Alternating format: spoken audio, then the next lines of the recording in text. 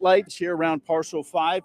We've got a brass section from the Eastman School of Music playing. And then here is the prime spot, framed by all the big tall buildings in downtown Rochester, right in between Innovation Tower, the old Bausch and Lomb building, and the Metropolitan. That's where Totality is going to exist. So everybody's going to kind of turn their chairs around and look that way when Totality starts. Crowd is picking up. Food trucks are here. It's a great place to watch the eclipse. We're live at Parcel 5, Berkeley Bree News 10 NBC. All right. Berkeley has people on a first date. He has a wedding happening. Burke's in a romantic location. I can't wait to see what's next. Thank you, Burke. And I know a lot of people haven't been paying attention like us, so we need to break down the exact timing of when things are happening today. So let's do that for you now. The moon first starts to cross the path of the sun at 2:07. About an hour and 15 minutes later at 3:20, we'll hit totality. So that's the big deal. It is the big deal. And for about 3 minutes and 38 seconds, at least here in Rochester, the moon will fully block out the sun's light. After that, the moon remains in the sun's path before daylight returns to normal around 4:33. So we have like 3.5-ish minutes of the main event, but an hour leading up to it and an hour after it, there's still stuff going on. Yeah, basically the moon taking a bite out of the sun is how I like to hear it described, right? You're going to want to keep it right here on News 10 NBC. We are your eclipse headquarters. Stace and I will be here at Innovative Field. We'll also have coverage across New York State coming up in the next couple of hours. But, for now, we are going to take a little break. We are going to send it back to Lynette Adams, who's in the studio. Hey, Lynette. Hey there. Hey, guys. Thanks. Coming up here on News 10 NBC's Eclipse Day special coverage, many eyes will be on the sky during the eclipse, so we want to make sure you're doing it safely. Chief Investigative Reporter Berkeley Breen has some advice, so stay with us on News 10 NBC.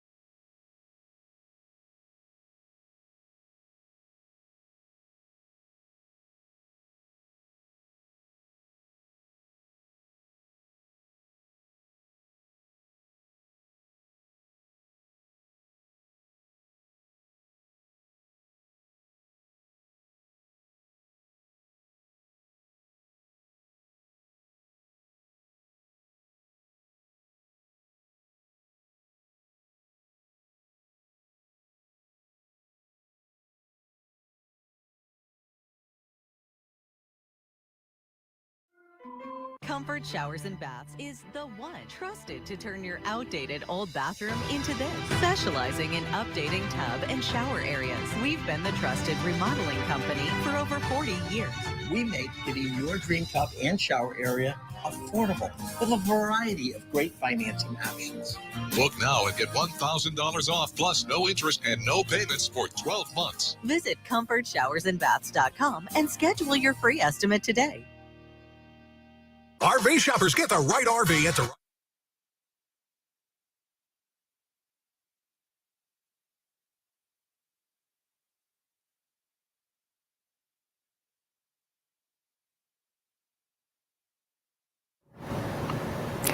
And we are taking a live look provided by EarthCam at Stowe, Vermont, another northeast town in the path of totality. You can see people gathering there, waiting to see the eclipse. You can see people traveling up that mountain, getting ready for the big moment. Well, one of the most important things we can tell you right now is that there will be a time this afternoon when you can take your eclipse glasses off. Chief Investigative Reporter Berkeley Breen is live at Parcel 5 to explain. Burke. Hey, Lynette. So when the moon starts coming across the sun, make sure you have your eclipse glasses on. But right around 3:20 this afternoon, when the moon covers the sun, take those glasses off because that's when you're going to see the spectacle. Here at Parcel 5, the total eclipse is going to happen right in that area between the old Bausch and Lomb building and the Metropolitan Tower. And up there, you might see, you're going to see the sun's corona. You might see Jupiter and Mercury on the left side of the moon. You might see Saturn, Mars, and Venus on the right side of the moon. You might see a comet come through the skies. They're kind of predicting that as well, as long as this cloud cover disappears. But as the moon continues and pulls away from the sun, and you start to see that glimmer of sun, it's going to look like a diamond shape. Make sure you put your glasses back on. Staring at the sun can cause a problem called retinopathy. Had to make sure I had that name right. The symptoms are distorted vision, central blind spots, or changes of color, and you must use approved eclipse glasses. Emily Rice is an astronomy professor at the City University of New York. She's here today. She was born and raised in Irondequoit, and she showed us the difference between regular sunglasses and eclipse glasses. Anything that you can pick it up and see through it, it's not going to protect your eyes from the sun.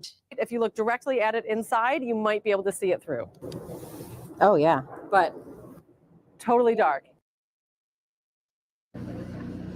Now, one of the things you want to do right now is check your glasses. Look at the temple part of your glasses, and you're going to see a conformity code there. It's an ISO 12312-2. That will tell you that the glasses you have are approved. If you don't see that on there, that could be a red flag for you. So just look on the temple part of your glasses and you should be okay.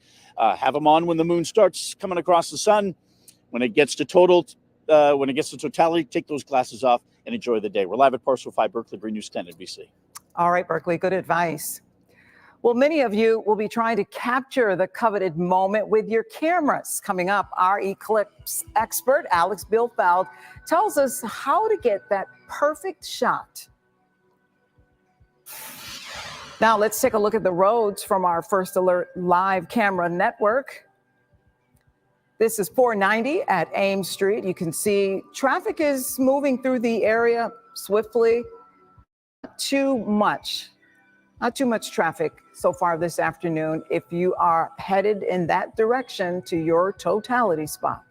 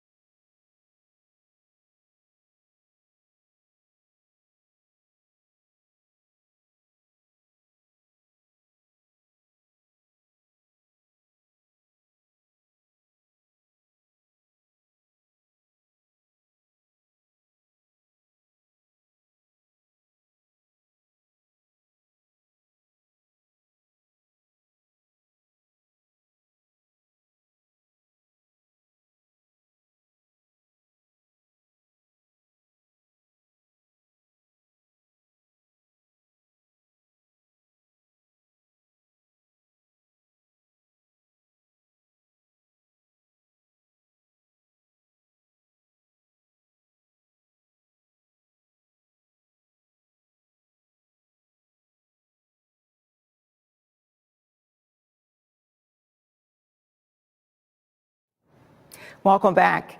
If you're planning on heading out to experience today's once-in-a-lifetime event, you're probably hoping to capture the eclipse on your smartphone or another device. But before you snap a picture, there are some things you need to know.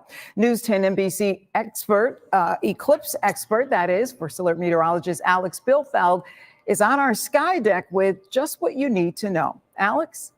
Yeah, good afternoon, Lynette. Yeah, today is the big day. Hopefully we can get some of these clouds that are in place to clear out across areas. So a lot of people are going to be trying to capture that big moment. And for those that don't have a real camera, right, you're going to try and capture it on your phone. So what you really want to do when you're trying to capture it on your phone is, well, make sure your flash is off. You don't need flash during totality. And it is safe to, shoot your phone towards the sun as well. Now, also what you want to do too is, because phone cameras are designed a little bit different than other personal cameras, you don't want to zoom in too much, because what happens is that picture will end up a little blurry and a little grainy. And also too is you want stability. So the key thing with it is, well, a tripod, and then obviously an adjustment for your camera or your phone. I have one myself right here. You unscrew this, you put your best fit for your phone, and then you put that right on top of your tripod, and that obviously keeps things stable. But also, for those that do have a camera, one of the more important things is, well, one of these solar filters, these ND filters, because it's not only to protect, your technology, your camera, it's also to protect your eyes as well. But what these things do is these things block out the sun.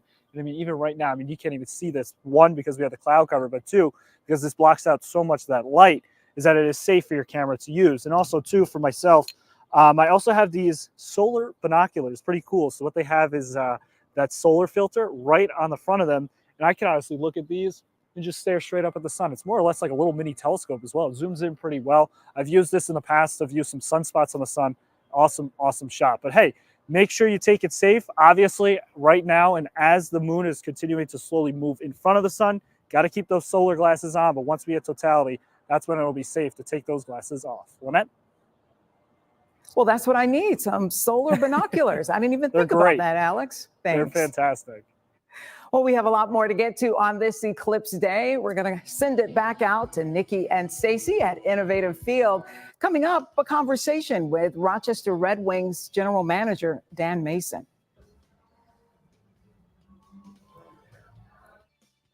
Create your perfect room for entertaining, relaxing, and more with patio enclosures. Right now, get 25% off your sunroom. Plus, enjoy exceptional financing. Call today. Patio enclosures. Don't just sleep. Sleep deeply. Don't just live.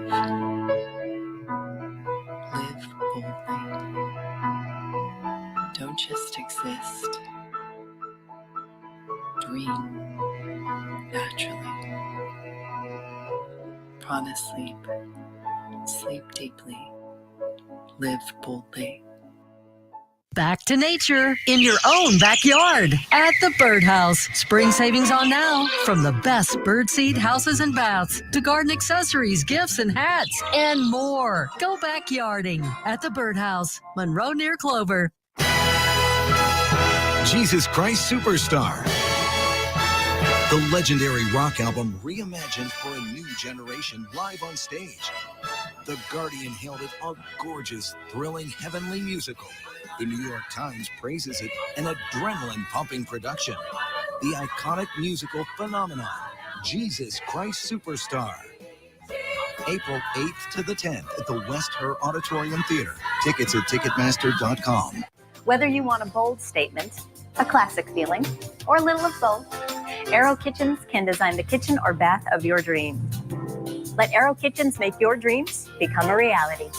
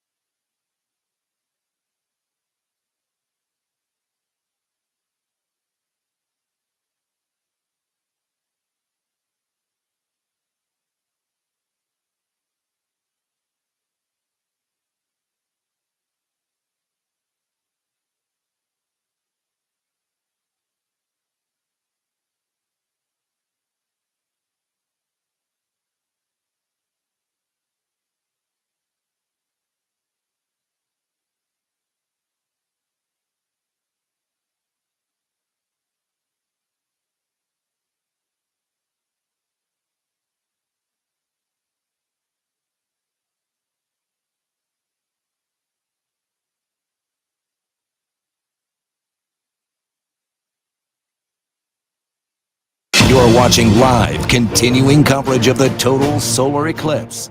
This is News 10 NBC.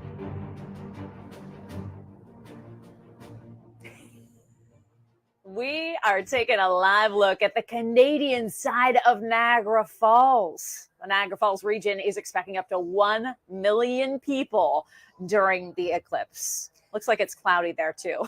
Rochester Red Wings General Manager Dan Mason is joining us here at Eclipse headquarters. I've dubbed our desk Eclipse headquarters right here at Innovative Field. Before we chat with Dan, we want to get to that eclipse forecast with First Alert meteorologist Stacey Pengen. It's the clouds. It is. We're mostly and you worried know what? about. There's a reason Dan is sitting next to us right now, because I mean, I'm good, but I need a little help with this forecast. So when I hand you this mic, I am handing it to Duke of Doppler, and you need to clear the clouds. But let me show you the clouds first. Hold on. If we can take graphics so I can show you where the clouds are, and obviously they're right overhead. But zooming in on Erie, notice how we're seeing a little bit of thinning. So that is what we are really, really hopeful will start to work its way in. It's going to be super close. So if the Duke of Doppler can do anything to help clear these clouds out, that would be fantastic, Dan. Well, as evidenced by the weather this week, I'm really good at getting rid of the clouds and the rain and the cold. So, no, it's going to be out of here. It's going to be out of here. Right. We'll blow really hard on the. We're going to blow those clouds right on out of here. It's going to be a beautiful day here at Solar Palooza at Innovative Field. And before people, head out to the place that they're going, we want to let them know that they can take us with the News 10 NBC app. You can find it right in your app store. Download us, so wherever you're going, make sure to take us with you. So let's talk about Solar Palooza. Yeah. We've got the Sky Coasters here. They're getting the scene set. Getting people jazzed up for the big event. They're playing Walking on the Sun right now. I love it. This is a themed event here, clearly. What can fans look forward to? It's going to be a great party today. This is, as I was telling Stacey earlier, what I was told by Deb Ross, the eclipse guru of Rochester. She said an eclipse is a we event, not a me event. And this is a great, people in our community, they come to Innovative Field to have a good time, to be entertained. So we figured when we heard about this, we got to do something. We got to have the party here. And that's what it's going to be. A great party featuring live music from the Sky Coasters. We have a scavenger hunt. We have a raffle. Can we talk about the food? The food, of course we can talk about the food. What would you like? You guys get? It is like 12:30. I mean, I'm starving. He's already talking about tequila sunrises. For the record. Let's go. It's a party. I told you guys. We also have Totality beer available today. Oh, my. So just keep that in mind. And when Kev's not looking, then we'll sneak you guys a couple Nebula nachos. What is it? Pluto's popcorn. Planetary plate. A planetary plate. Yep. Today we have, let's see, we have a space station sundae for dessert. Oh, yes. Rocket Red Hots, solar fries, Pluto's popcorn, an intergalactic cheesesteak. We have a, I think it's an Orion's Belt onion beef. No, I think it's Orion's Belt. Asteroid Belt beef sandwich. There you go. That's what it is. You're making me too hungry. What are the plans for Totality? When it's really happening? What's going to be going on here? So the Sky Coasters are going to play till 3 o'clock. Totality starts at 3:18. We are going to have some themed music playing up until 3:18. And we're going to kind of get this. The last song that we play before Totality will be Pink Floyd's Eclipse. And then the eclipse will happen. The Totality portion of the eclipse will happen. And then as soon as the screams die down from our adoring fans, after Totality is over, we'll have another song called Here Comes the Sun. Have you ever heard that? Oh, yes. Now, Dan, I need to take this away because it's still cloudy and you haven't done your job yet. Duke of Doppler. Doppler. What's going on? Come on. I'm telling you, give me a couple hours. It's 12:30. We got plenty of time. There's time. The clouds are like we're looking almost at them past right here. Erie. Yeah. So Erie's only a 2-hour drive from here. I think we're going to be good at 3:18. It's going to be glorious sun, and don't forget to wear your eclipse glasses. So it's very important. Right. Don't look at the sun without your eclipse glasses on. So many places to take in the sights. Dan Mason, Rochester Red Wings general manager, Moon Rocks. Yes. Moon Rocks general manager the last over the weekend, and tickets are still available. So it's not too late to come down here and see our friends Stacey and Nikki and the crew from News 10. It's still time to come down. We'll be partying from noon till 5 today. All right, thank you, Dan. And still ahead, Haley Higgins found a good spot to set up shop, and thousands of others had the same idea. Stay with us.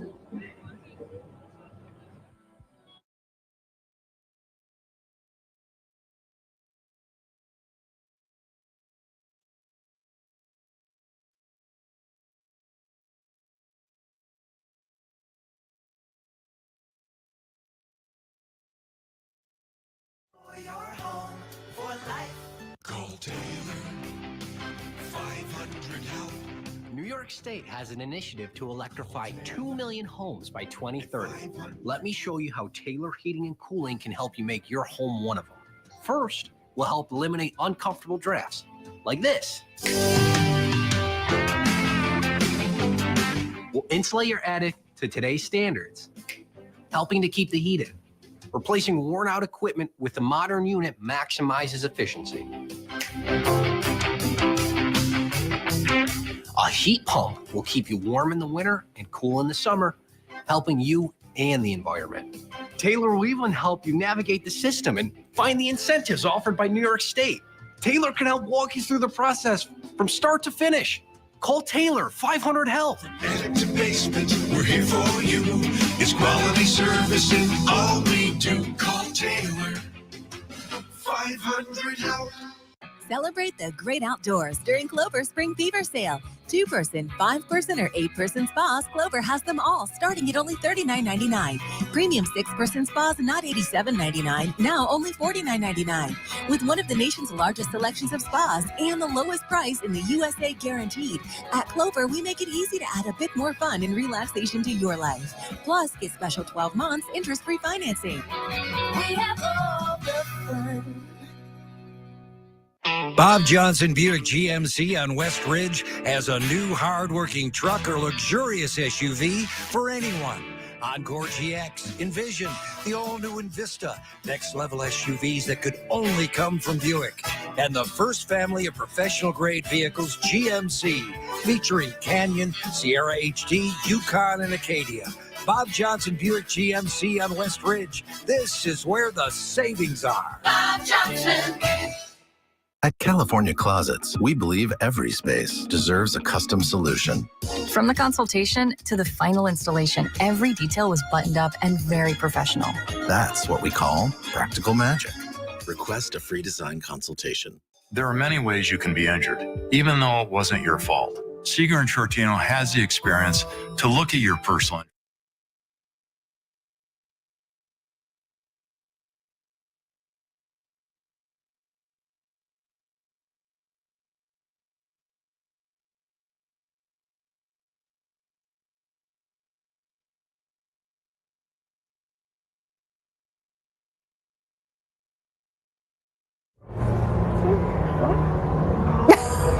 Welcome back. This is a huge day for lovers of all things outer space and astronomy, and there's one place in Rochester where you will find a whole lot of them. Yeah, the Rochester Museum and Science Center is packed with people right now trying to get a glimpse of the solar eclipse, or at least starting to get ready for it, and they picked a great place to do it. They did. Let's send it back out to our Haley Higgins at the museum. And Haley, are these space fanatics ready?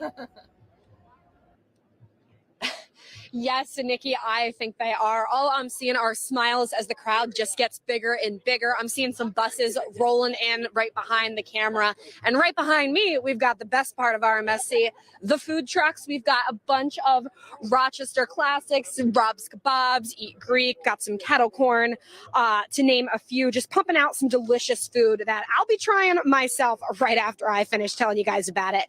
And people are also just streaming in and out of the gift shop, enjoying some live music from the Isotopes, a local band. I spoke with Visit Rochester staff who told me that the center's breaking some records. They had the most merch sales in a single day this weekend, which they might beat today looking at the crowds. They even got an astronaut coming later from NASA, Dr. Lee M. Morin, who will be talking to the crowd. And over at the planetarium, shows are happening all day, teaching people the science behind the eclipse. So the fun is just continuing to amp up, and they'll be going well past Totality here into the evening. Now, the food trucks just smell too good to wait, so I'm going to have to let you guys go and go try some of that myself. So I'll send it back to you live at the Rochester Museum and Science Center. Haley Higgins, News 10 NBC. I actually saw a dinosaur. I just saw that too. I heard there might be like an astronaut, a spaceman. Oh, a spaceman is supposedly making an appearance at some point here at Innovative Field. Thank you, Haley. Well, we are keeping it locked in right here at the home of the Moon Rocks. Yeah. Lynette Adams is holding down the fort over at the News 10 NBC studios. Yeah, and while there's a lot going on here, I can tell you that there is a ton of planning and lots going on back in the News 10 NBC studios. Absolutely. It is all hands on deck. Well, people have traveled from all over the country to make sure they're right in the path of totality. And that's expected to bring a ton of money to Rochester tourism. Coming up, we'll hear from someone who's tasked with monitoring the influx of people and gauging just how big this will be for our city. We'll be right back. But first, let's take a look at the roads from our live camera network. This is a live look at 590 at Monroe Avenue, and you can see traffic is moving smoothly along the highway if you will be headed in that direction. News 10 NBC. We'll be right back.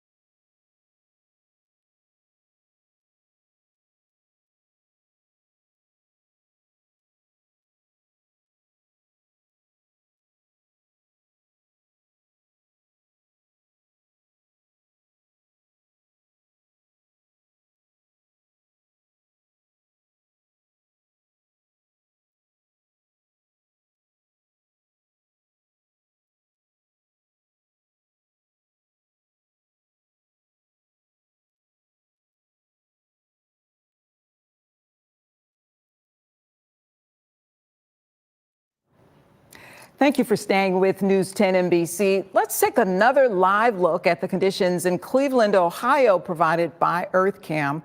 The city is also in the path of totality, and it is clear skies. If all stays as is, it could be the perfect place to be come totality time. We're fortunate here in Rochester. We have a front row seat to this amazing solar event. But as a result, hundreds of thousands of people will be coming to our area to see it with their own eyes. News 10 NBC's Brett Davidson spoke to tourism leaders here about what they're expecting even after today.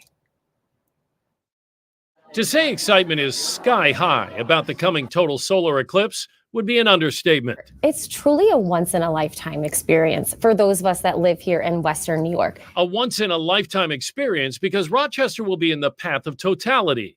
For about 3 to 4 minutes on April 8th, the moon will pass in front of the sun, plunging Rochester into complete darkness. But for 3 to 4 days, our region will be in the national spotlight. We're predicting anywhere between 300,000 to 500,000 people across the greater Rochester. That's the 9-county area. We get that number based on the number of hotel rooms and short-term rentals, and even just people coming to visit family and friends. Rachel Labor-Polvino is with Visit Rochester and sees the total solar eclipse as a golden opportunity to showcase the region while promoting the dozens of festivals and events scheduled around the eclipse. From the RMSC's 3-day festival to the RPO's symphonic celebration at Blue Cross Arena and the Solar Palooza at Innovative Field, there will be something for everyone. Planning has been in the work for years, and the area is getting noticed. Rochester's actually been named one of the best places to view the eclipse in the country by National Geographic, Photos, Thrillist. We were recently featured by Travel and Leisure, and we think there's even more stories to come. As the largest easternmost city in the U.S. in the path of totality, Polvino expects many people from major East Coast metro areas like Philly, Boston, and New York to make the trek to Rochester. This is kind of like a gift to the hospitality community, and we're just really looking forward to seeing all the hotels and restaurants and museums buzzing with people and activities. And of course, visitors, whenever they come to Rochester, they bring their wallets, and they're going to leave behind a tremendous economic impact. An impact of between $10 and $12 million to the region. That's the conservative estimate based on what a similar-sized city, Greenville, South Carolina, brought in during the solar eclipse of 2017. Make no mistake, the solar eclipse is a big deal. But beyond the obvious economic benefits, the eclipse is an opportunity for the entire community to gather together and share in a sense of collective joy while creating memories that might just bring people back. Brett Davidson, News 10 NBC. Well, for some, this is not their first total solar eclipse. Papa Rudd, that's right, Nikki's dad, has been planning his trip to Rochester for the total solar eclipse for nearly 7 years.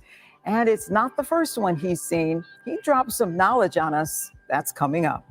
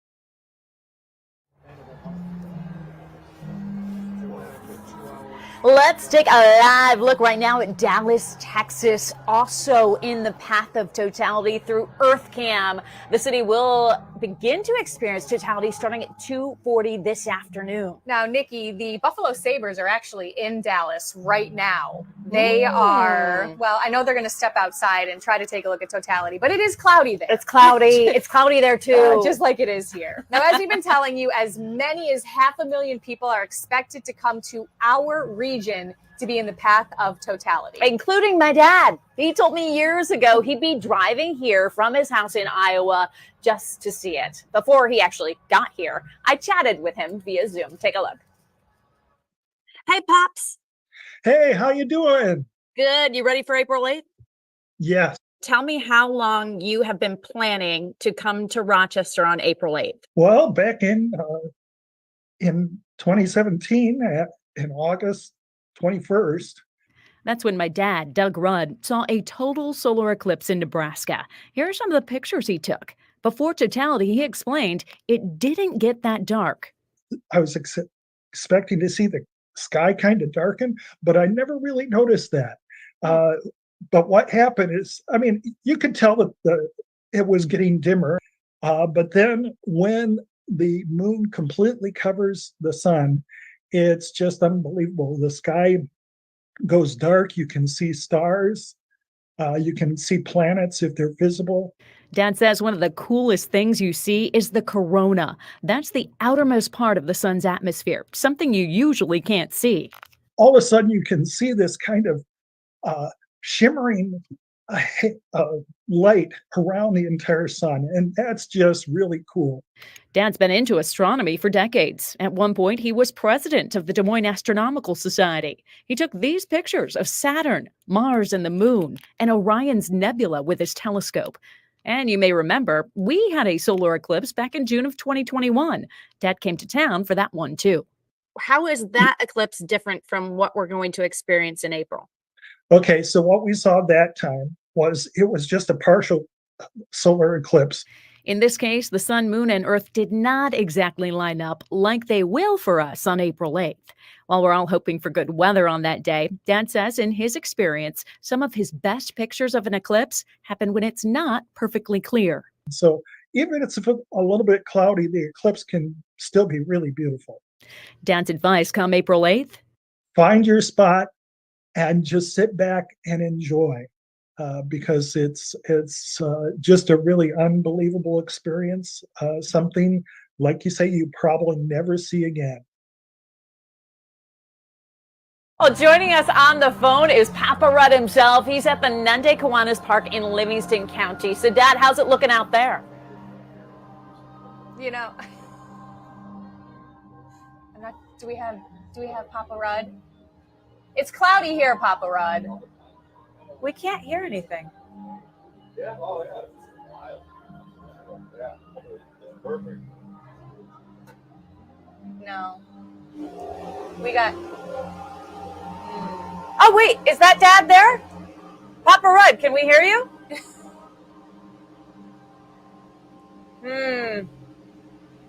Producers back at home, can you hear anything? Because we can't.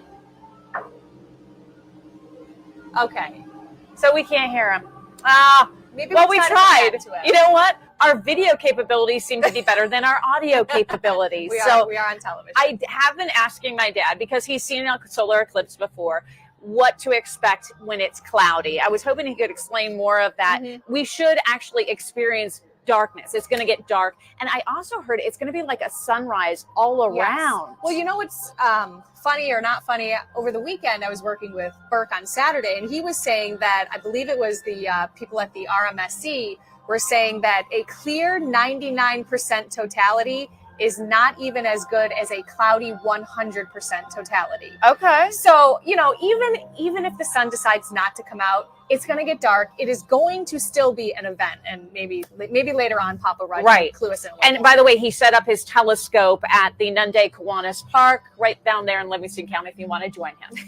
And ahead in our next half hour of special coverage here on News 10 NBC, checking out how the North Country is celebrating. Yeah, right now they're looking pretty good. We'll take you live to Lake Placid, New York to check out how the Adirondacks are celebrating this once-in-a-lifetime event. Stick with us. Do you believe in miracles? Yes. Yes. There's no spot. There's not another plug in.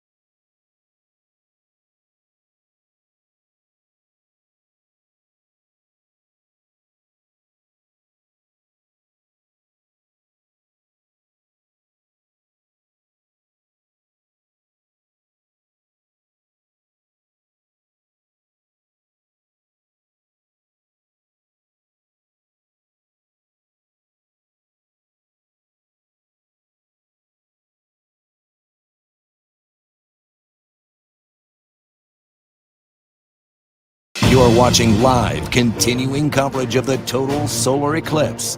This is News 10 NBC.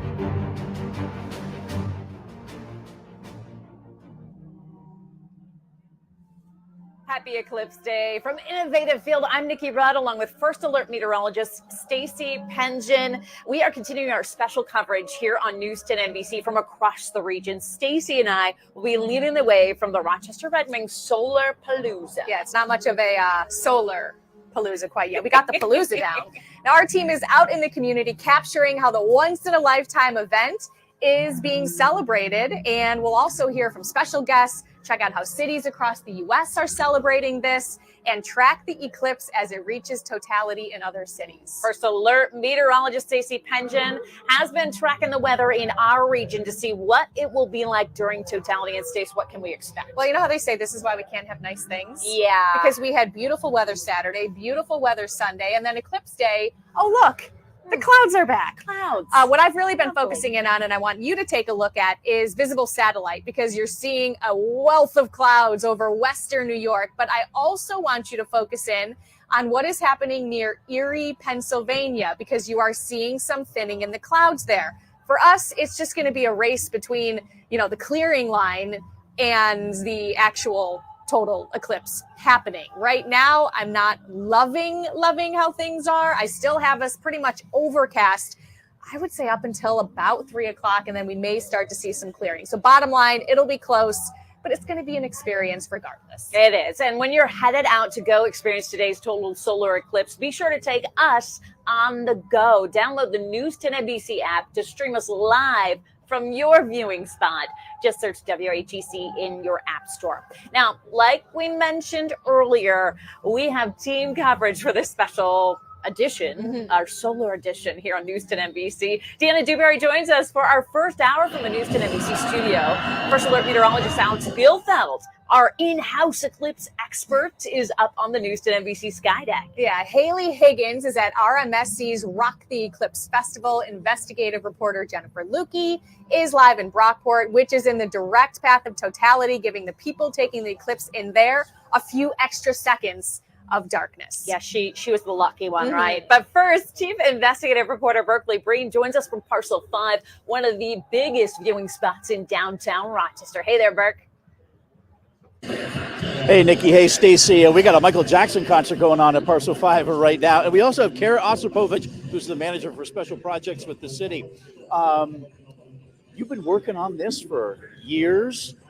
We're finally on the day. How does it feel? It feels great. It's like planning the wedding of the century, and it's finally here. And let's get it over the finish line. We're really excited. Yeah. Exactly. What are you and the mayor doing about this cloud cover right now, Gio? What are you doing to fix that? There's plenty of time. We are working on the clouds. We got all city staff ready to part them. The sun will be coming out at the perfect time, I'm sure. I love it. Hey, one of the things as we show the rest of Parcel 5 here as the crowd is kind of showing up. One of the things I thought, Kara, that was interesting was sort of the foresight here.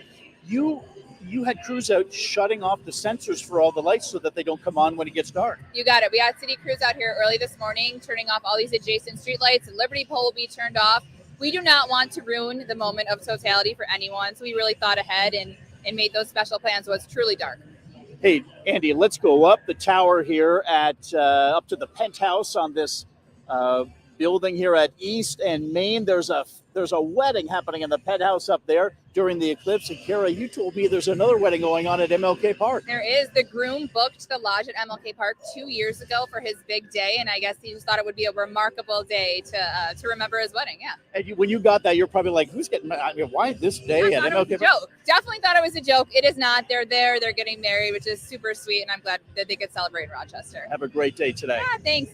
I just texted that guy, by the way, over at MLK to see if he wouldn't mind us crashing the party. We'll see if he gets back to me. I hope he's not taking his vows right now. I suspect it's going to be around 3:20 or so. All right, we're live at Parcel 5, Berkeley Breen News 10 NBC. Back to you guys. Thanks, Bert. Now, in the city of Rochester, the place to be to take in totality and everything that comes with it, thousands of other space fanatics, is, of course, the Rochester Museum and Science Center. Right. Of course, that's going to be the place they go, right? Let's check in now with Haley Higgins, who's at the museum on East Avenue in downtown Rochester. Haley, last half hour we saw a dinosaur. I cannot wait to see what's next out there. Yeah, Nikki, speaking of space fanatics, we've got quite a few. One of them is Barry Nobles, who built this thing right behind me. It is a lunar lander. It's a replica of what was used on the Apollo mission, and it was built in 2019 to commemorate the 50th anniversary of that moon landing. And it's just one of the many, many different scientific opportunities here for the whole family. Now, I'm going to step out of the way so you guys can get a better look at this and all the other fun stuff going on here. With so many half-sized astronauts running around, Barry Noble said that this lunar landing was the perfect size. Of course, we have some oversized glasses and all kinds of things to enjoy, all kinds of food trucks, which people are definitely taking advantage of, and you're hearing some drumming from some live music. A couple ways back, we have a much bigger stage with the Isotopes, a local band rocking out. They're on break right now, though, and people are are just streaming in and out of this area, as well as the museum itself, which was included in your ticket today. So people are going in there, enjoying what's going on, and of course hitting up the gift shop. I spoke with Visit Rochester staff who told me that Rochester Museum and Science Center broke some records over the weekend with merch sales, which I'm sure they'll meet or top today as well. And there's going to be a bunch of speakers coming to, they're going to have NASA astronaut Dr. Lee M. Morin coming to the talk over at the planetarium. Shows are happening throughout the day today. So the fun is just keeping up, and it's going to keep on amping up until we get to the final moment of totality, which everyone here, of course, is over the moon about. But I'm going to send it back to you guys and keep on with talking to people here and seeing what's going on. So live at the Rochester Museum and Science Center, Haley Higgins, News 10, NBC. Thank you, Haley. We're so excited that we have the Sky Coasters here because we have a soundtrack going for this entire thing. We got Man on the Moon, REM playing as we speak. It's very fitting. Nice. Nice. Still ahead, Monroe County has put a lot of work into making sure today goes off without a hitch. Yeah, we're talking live with Monroe County Executive Adam Bello when we come back.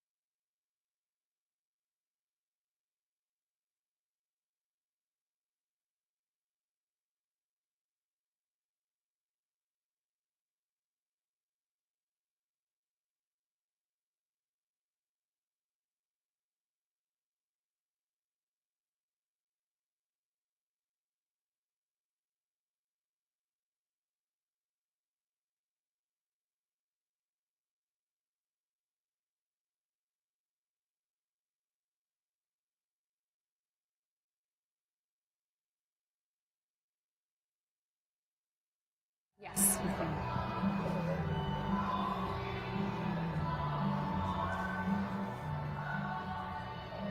Let's take a live look at the polar bear enclosure at the Seneca Park Zoo. Oh my God, they're out.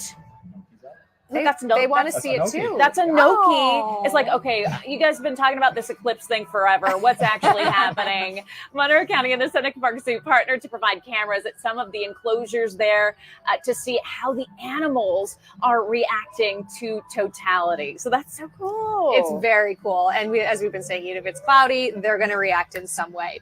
All right. Now, for over a year now, Monroe County officials have been working to ensure today is a successful one, at least aside from Mother Nature, not only for Rochesterians, but for the thousands of people that are traveling here for this. And we know that they have. Joining us now, of course, Monroe County Executive Adam Bello. How's it going so far? So far, so good. I started my day at the Emergency Operations Center. We have been planning for this for months and months, agencies all across the county, really to make sure that we're focused on health and safety of the community so that everyone in the community can have a great time today. They don't have to worry about all that behind the scenes work that's going on. We just want people to have fun, be safe, and get out there and be part of this once in a lifetime event.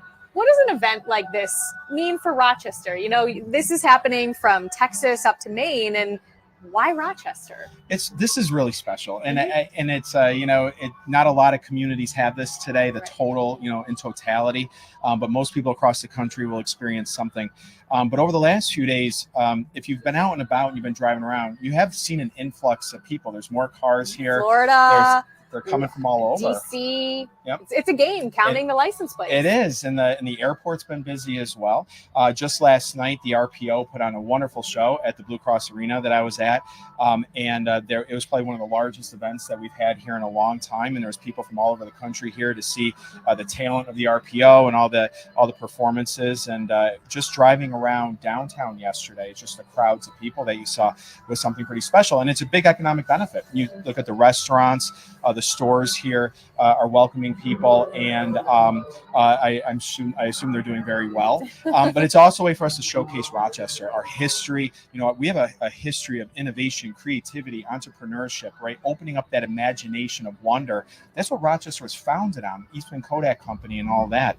So to be able to share that with the world and people across the country is special. I learned yesterday the George Eastman Museum, I think, had one of its highest attended days in history. Oh my goodness. Yesterday. So it's just incredible. People are visiting our museums and they're learning about Rochester. That is so cool. I think we get spoiled and we don't even realize how many cool things we have in town. And people also might not realize how much preparation went into this. You said you guys have been planning for months. What types of prep work went into getting the county ready? Yeah, so it's a lot. We've been working with Visit Rochester for months on end, and with the Rochester Museum and Science Center to make sure, a few things were going on. Number one, make sure there's enough events and people are having fun, right? So the Seneca Park Zoo today is having a great program there. It's our county facility. We're having kids who are going to be a little junior explorers, seeing what happens with the animals there, and see, do they react differently when you see, it starts to get nighttime during the day? Will the animals act a little bit differently, and then it gets light out again? And then obviously one of our biggest responsibilities, as it always is safety. And so that's what I said earlier, over the last several months, a lot of behind the scenes work, tabletop exercises. What if this happens? Because after totality, we'll expect some traffic around town. And, just making sure, our first responders have what they need and the tools they need to make sure we're all safe. So like I said, everybody can have fun while we take care of that other part behind the scenes. And so a lot goes into that, a lot of coordination. Totality, you're going to be at RMSC? I'll be over at the museum. Yep. Looking forward to it. Awesome. Yeah. So much fun. Thank you so much for being here with us on this busy day. Hey, thanks for being here, and I appreciate you highlighting the ball field here, the Rochester Red Wings. They finally got through that rain delay. And we're very excited about that. So, All right. Thank you. All right. Thank you, Welcome. Adam. And of course, we are far from the only place that will be witnessing partial or full totality. Now, up north, the Adirondacks are prepping for the big day. And up in Lake Placid is where we're joined by Rachel Teedy from our sister station in WNYT. Good afternoon, Rachel. Hey, Rachel. Good afternoon, you guys. A beautiful day in Lake Placid here. You can see behind me, everybody is filtering in to see the solar eclipse. At around 2 o'clock is when technically this watch party starts, but as you can see, people have arrived way before that. 2:13 is when we're starting to see that partial eclipse. So we're all very excited for that, but activity has been going on. There are food trucks, there are activities inside the Olympic Center in Lake Placid. There's curling, there's ice skating, there's live music. It has been quite the adventure out here today, and there are activities around Lake Placid as well. Whiteface Mountain is nearby. They're having viewing events in partnership with the Olympic Center. There are different mountains that are having events. There are across Lake Placid, people are stopping and they're going to stare at the sky. Now, we have a solar filter for our camera. If you have glasses, make sure you wear them. That is so, so important. We've seen several people here today just sort of highlighting that fact of how important it is to have the glasses, to have that solar filter. So a beautiful day out here in Lake Placid. I'm in short sleeves, which is something I was not expecting as I woke up this morning. I put it on with hopeful intent, but with that sweater, put the sweater on, took it on almost immediately. So a gorgeous day. We have some very thin, high clouds here this afternoon. We are expecting those to stick around, but we're thankful that it's nothing a little bit more intense. For now, reporting live in Lake Placid, I'm Rachel Teedy. Back to you guys. Oh, I'm so Lake jealous. Placid. They get the sunshine up there. Oh my goodness. We're working on our sunshine. Thank you, Rachel, for joining us. Yeah, and of course, you're going to want to keep it tuned to News 10 NBC. We are your Eclipse headquarters. Stacey and I will be here at Innovative Fields, standing by for you.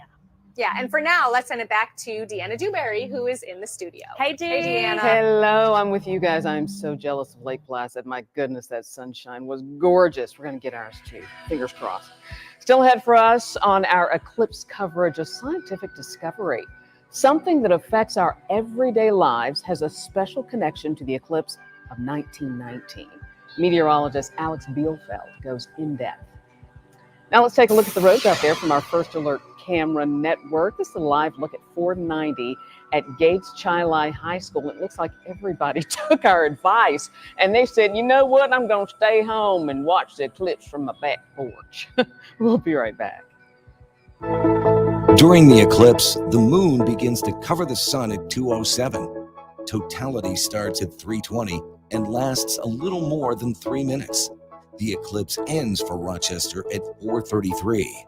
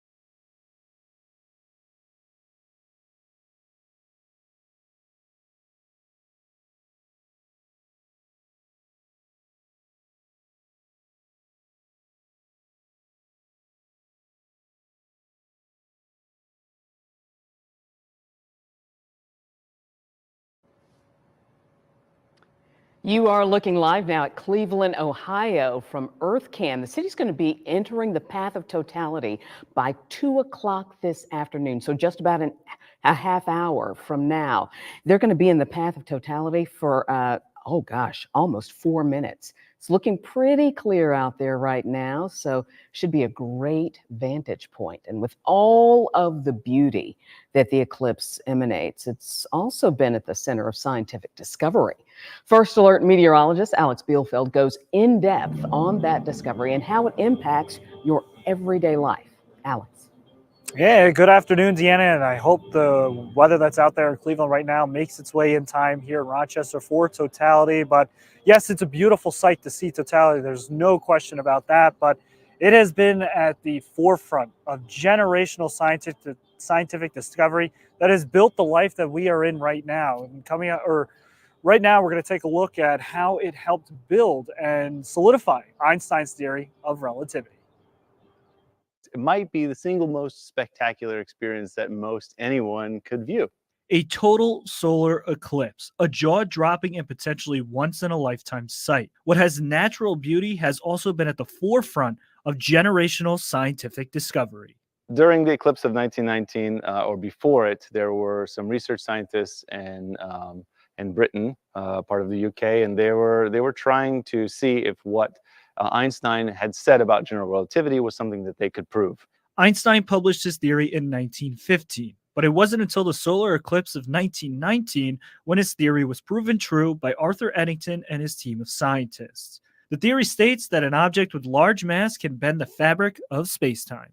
So what happens, what you would expect to see, is light pass around the sun. It would be pulled around the sun, which would pull the light from those stars out a little bit. So it would separate them surrounding the sun, which kind of warp the fabric of space-time. Eddington and his team were focused on the Hades star cluster, as its position in the sky is very well calculated.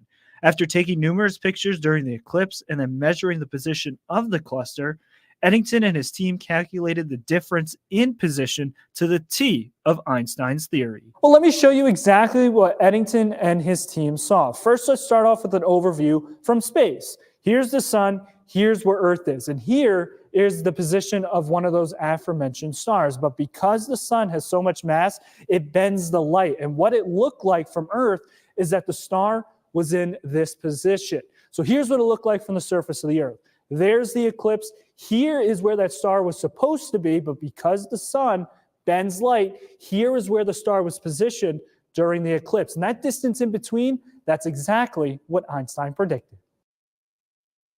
Yeah, and with that too, it's a lot of scientific mumbo jumbo, right? But it does have practical use in today's world. Things like your phone, the clock on your phone, it wouldn't be possible for everyone to have the exact same time without that theory. Also, GPS satellites, that is only possible because of Einstein's theory. And also too, for a little more of a scientific run or scientific look at it, the recent discovery, Deanna, of gravitational waves, if it wasn't for Einstein's theory of relativity, it wouldn't be possible. We also wouldn't have the opportunity to view black holes as we have in the last couple of years as well. So really fascinating stuff. And it's all thanks to what we're going to be experiencing in just about a couple hours. You know, Alex, being a science nerd is pretty darn cool. That's why we love you. It's cool, but then you get to a point where people don't understand. It's like speaking gibberish to them, but I'll take what I can get, That's okay. We love you, man. Thank you so much.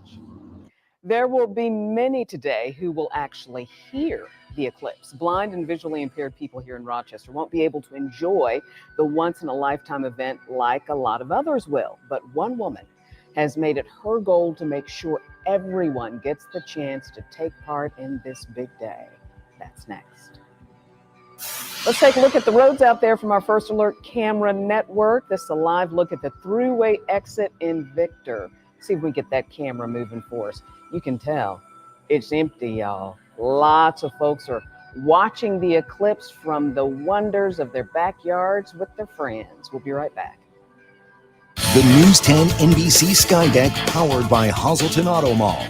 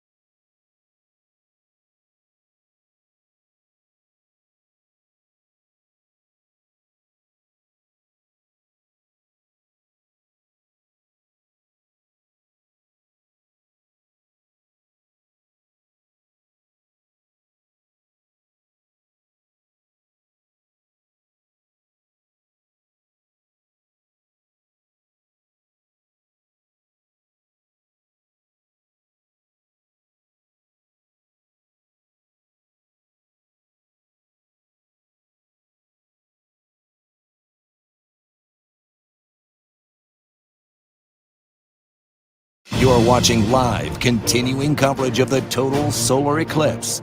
This is News 10 NBC.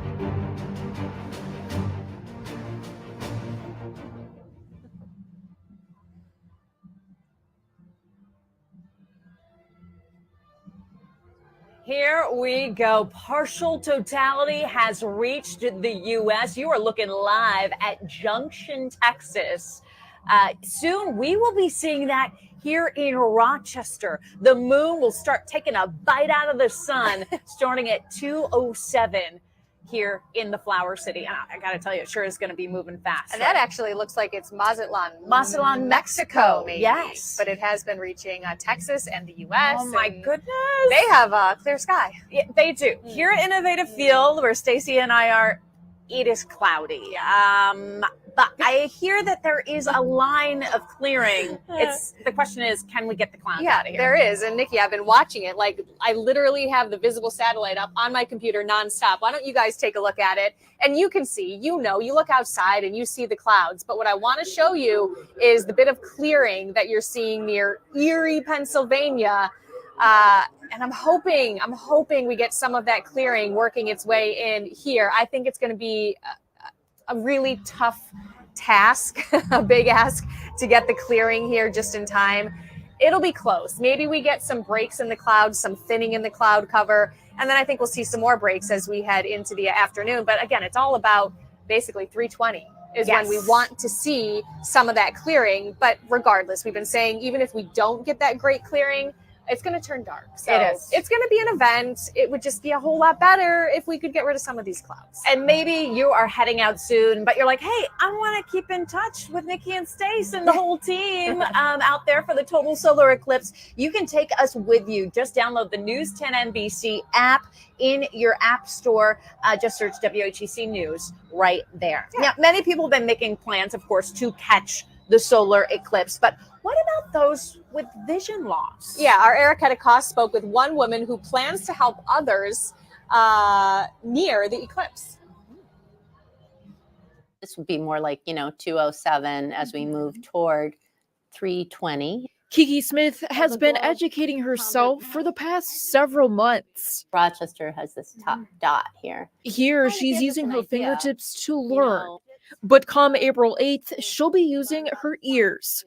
Kiki lost her eyesight over time, stemming from a diagnosis in 2nd grade. Her condition, uveitis, tearing down the tissue in her eye wall over the course of her lifetime. Degenerative, I prefer to explain. Not a death sentence, she says, but childhood dreams of becoming an astronomer seemed out of the picture. That high pitch is it's hard to do this when you're blind. That's the sonar technology she plans on using to hear the eclipse in real time. Smith will be sharing this with others as part of an accessibility event at Genesee Valley Park next month, a party she's helping to host along with other community organizers. The technology, exactly what it sounds like. As it gets darker, incrementally by the minute, those tones will decrease. Now that brief moment of darkness is something Kiki's been preparing for all year. She recalls feeling left out during the partial eclipse in 2017. As everybody else was talking about what they were seeing and all the places they were going with their friends. But now she's sharing with others who may have also felt left out, living her dream of bringing inclusivity and empowerment to the neighborhood. Really step back and realize how little we are in the grand scheme of things, and how each of the folks that we bring into our days matter just as much. Reporting, Erica DeCoste, News 10 NBC.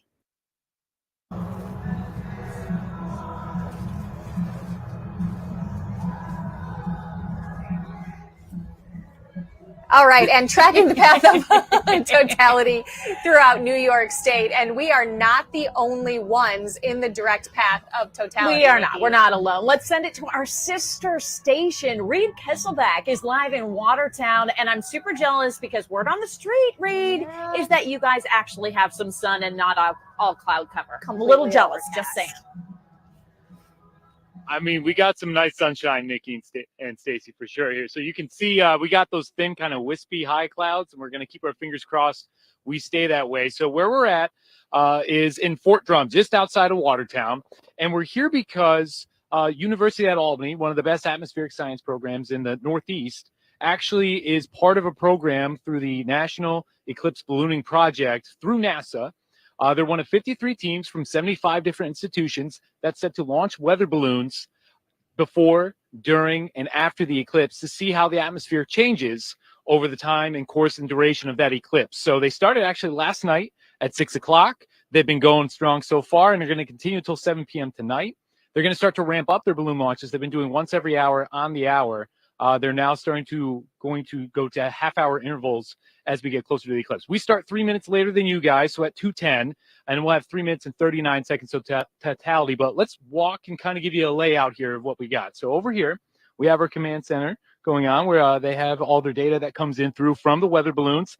Inside the U-Haul are several canisters of helium to help fill up the balloons, and some radiosondes too for as they do these launches. We'll come on over here into the field now. You'll notice we have a couple of turbulent eddies out there, but behind them, that white box there is a LiDAR that they're helping to use. And just to the left of that, a little farther away, all by itself is a little weather station that they have for current ground observations in place. Now you notice there's not only us here, there's another set of tents on the other side of this field. That's NASA. NASA's also here launching drones and getting their own verification data here as well. So certainly it's a busy spot. And in this location too, nothing to really block the view of the eclipse once it comes on through. So we're certainly looking forward to it here. We'll send it back to you guys. Oh, Reed, you're nerding out. I know you are, because I am nerding out just watching it on camera. Oh wait, he's got sunshine and NASA. And Oh my weather goodness. balloons. Oh my gosh. So cool. It's really cool up there. Thank you, Reed, live there in Watertown. Of course, we are keeping a close eye on the total solar eclipse and all the gatherings across our area. Yeah, and this is an especially exciting day for people in Brockport who are in the full path of totality, right on that center line. We're going to check in with investigative reporter Jennifer Lukey when we come back. About 115 miles wide as it races across Earth's surface, the path of totality crosses parts of 15 U.S. states. Totality begins in Texas at 1:27 Central Time and ends in Maine at 3:35.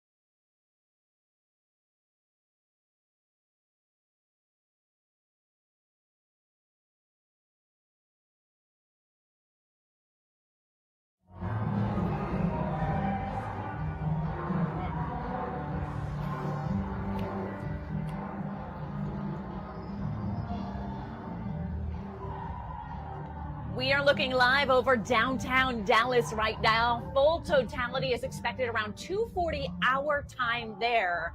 Then it's going to move its way up there. And I can see some like blue skies with the breaks in the clouds. Yeah. There's a lot of excitement in one community just west of Rochester. SUNY Brockport is in the direct path of totality, giving the people there a few extra seconds of darkness. You know, we're going to take every second that we can, and it may be cloudy darkness, but it is what it is. And that's where we find investigative reporter Jennifer Lukey. Jen, are people there, I mean, are they getting pumped up? I imagine they are.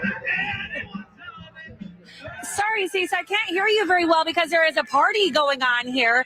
We're not letting the weather clouds get us down. We are here in Brockport with a great crowd.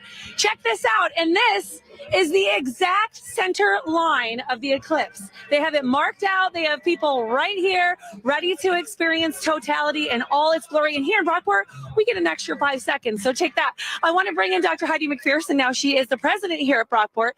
I have to imagine when you saw that campus was right directly on the center line, you thought this is a great opportunity to bring everybody out here. Absolutely. We want our campus to be part for the community. We want energy on our campus, and we have the best opportunities to do that with the center line coming right through campus. Now, you weren't really sure what to expect, but the crowd has picked up significantly in the last hour or so. We have done a lot of planning over the last 2 years. I'm so excited to see how many people are here to have fun. We know more people are coming in every minute up until the time when we get those extra few seconds here, right here in Brockport. Well, thank you for having us. We're happy to be celebrating totality with you here in Brockport. So that's the administrator of Brockport, but we also want to talk to some students who go here. And we have a special student on our staff, actually. This is Antonina. She's going to be a new reporter for us at News 10 NBC, but for right now, she's finishing up her education here at Brockport.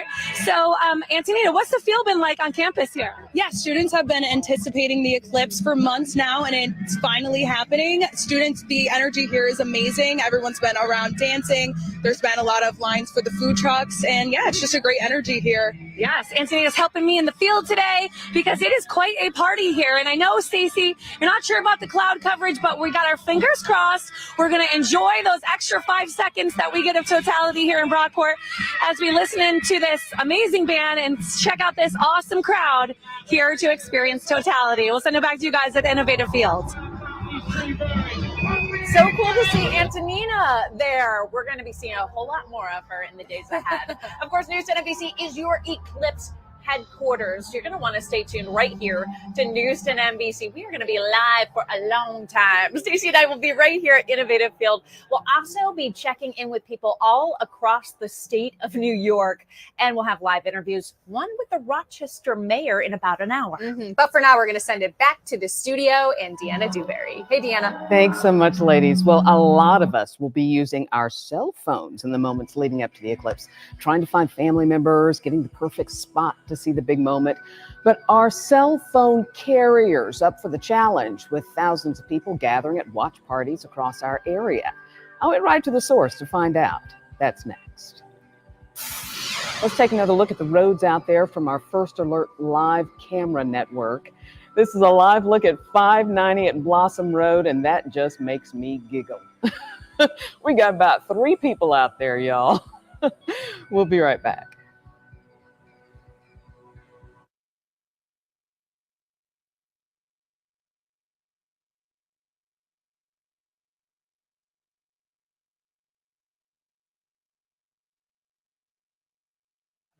Or have one of our sales professionals guide you. With some basic information, Streamline will navigate you through over 9,000 vehicles and 37 different lenders to find the perfect fit. Regardless of your financial situation, we can help with Streamline, only at West Turk.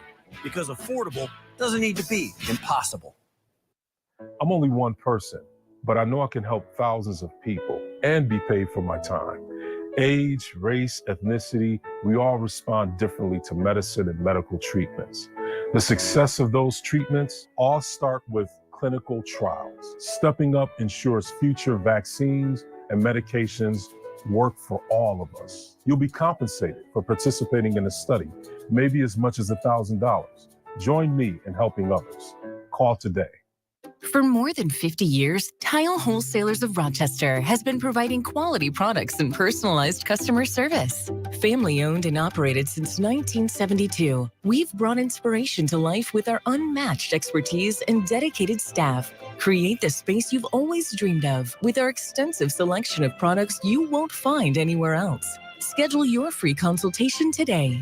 Tile Wholesalers, building on 50 years of selection, service, style.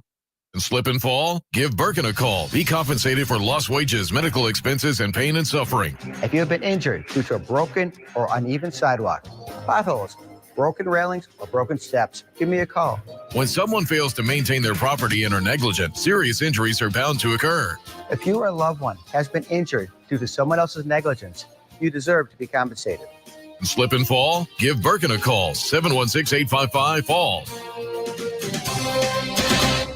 Lose up to 30 pounds in 30 days with Get Slim Rochester, the natural, safe, and effective weight loss solution. I feel so much better, more energy. I was really shocked and amazed at how easy it was to do. Call Get Slim Rochester today or check us out at GetSlimRochester.com. Need a new bathroom? Comfort is the one. Call us today.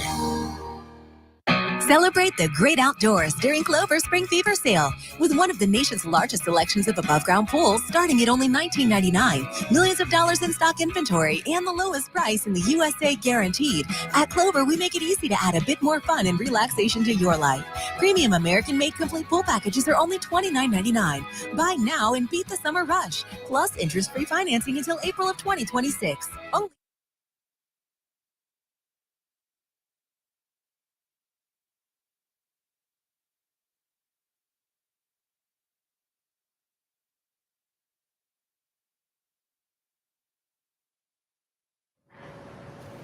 We are looking now at Blue Mountain Lake up in the Adirondacks. Much clearer sky up there. Oh, it's beautiful. Of course, that's near Lake Placid, which reaches totality very shortly after us. Obviously, really exciting day for people all across our state.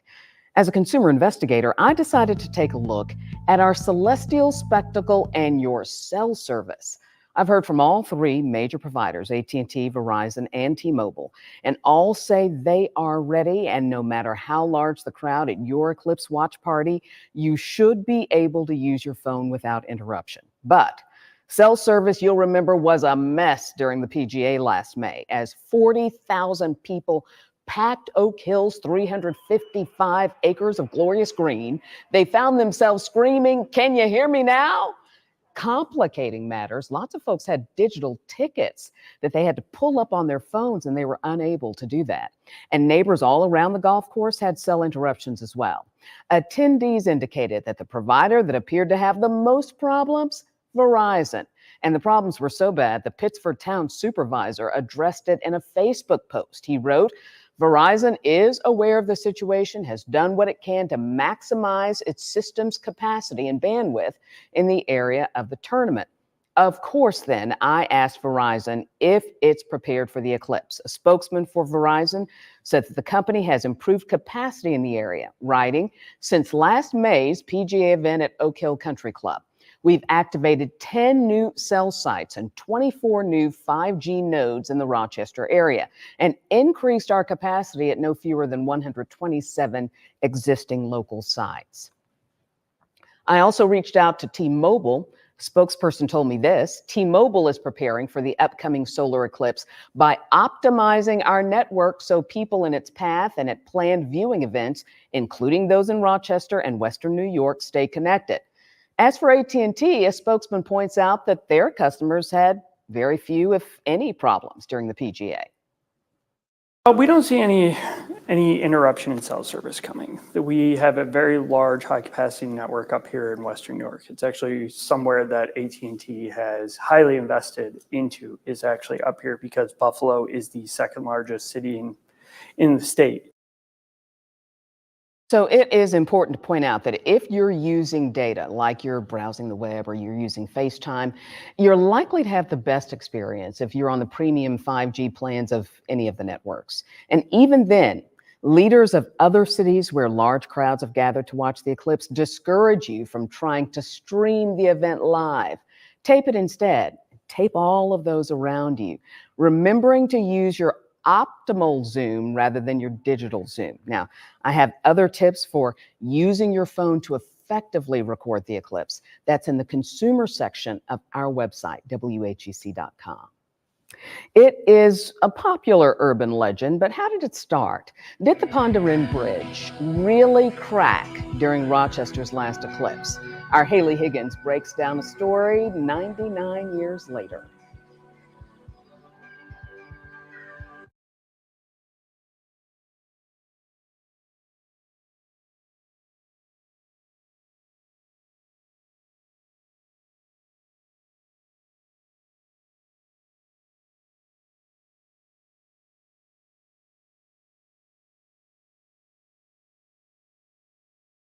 For 24 months with zero security deposit, just $179 a month. The Sunshine and Savings Sales event is going on now. Follow your heart, Division Kia in Canandaigua and East Rochester. You're sitting watching TV when suddenly you're sitting in the dark. You call your utility provider again. When the power goes out, life is disrupted. But when you have a Generac home standby generator from Generator Supercenter, you'll have power when you need it most. For a free at-home evaluation, call 318-3306 or stop by 1100 Jefferson Road to view our extensive inventory of Generac home standby generators.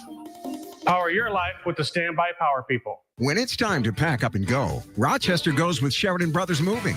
Sheridan Brothers are problem solvers across town, across the country, or maybe just downsize and declutter. You can count on our family to move your family. Sheridan Brothers Moving. When it comes to tree removal, don't settle. Choose a cut above the rest. Flower City Tree. Flower City's leading edge equipment and approach gets the job done efficiently and protects your property. From the first call, your satisfaction is guaranteed. Flower City Tree. Shop Messner Flooring for fresh flooring looks for any room in your home. Floor shopping made easy. Messner Flooring in Greece and Pittsford. Check deliciousness off your to-do list with Empire Meats, a neighborhood market that gives your family great value. You'll find a large variety of fresh-cut meats, as well as a diverse grocery selection. With 3 locations, Empire Meats should be your source for unique and ethnic meats, as well as delicious everyday favorites. Fresh beef, tender chicken, mouth-watering pork, all for your next recipe or special occasion. Find Empire Meats at one of our 3 Rochester locations, or on Facebook and Instagram. Babe, where's the best place for used Bob Johnson clothes? Donating used clothes? Bob Johnson doesn't sell used clothing, but we sell every used car, truck, and SUV out there in a very thrifty way. Best inventory, best service, best pricing, best people. Bob Johnson. This is where the savings are. Bob Johnson.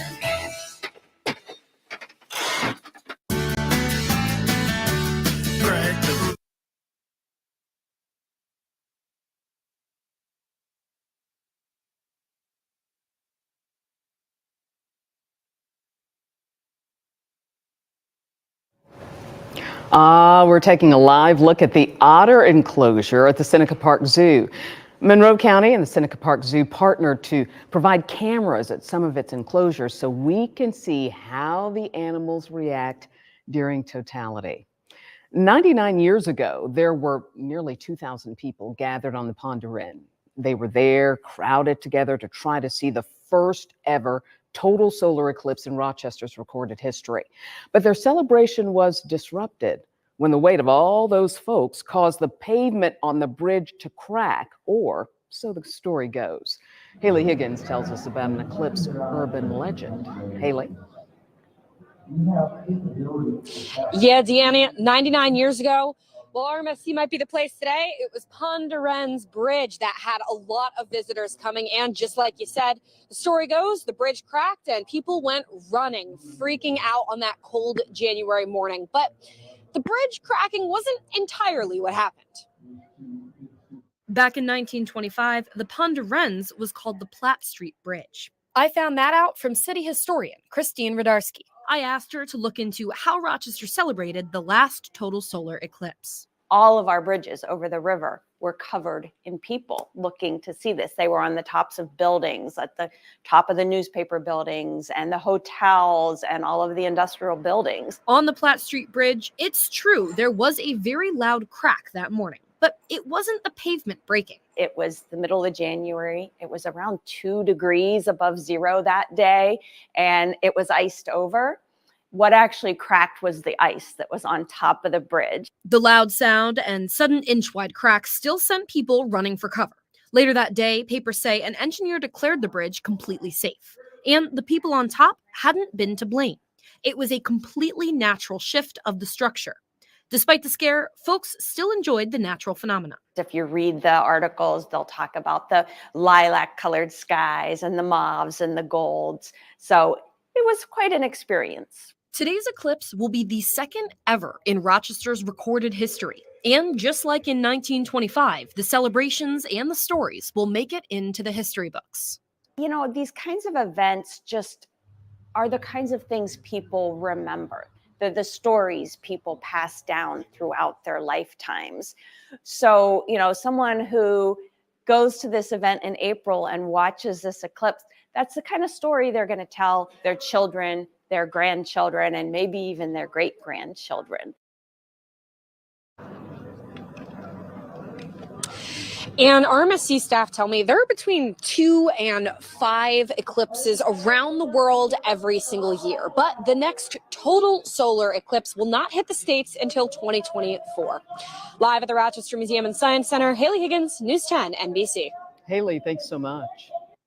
We are just getting started here on News 10 NBC, your eclipse headquarters. We're a mere minutes away from the partial eclipse. Right now, the sun is covered by clouds. But rest assured, the eclipse will happen. The skies will go dark. Stick with us as we continue our coverage at 2 o'clock. Let's get a check of the roads out there with First Alert traffic from our live camera network. This is a live look at the State Route 104 at the Irondequoit Bay Bridge. You can see how light traffic is. People are already at their watch events, and they're going to stick right there until it happens. News 10 NBC will be right back.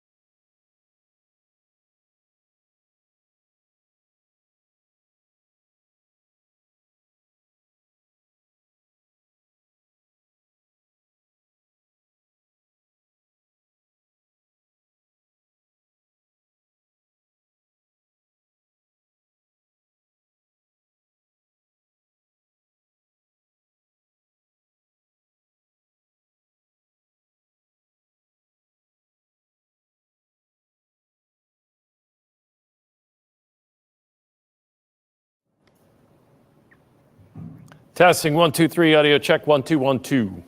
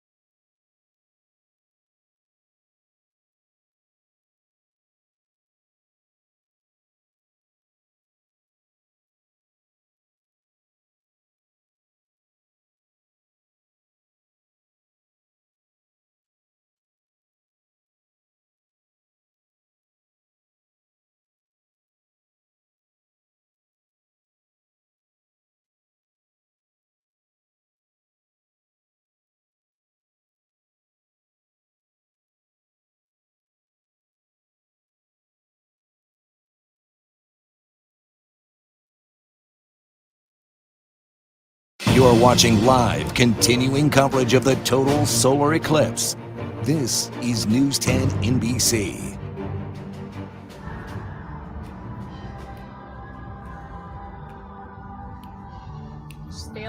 Oh, happy Eclipse Day from Innovative Field in Rochester. We are continuing our special coverage here on News 10 NBC from across the region. Stacey Pension and I have been live here at Innovative Field. We're holding things down at the Rochester Red Wings Solar Palooza along with Mitzi, Spikes, and a NASA astronaut. Oh my gosh.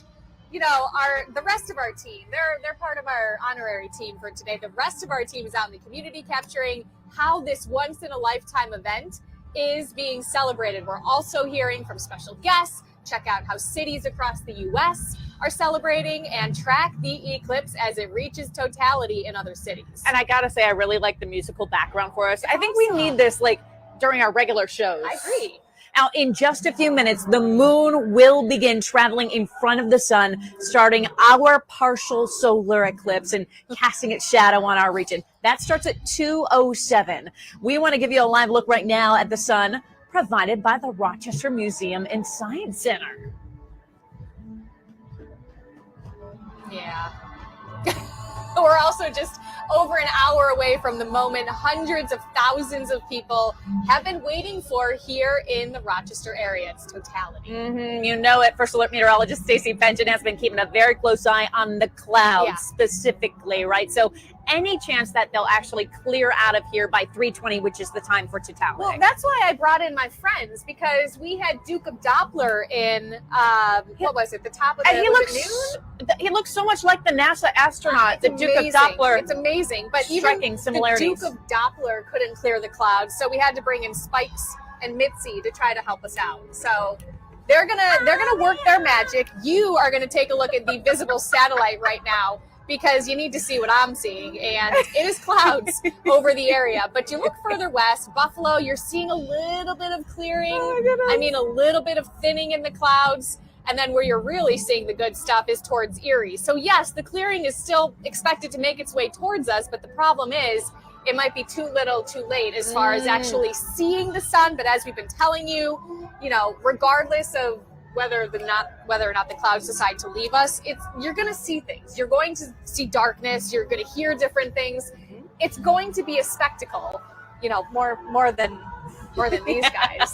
And like Mama Rudd always told me, life is what you make it. So let's make the most out of what we have today. And before you actually head out to your backyard, the park, or wherever you're going to watch this once in a lifetime event, be sure to take us with you. Download the News 10 NBC app. You can stream us from wherever you're headed. Just search WHEC News in your app store. And we have team coverage for this special edition of News 10 NBC. Brett and Deanna from the News 10 NBC studio. First Alert meteorologist Alex Bielfeld. He is up in the News 10 NBC sky deck. He's our in-house eclipse expert. Yeah, he's talking eclipse. He's showing you how to actually capture the eclipse if you are at home and you want to capture it.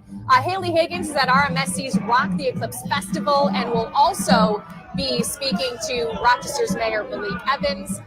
Chief investigative reporter Berkeley Green joins us from Parcel 5, one of the biggest viewing spots in downtown Rochester. But first, investigative reporter Jennifer Lukey is live in Brockport, which is in the direct path of totality, giving the people taking in the eclipse there a few extra seconds of darkness.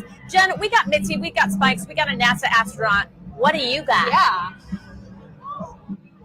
Sorry, guys. I got 5 extra seconds of totality, and I'm literally sitting on the center line with my new friend Quincy here. Now, Quincy, tell me, where are you from and how old are you? I am from Ithaca, New York, and I'm 10 years old. And why did you come here to Brockport? I came here to Brockport to see the total eclipse, the total lunar eclipse. Solar, right? Yeah, it's solar. Total solar eclipse. What do you know about the eclipse? Have you been learning a lot about it in school? Not too much, but I know that it's something about the moon aligning with the sun. And how was your drive in? Good? It was fine. It seemed quicker than it should have been. Did you sleep through some of that?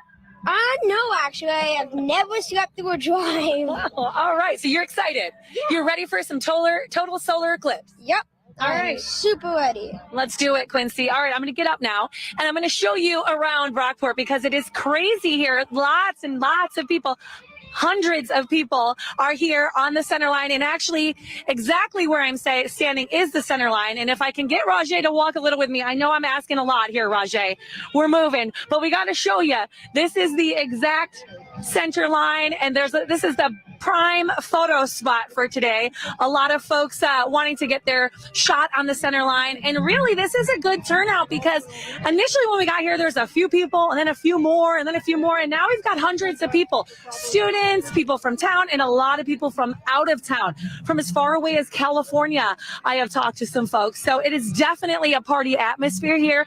Despite the clouds that we're seeing in the sky, we're just hoping, maybe for a little clearing so that we can all enjoy Totality here in Brockport together. We get an additional 5 seconds compared to what you all get in Rochester, and we intend to use them to the fullest. Back to you guys at Innovative Field. Yeah, you know what? She got us. She got us beat. We thought we won with Spikes and Mitzi and an astronaut, but she gets 5 extra seconds. So jealous. Good on you, Jen. Thank you. All right, in downtown Rochester, hotel rooms and other rentals. That's what they are. Airbnbs, rentals, VRBOs, entirely booked with reservations starting a year ago or even more. The benefit is many of those stays are within walking distance of some fabulous viewing locations. So you don't even have to drive, right? Chief investigative reporter Berkeley Breen is at one of those locations, Parcel 5. He's been talking to people going on a first date, people getting married. Yes. What now? I don't know. Let's see. Hey, Burke. Hey guys, I gotta keep my voice down because we've moved from Parcel 5 to MLK Park because we found one of those weddings. So this is the wedding of Des and Kelly. And as we push in, they're here in the bowl of MLK Park. They're dressed, the most unique wedding I've ever seen. They're dressed in like costumes out of A Midsummer Night's Dream. So Kelly, the bride, had this idea 10 years ago. Get married on a total solar eclipse 10 years ago. She met the groom 8 years ago. They booked this place 2 years ago. They traveled all the way from New Hampshire to Rochester to tie the knot, and they're doing that right now. It's just a great scene. And plus, back at Parcel 5, up in one of the towers there, in the penthouse in one of the towers, there's another wedding going on. And that was planned well in advance. So we want to take this opportunity to congratulate the happy couple and all their families that they get as they get married here, just at the beginning of the partial eclipse starting, the moon coming over the sun. So we've already talked to them. It's a great story. You're going to hear that coming up tonight at 5 o'clock. We're going to head back to Parcel 5 to see some of the other celebrations going on there. For now, we're live at MLK Park, Berkeley Green, News 10 NBC. Everywhere. Parcel 5 to MLK Park just to witness a wedding. And you guys, we are now in partial solar eclipse. Put the glasses on. That's so important. Do not look at the sun without the glasses. But this is when the moon is taking a bite out of the sun. So the sun's not completely covered until 3:20, but right now is when it starts, the partial. I mean, it is. This is when the event is starting. I'm looking at the clouds, and I'm seeing clouds. But I'm also seeing a few breaks in the cloud cover. So the good news is you may get a little bit of thinning from time to time. So hopefully looking forward to that. And what people are looking at right now is a look at the sun provided by the Rochester Museum and Science Center. At 2:07, the moon will begin to appear to move in front of the sun. So that's right now. Totality begins at 3:20 and will last for 3 minutes and 38 seconds.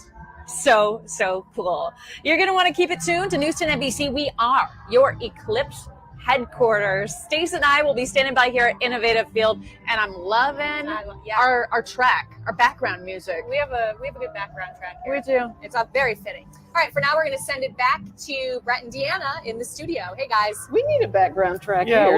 We need a soundtrack with moon dance and Fly Me to the Moon. Total eclipse of the heart. Yeah, here comes the sun. All that. Well, there's a lot of myths and misperceptions when it comes to the eclipse. Still ahead, a meteorologist from our sister station in Albany tells you what you need to know and likely don't know about this once-in-a-lifetime moment.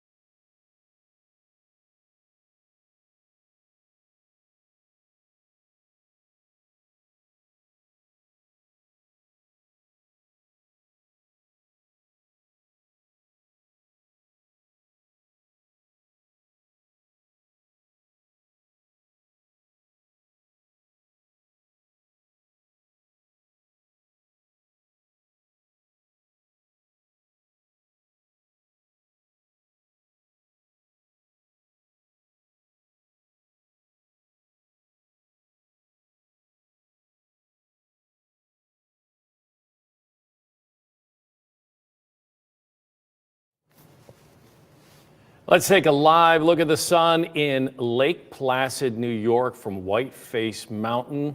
Looks pretty good there. Partial eclipse is just about to begin in just under a minute at 2:13 p.m. That region will experience totality starting at 3:25. Back here in Rochester, not quite so lucky as of this hour. Let's take a look at the sun from the RMSC Planetarium. We've now entered a partial eclipse. You may not notice anything yet, but just wait a few minutes, it'll start to get dimmer. Again, the full moment of totality is just about an hour away. Eclipses have occurred on Earth since long before us humans walked the planet. According to NASA, the oldest recorded eclipse in human history happened back on November 30th, 3340 BC, more than 5,300 years ago. That's right. In Ireland, it inspired people to carve petroglyphs into rocks, showing overlapping circles, the depictions of what we're experiencing today. Over the centuries, people created tales and myths based on the solar phenomenon. WNYT meteorologist Reed Kisselbeck breaks down some eclipse stories and customs from all around the world. What do sky wolves, fire dogs, and the pursuit of peace all have in common? These are only some of the ways cultures around the world throughout the ages have explained solar eclipses. The Vikings described the eclipse as a pair of sky wolves chasing the sun or the moon. When one of the wolves caught either of the shining orbs, an eclipse would occur. Korean eclipse mythology involves orders from a king. The mythical canines called fire dogs try their best to capture the fiery sun or ice-cold moon. They always fail, but whenever they bite either orb, an eclipse results. Many cultures view the eclipse as the sun and moon fighting each other. They see it as a time to come together and settle their differences and let go of their anger. Even today, there are still many misconceptions. Here are just a few. Misconception number 1. Pregnancy complications. This misconception grew around another form of radiation that travels to Earth from the sun, neutrinos. According to NASA, every second, your body is pelted by trillions of these neutrinos, no matter if the sun is above or below the horizon. The neutrinos won't hurt us or any unborn children as they zip through the atmosphere. Misconception number 2. Eclipses will poison food that is prepared during the event. Native Alaskans interpreted an eclipse to mean that the sun was sick, so they turned over their pots and cooking utensils to avoid the sun's illness. Again, this is related to the false idea of harmful solar rays during a total solar eclipse. Misconception number 3. Eclipses are harbingers of doom. A classic case of what psychologists call confirmation bias. This is when we tend to remember all the occasions when two things happened together, but forget all the other times when they did not. For example, in 763 BC, early Assyrian records mention an eclipse in the same passage as an insurrection in the city of Ashur, suggesting that the ancient people linked the two in their minds. Or when King Henry I of England, the son of William the Conqueror, died in AD 1133. The event coincided with a total solar eclipse. With a little work, you can also find numerous cases when something good happened. Perhaps with a little clarity, we can all come out of the darkness a little wiser, or at least a little sunnier. For News Channel 13, I'm meteorologist Reed Kisselback. You know, this thing is great. Not only is it really cool that we're having the solar eclipse, but I'm learning so much. It's such a learning experience, right? Me too. Who knew that there were myths about it poisoning your food? I didn't know. There you go. Ahead on News 10 NBC's Eclipse Day special coverage, we are inching closer to totality here in our region. First Alert meteorologist Alex Bielfeld joins us from the News 10 NBC Sky Deck to go in depth on the phases of the total eclipse. Now let's take a look at the roads out there from our First Alert live camera network. This is the live look at 498 Meg Street. You can see, just as it's been all afternoon, streets are very clear. Folks got to where they were going and they are stuck there to watch it. News 10 NBC will be right back. The next total solar eclipse over the continental U.S. occurs on August 23rd, 2044. That one is visible only in Montana and North Dakota. Great total solar eclipses follow in 2045 and 2078.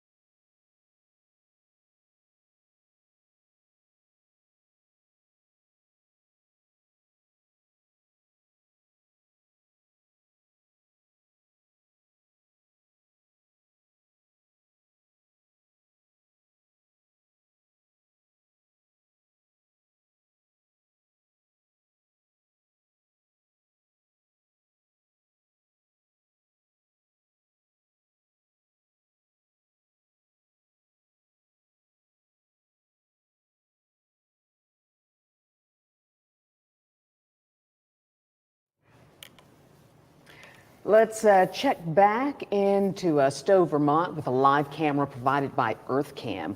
The region started experiencing partial eclipse starting about 5 minutes ago at 2:15. Totality begins after us, starting at 2:26. And for us, the eclipse has begun here in Rochester. It has, and to get a better understanding of the phase times and expected darkness, First Alert meteorologist Alex Bielfeld joins us live from the News 10 NBC Sky Deck. Alex, what do you see?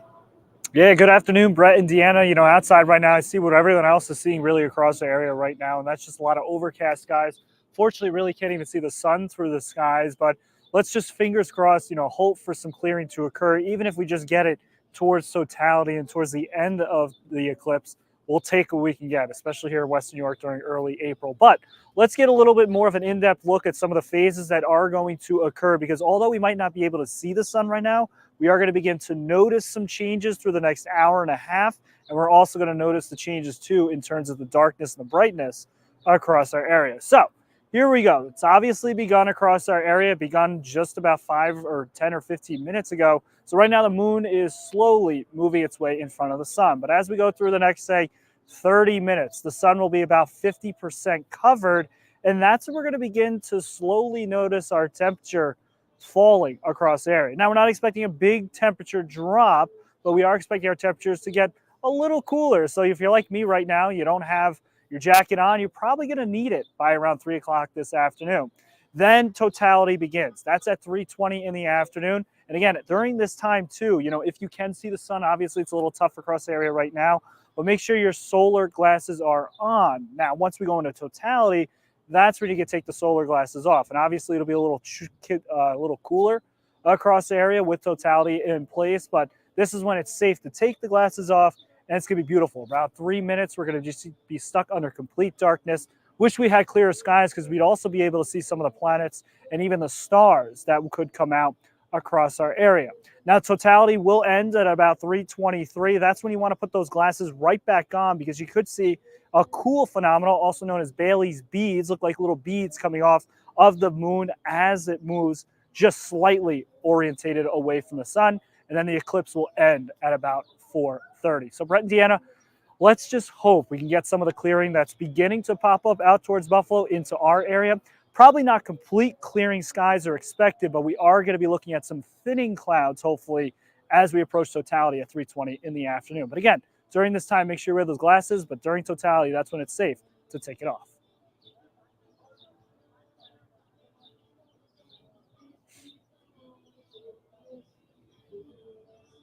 We've got our fingers crossed. Yeah, we sure do. Hoping for that We'll clearing. take what we can get, just a Yes. little bit of clearing. Just a little. After the break, today was expected to be significant for the city of Rochester. The total solar eclipse has the Flower City in the national spotlight once again. We'll take you back out to RMSC to hear from Rochester Mayor Malik Evans on what this means for the community. Now let's take a look at the roads from our First Alert live camera network. We're taking you out right now to 390 at West Henrietta Road. You can see, it looks like it's getting a little bit darker, doesn't it? And not a lot of cars on the road. I think everyone's pretty much in place, getting ready to watch totality from where they're at. We'll be right back. The News 10 NBC Sky Deck, powered by Hazleton Auto Mall.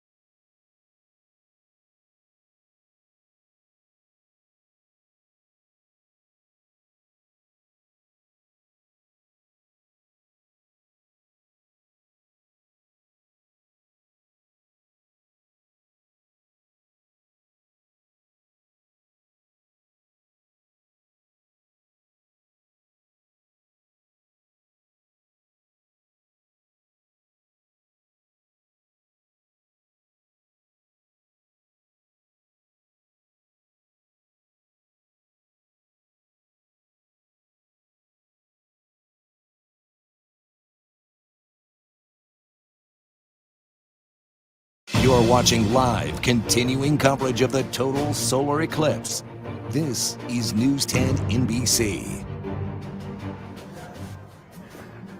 Let's check back in at the Canadian side of Niagara Falls. Like us, the region is experiencing a partial eclipse as we speak. Totality there begins a few minutes before we will experience it at 3:18. And of course, First Alert meteorologist Stacey Pension has been feeling the pressure. You don't even want to know how many people have come up to her here at Innovative Feeling saying, hey, can you get the clouds out of here?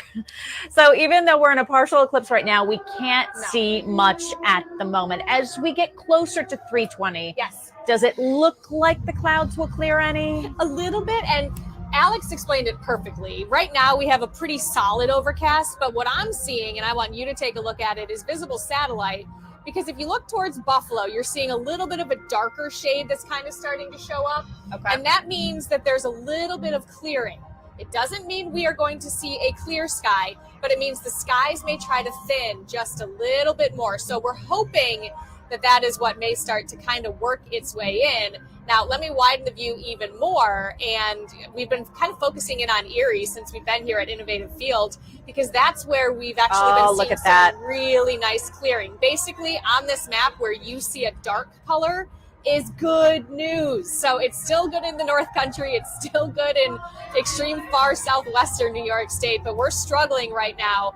And, you know, as Alex mentioned, we're just hopeful for a little bit of thinning at this point. So I'm going to be a little bit optimistic and say mostly cloudy by 3 o'clock, but that may be a little optimistic, hoping for some thinning. We keep it mostly cloudy, but I actually think once we break into the sun, we'll tend to hang on to it. So it's right now, it's really just all about that timing. And it's going to be a race between the sun and the moon making their way here and the clouds making their way out. All right, we're giving that an extra little get out of here. Come on, maybe if we all do it, then we have a prayer. Well, we want to give you another live look at the sun provided by our friends at the Rochester Museum and Science Center. The clouds are basically ruining our view at the moment. So, oh, look at that, gray sky, yay. But the sun, I can tell you, is partially eclipsed by the moon if we could actually see it. Yeah. As they say, it's happening. It's happening. Sort of. All right, this is a huge day for Rochester, and Mayor Malik Evans has spent the better part of a year getting ready for it. Yeah, our Haley Higgins is live with the mayor right now at RMSC. Hey, Haley. Hi, guys. Yes, I am here with Mayor Malik Evans, who just got finished speaking to the crowd a couple of minutes ago. Mayor Evans, what do you have to say to people? Well, what I said to people was this is a magical moment in an event that they won't ever relive again. Next one in Rochester is 2144. So this is a great event, great opportunity for people to experience this celestial event that's not going to happen again for another 120 years in Rochester. Mm-hmm. Thank you very much. And so I understand there's been a lot of planning that has gone into this. Can you kind of tell me about what you guys have done, all the different areas that you had to cover, of course the celebrations, but also the security too? Yeah, I mean, the celebrations was a big thing to plan, obviously, over 2 years of planning, and it's been very collaborative across the county to make sure that we pulled off an event that would not, that would go off without a hitch. And I think so far, so good. We can't control the weather, but what we can control is the way in which we prepare and plan. So there's a lot of events that are happening, but there is tons of behind the scene things that are happening, particularly as it relates to security, to make sure that everyone is safe and that we create an environment where everyone can feel comfortable and want to come to these events and celebrate and know that they can do it in a safe way. Absolutely. And you guys have been collaborating with all kinds of agencies, right? Can you tell me about that? Oh, yeah, from the top, from the federal, state, and local. They all had a hand in this. You have to in order to be able to pull off an event this big. You just can't do it by yourself. So every single Rochester police officer is working today. We have extra firefighters. We have folks from New York State. We have folks from the federal level. So every level of government is participating and making sure that this eclipse goes off without a hitch. Thank you. So you were telling me that you've been bebopping all over the area today, and you're going to be going to some other places after this. Where have you been and where are you going? Well, I've stopped by Parcel 5 earlier today. I was at the public market. Almost all of our centers have eclipse activities. I was over at the Ryan Center near school number 33 earlier today. So there are just so many events that are going on today. I wish I could make them all. I wish I could make it up to the zoo, but you know, my calendar just doesn't permit. Innovative Field, I was at Innovative Field yesterday for some eclipse events. As you know, we became the moon rocks. So there have been a lot of different events going on, and it's been great to be able to see them all and take place. Thank you. And speaking of your Moon Rocks jersey, if you could show the camera the back real quick. Here you go. Yeah. And you have a 71. Can you talk about that? The 71, I am the 71st mayor of Rochester, so that's why I have the 71 jersey for this limited edition Moon Rocks. And who knows, the Red Wings may never be the Moon Rocks ever again, because we won't have another eclipse until 2144. So this is a cool thing that they did in terms of becoming the Moon Rocks for the last 3 days. Absolutely. And then going back to those places you were frequenting today, what's your favorite thing that you've seen so far? The young people being involved. I mean, they all were making their little suns and moons out of clay. And then the food trucks over at the public market was a great little flavor. And then us using our public space over at Parcel 5, seeing everyone gathering with the food trucks and all the people coming together. So the best part has been just the camaraderie, the families that have been coming through, seeing all ages and all people getting excited and amped up about science and Rochester being a part of this history. Love it. And can you tell me about, you guys have been making sure everyone has their eclipse glasses, making sure everyone knows the plan. Tell me about that. Well, we've made sure that we distributed eclipse classes everywhere, from the libraries to the art centers. There is no one in Rochester that should not have eclipse classes, because we have so many of them. I mean, if you look at these things, we wanted to make sure that everybody had them. So we made sure they were distributed far and wide, because we wanted everyone to be able to experience this safely. And even if it's overcast, as you know, your meteorologist will tell you, we don't want you looking up at the sun during the eclipse. Yeah, safety is absolutely important. Speaking of it, got time for one more question for you. What have you guys done to kind of make sure if traffic gets bad, people are going to be able to get where they need? I know they've got some buses to kind of mitigate traffic, but tell me about the first responder side if you can. Yep, we made buses. We made sure that we had buses. We made sure that we gave as much information to people to tell them to be patient. Also, you see all these people here. We're encouraging them to stay and not go immediately. So we're trying to do everything we can to mitigate traffic before it becomes a bottleneck. And one of the ways we can do that is by appealing to people and urging them to stay where you are. Don't leave immediately. Take time to enjoy the food, enjoy the locations that you're at, and then leave. So don't go all at once. Yeah, and right here at RMSC, they're going to be having a country concert at 3:30 to keep people hanging out and enjoying the fun a little bit longer. All right, thank you so much for your time. Really appreciate it. And we'll, where will you be at 3:20 when I'm the going to be Totality right here at 3:20 at Totality, because I don't want to miss it by trying to run to another location. So I'll be here right at RMSC. Yeah, taking no chances. All right, guys, thanks so much. We're going to send it back to you in the studio live at RMSC. Haley Higgins, News 10 NBC. Thanks, Haley. Thank you, Haley, and thank you to Mayor Malik Evans. Of course, we are under an hour until Totality here in Rochester. Are you getting excited? We are. Before you head out, you got to download the News 10 NBC app right on your cell phone so that you can take us wherever you go to experience it. Just search WAGC News right in your app store. We are just getting started here, right? Yes. We have a whole lot more to get to. After the break, millions of people across the U.S. are experiencing the direct path of totality. I can tell you the Buffalo Sabres are in Dallas, Texas right now. They are taking it in. I just talked to my hubby, so they're doing it up. And also including a small town also in Texas. We'll send it out live to our NBC correspondent in the town of Junction. That's next. A total eclipse is one of the rarest events in nature. The sky becomes dark, bright stars and planets appear. There are also changes in temperature, winds, and animal behavior. Eclipse Did You Know is brought to you by City Mattress.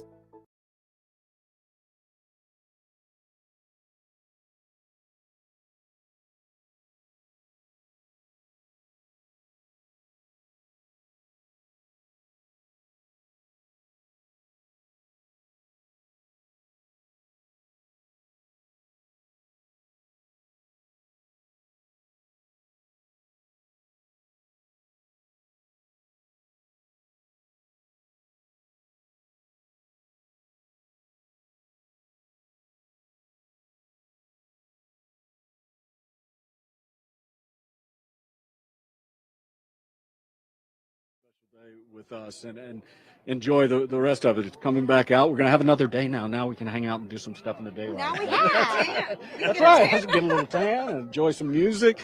No, you're absolutely right. So we're starting to see things lighten back up again here. Totality here was just over 3 minutes, and now we're moving back and away from all of that. But I got to tell you,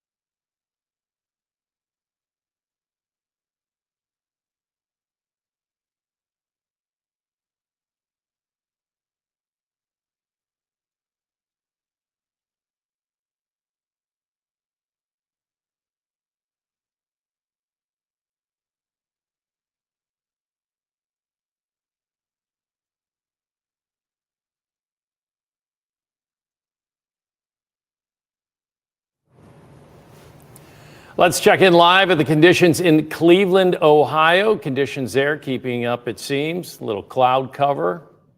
A little bit of cloud cover. They got a little bit of clearing there. Partial eclipse started there just before 2 o'clock, and their totality begins at 3:13. Yeah, I checked in with Cleveland in the 1 o'clock hour, and they're definitely more cloudy now than they were. Yeah, that's a bummer. Yeah. Hopefully it clears for them as well. We are tracking the sun's path this afternoon as we await totality. The moon is already moving across our sun's path. And we want to take a live look now provided by our friends at the Rochester Museum and Science Center. If we can take a look at our skies. We don't have that picture? We don't have that picture. We'll go back to it, hoping again for clearing. All right. Well, let's get in a traffic alert here. Traffic has been pretty smooth for most of the day. Quiet so far, but crowds in Charlotte forced police to close part of Lake Avenue. Lake Ave is closed north of the Lake Ontario State Parkway. If you live in Charlotte, don't worry. People who live in Charlotte can still enter that neighborhood. Of course, this is a once-in-a-lifetime event. It's gracing the skies over far more places than Rochester. You're looking there at the RMSC, all the crowds you're seeing out there. And that's exactly where the mayor was when we spoke to him just a few minutes ago. Yeah, and now we got to look at the sun here. And as you can see, we're not really seeing too much as of now.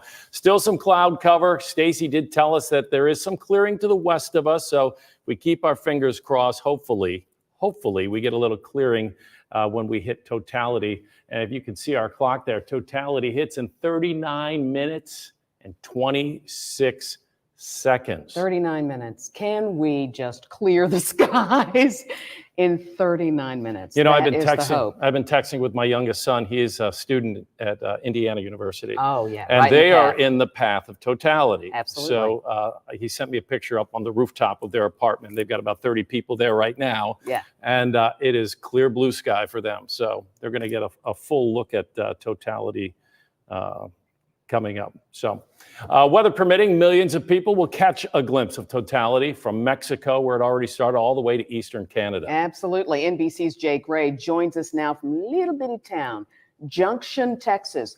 It's just west of Austin. I went to school at the University of Texas. I drove through Junction many times. Jay, thanks so much for joining us. Can you hear us there, Jay? Hey, Jay, can you hear Hey, guys. Yeah, I can hear you. A lot going on here at the Eclipse Music Festival. It's been a 3-day event. I want you to take a look right here. You see the couple here? The couple that got married during totality. Pretty amazing to see. We have just moved through totality here. Pitch black. It looked like night here. Got very cool. The temperature's going back up again. They're taking their wedding pictures. Take a look around, though. Everybody just kind of breathing a sigh of victory and relief, I think. We were so worried about the forecast here. And look, overnight into the early morning, and we were out here, it was clear. We could see the stars. It was beautiful. But then as the sun came up, we got some thick cloud cover moving in, and it was very hairy for a little while. The locals have been saying for all 3 days, don't worry about it. It's going to be perfect here. You're going to get a perfect view. And you know what? They were right. The clouds burned off, and we got to see that moon moving in, just kind of eating away at that orb of the sun until it covered the sun completely. And it was nighttime here for just a bit, surrounded by what looked like a sunrise or sunset. But here during totality, it was completely pitch black, and the temperature dropped dramatically. But now it's moved through. The sun's back out. Temperature starting to come up again. Just an amazing event here in the Texas Hill Country, and one that I think anybody who was a part of it, including me, is going to remember for the rest of their lives. I mean, we had goosebumps. There were people that were emotional during all of this, a couple of people with tears in their eyes. It was just an amazing event here, and a very special day.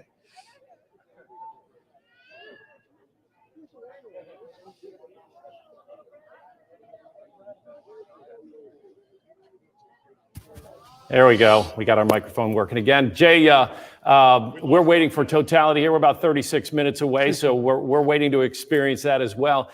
Junction's a tiny community there, only about 3,000 folks, I guess. Were they prepared for all the visitors who came to see the event? Yeah, I think they were. They were excited about this. Like I said, we're at a music festival here, and thousands of people, not only from across the country, but around the world, showed up here in Junction. They're not all here right now, obviously. They're down at the river, people just enjoying this wherever they can. There's a park that's full of people as well, and everybody just finding their spot to get a good view. And like I said earlier, worried about what we were going to see because of that cloud cover. It was amazing to see it clear. And yeah, all I can tell you is don't spend your time when Totality gets there looking through the lens of a camera. Look at it. Look at it with your eye and remember it, because it's something that you're not likely to see again. If I was to stand here and wait, it would be 365 years before it came back through here again. Now, there are other places where there'll be Totality.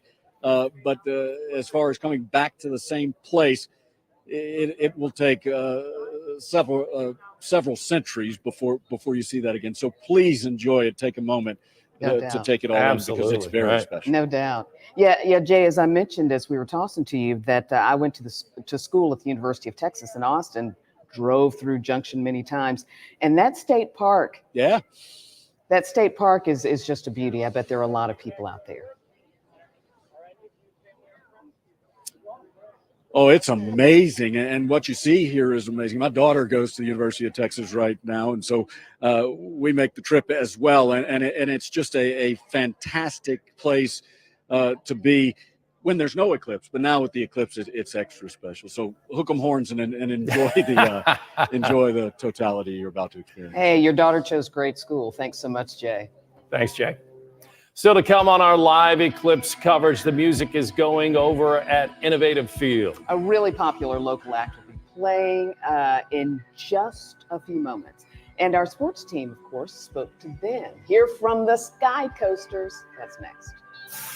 Now let's take a live look at the roads out there. First alert, traffic, our live camera network. Let's see, we're supposed to be seeing 390 at the airport. How's it looking out there? Well, it looks like we're having a tough time getting those cameras up. Having a tough time getting that camera up for you. We'll be right back.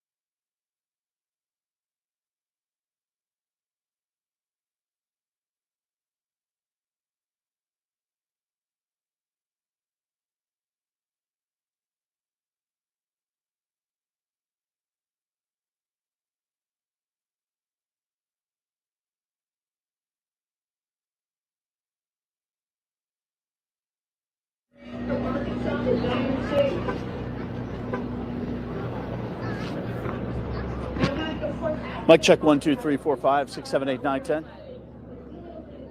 Okay. Yep.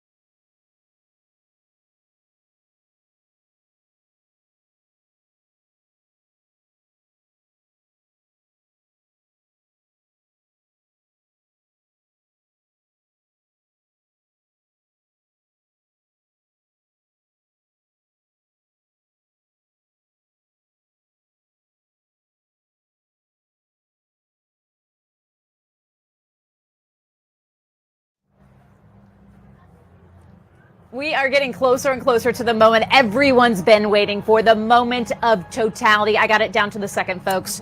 25 minutes, 48 seconds. Remember when it was a year? Yeah. And like 2 years? Well, Chief Investigative Reporter Berkeley Breen has a prime spot in downtown Rochester right now at Parcel 5. Burke, we can feel it getting cooler. We can also feel the excitement all the way over here. Remember, last time I talked to you, we were at MLK Park for that wedding. We've come back here to Parcel 5. Take a look at the crowd now. When we arrived here, there was just a smattering of people. Now the entire property is full. All the gas-powered fire pits are going. People are in a great mood. They brought their own blankets and chairs. It's a great atmosphere here, and you have felt like the temperature has dropped a little bit. Now, up at the far end of Parcel 5, they've got a screen that shows the eclipses happening, or the total eclipse is happening as the sun and the moon come along the path, and so the folks here are getting a glimpse as to what we might experience, although I think there's a little less cloud cover throughout as it's going through the Midwest. So I wonder if we're going to get the same kind of view that people there are getting. But a great turnout. The food trucks are there. They're packed. People are ready to go. The countdown, they're kind of getting ready for this countdown to go. Guys, back to you. Hey, Burke! Man, this is fun, live TV, right? Gotta love it. Well, coming up after the break, the time is ticking down until totality, that moment everyone has been waiting for. Yeah, we are tracking the eclipse and the clouds and how it's being celebrated all across our region. Keep it right here for this special solar eclipse edition of News 10 NBC.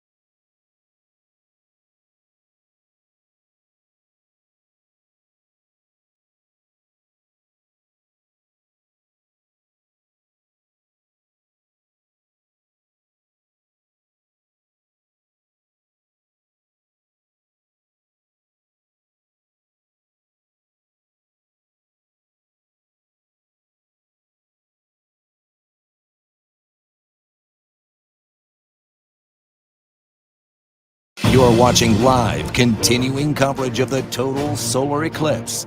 This is News 10 NBC.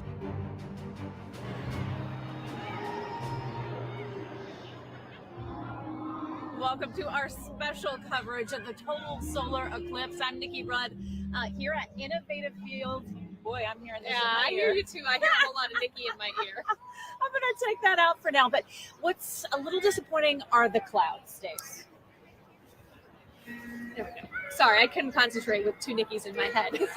You know what? This is something where over the weekend we had the beautiful blue sky on Saturday. We saw the beautiful blue sky on Sunday. We woke up and we saw some filtered sunshine. And now we see this. And I say, this is why we can't have nice things. Exactly. So we got clouds. Yeah, look at all the people who are out here at Innovative Field. We've got total eclipse of art playing. We've got the ambiance, right? And we can give you a live shot right now from RMSC. They have their camera pointed at the sun. The sun, unfortunately, is covered by clouds. But this, we can tell you, we are in a partial eclipse as we speak. In 20 minutes from right now is when we will have totality. So what's happening right now, and I really like the way that you've been describing this, Nikki, is it's sort of like the moon taking a bite out of the sun. So if we could actually see the sun, which would be right there, like it would be up there. But what we would be seeing is the sun, and if you were wearing the solar glasses, you would see it. It would almost look like a Pac-Man. You know, like a Pac-Man kind of sorry. So that's what we would be seeing, but we are seeing cloud cover right now, and as we've been telling you, there's That's unfortunate. But you know what? We've got team coverage for you right here on News 10 NBC. We are all across the region, folks. We got Haley Higgins at RMSC. We've got Jennifer Mookie in the direct path of totality at SUNY Brockport. But we want to start things off, I believe, with the Breen story. Yeah, Berkeley Breen he's been in downtown Rochester. Hey, Bert.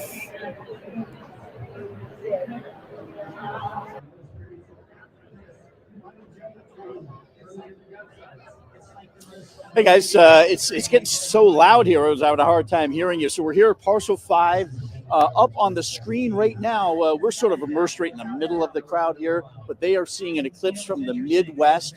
And every time a new city or a new broadcast comes up, you hear the announcers go crazy and you hear the crowd go crazy as well. So people are coming up to me here in Parcel 5 asking, where is the sun going to be? And let me draw a picture for you. So here we've got the big tall buildings in downtown. We've got the old Xerox Tower, now Innovative Square, with the old Bausch & Lomb building, and the Metropolitan to the right. So we believe the sun, we can't see it, of course, is going to be somewhere in that vicinity. And I think what we're going to experience, based on watching what the other cities have gone through, is that it's going to stay kind of like this and then get dark just like that. And then I think this place is going to go crazy. A little bummed out, but the cloud cover, but people are here. The crowd is getting bigger every minute, and people are pretty jazzed about it. And so are we. We're live at Parcel 5, Berkeley Breen News 10, NBC. Berkeley, you're catching us walking.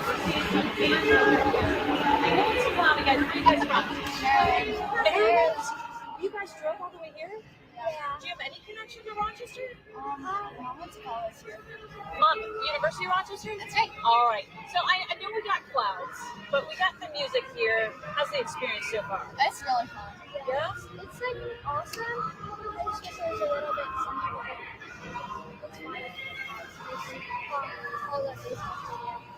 Very cool. Some people from Maryland drove all the way here. We're hoping maybe, the clouds will go into Anna and Catherine, thank you so much for being here in Rochester with us. And now we want to send it out to Rochester Museum and Science Center. That is where we find Haley Higgins. Hey, Haley. Hi, Nikki. We have just finished with some events that are going on stage. Now we just got this big countdown clock letting people know we're getting closer and closer to the final time. One of the last things they had was some trivia with some organizers run by RMSC staff. And during that, one of the staff members told the crowd that 5 RMSC members last Friday got a tattoo to commemorate the eclipse inside the planetarium. That's where they got the tattoo. So really cool. And that energy, well, people aren't necessarily tattooing out here. They still do have that high energy, a lot of excitement as we get kind of closer, even despite all these clouds. Definitely seeing some kids in particular. I'm going to get out of the way so you can take a better look at this big crown behind me. When partiality started at 2:07 p.m., we had a little countdown. Now we've got that giant clock, like I said, and the crowd has just continued to grow as we get closer and closer to that big minute. Mayor Evans at my 2:30 p.m. interview said he was bouncing all over, but he's not taking any chances. He will be right here for the eclipse. He's not going to risk traveling so close. And I'm sure there are telescopes at every viewing location, but there are quite a few spread out here. A bunch of them are from the Cornell Astronomical Society. 400 Cornell students came up here today on a bus, and many of them are sticking around at RMSC, showing people how to use their gear and just telling people about this awesome experience they're going to have in less than 15 minutes. And they're also up on the roof of the planetarium, a bunch of employees with NASA who are helping out. And one of them, an astronaut, came and spoke to the crowd earlier as well. And early this morning to kick things off, we had the Isotopes, a local band that was playing. And folks have just been streaming in and out, enjoying the museum and the gift shop, which everyone gets access to for the price of the admission to the event. So people are taking advantage of that. But as we get closer and closer, I'm seeing more people come out of that museum, getting ready, waiting for the big moment. Clouds aren't stopping anyone here. And I've seen some great outfits today, a Darth Vader, some awesome Galaxy shirts, and one outfit that I got in my 1 p.m. hit, I believe, girl in a dinosaur fit. I'm really just most excited, especially in this, to make people smile and to have fun. It's going to be really fun. The eclipse is super cool. I've actually seen one. It is amazing. It's an experience like none other. It is amazing. And that's actually the daughter of the CEO of RMSC. She said she found that in her basement and just wanted to bring it out and spread some cheer earlier today. So that's what she was doing there. So definitely some good vibes here. Just waiting to see what happens in about 15 minutes now. Live at RMSC, Haley Higgins, News 10 NBC. Yeah, well, what we're waiting on are the clouds to part, and unfortunately, that is not going to be happening. We're having a rough time here with the cloud cover. The sun would be out there, but it's all right. It's all right. We have a crowd here, and you know where there's another big crowd? Where they're going to see, what, like 5 extra seconds of totality, which will be totality cool on this solar eclipse day. Oh, yes, I did.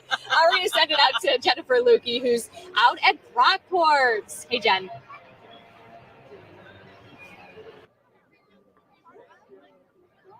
It is getting dark. 7.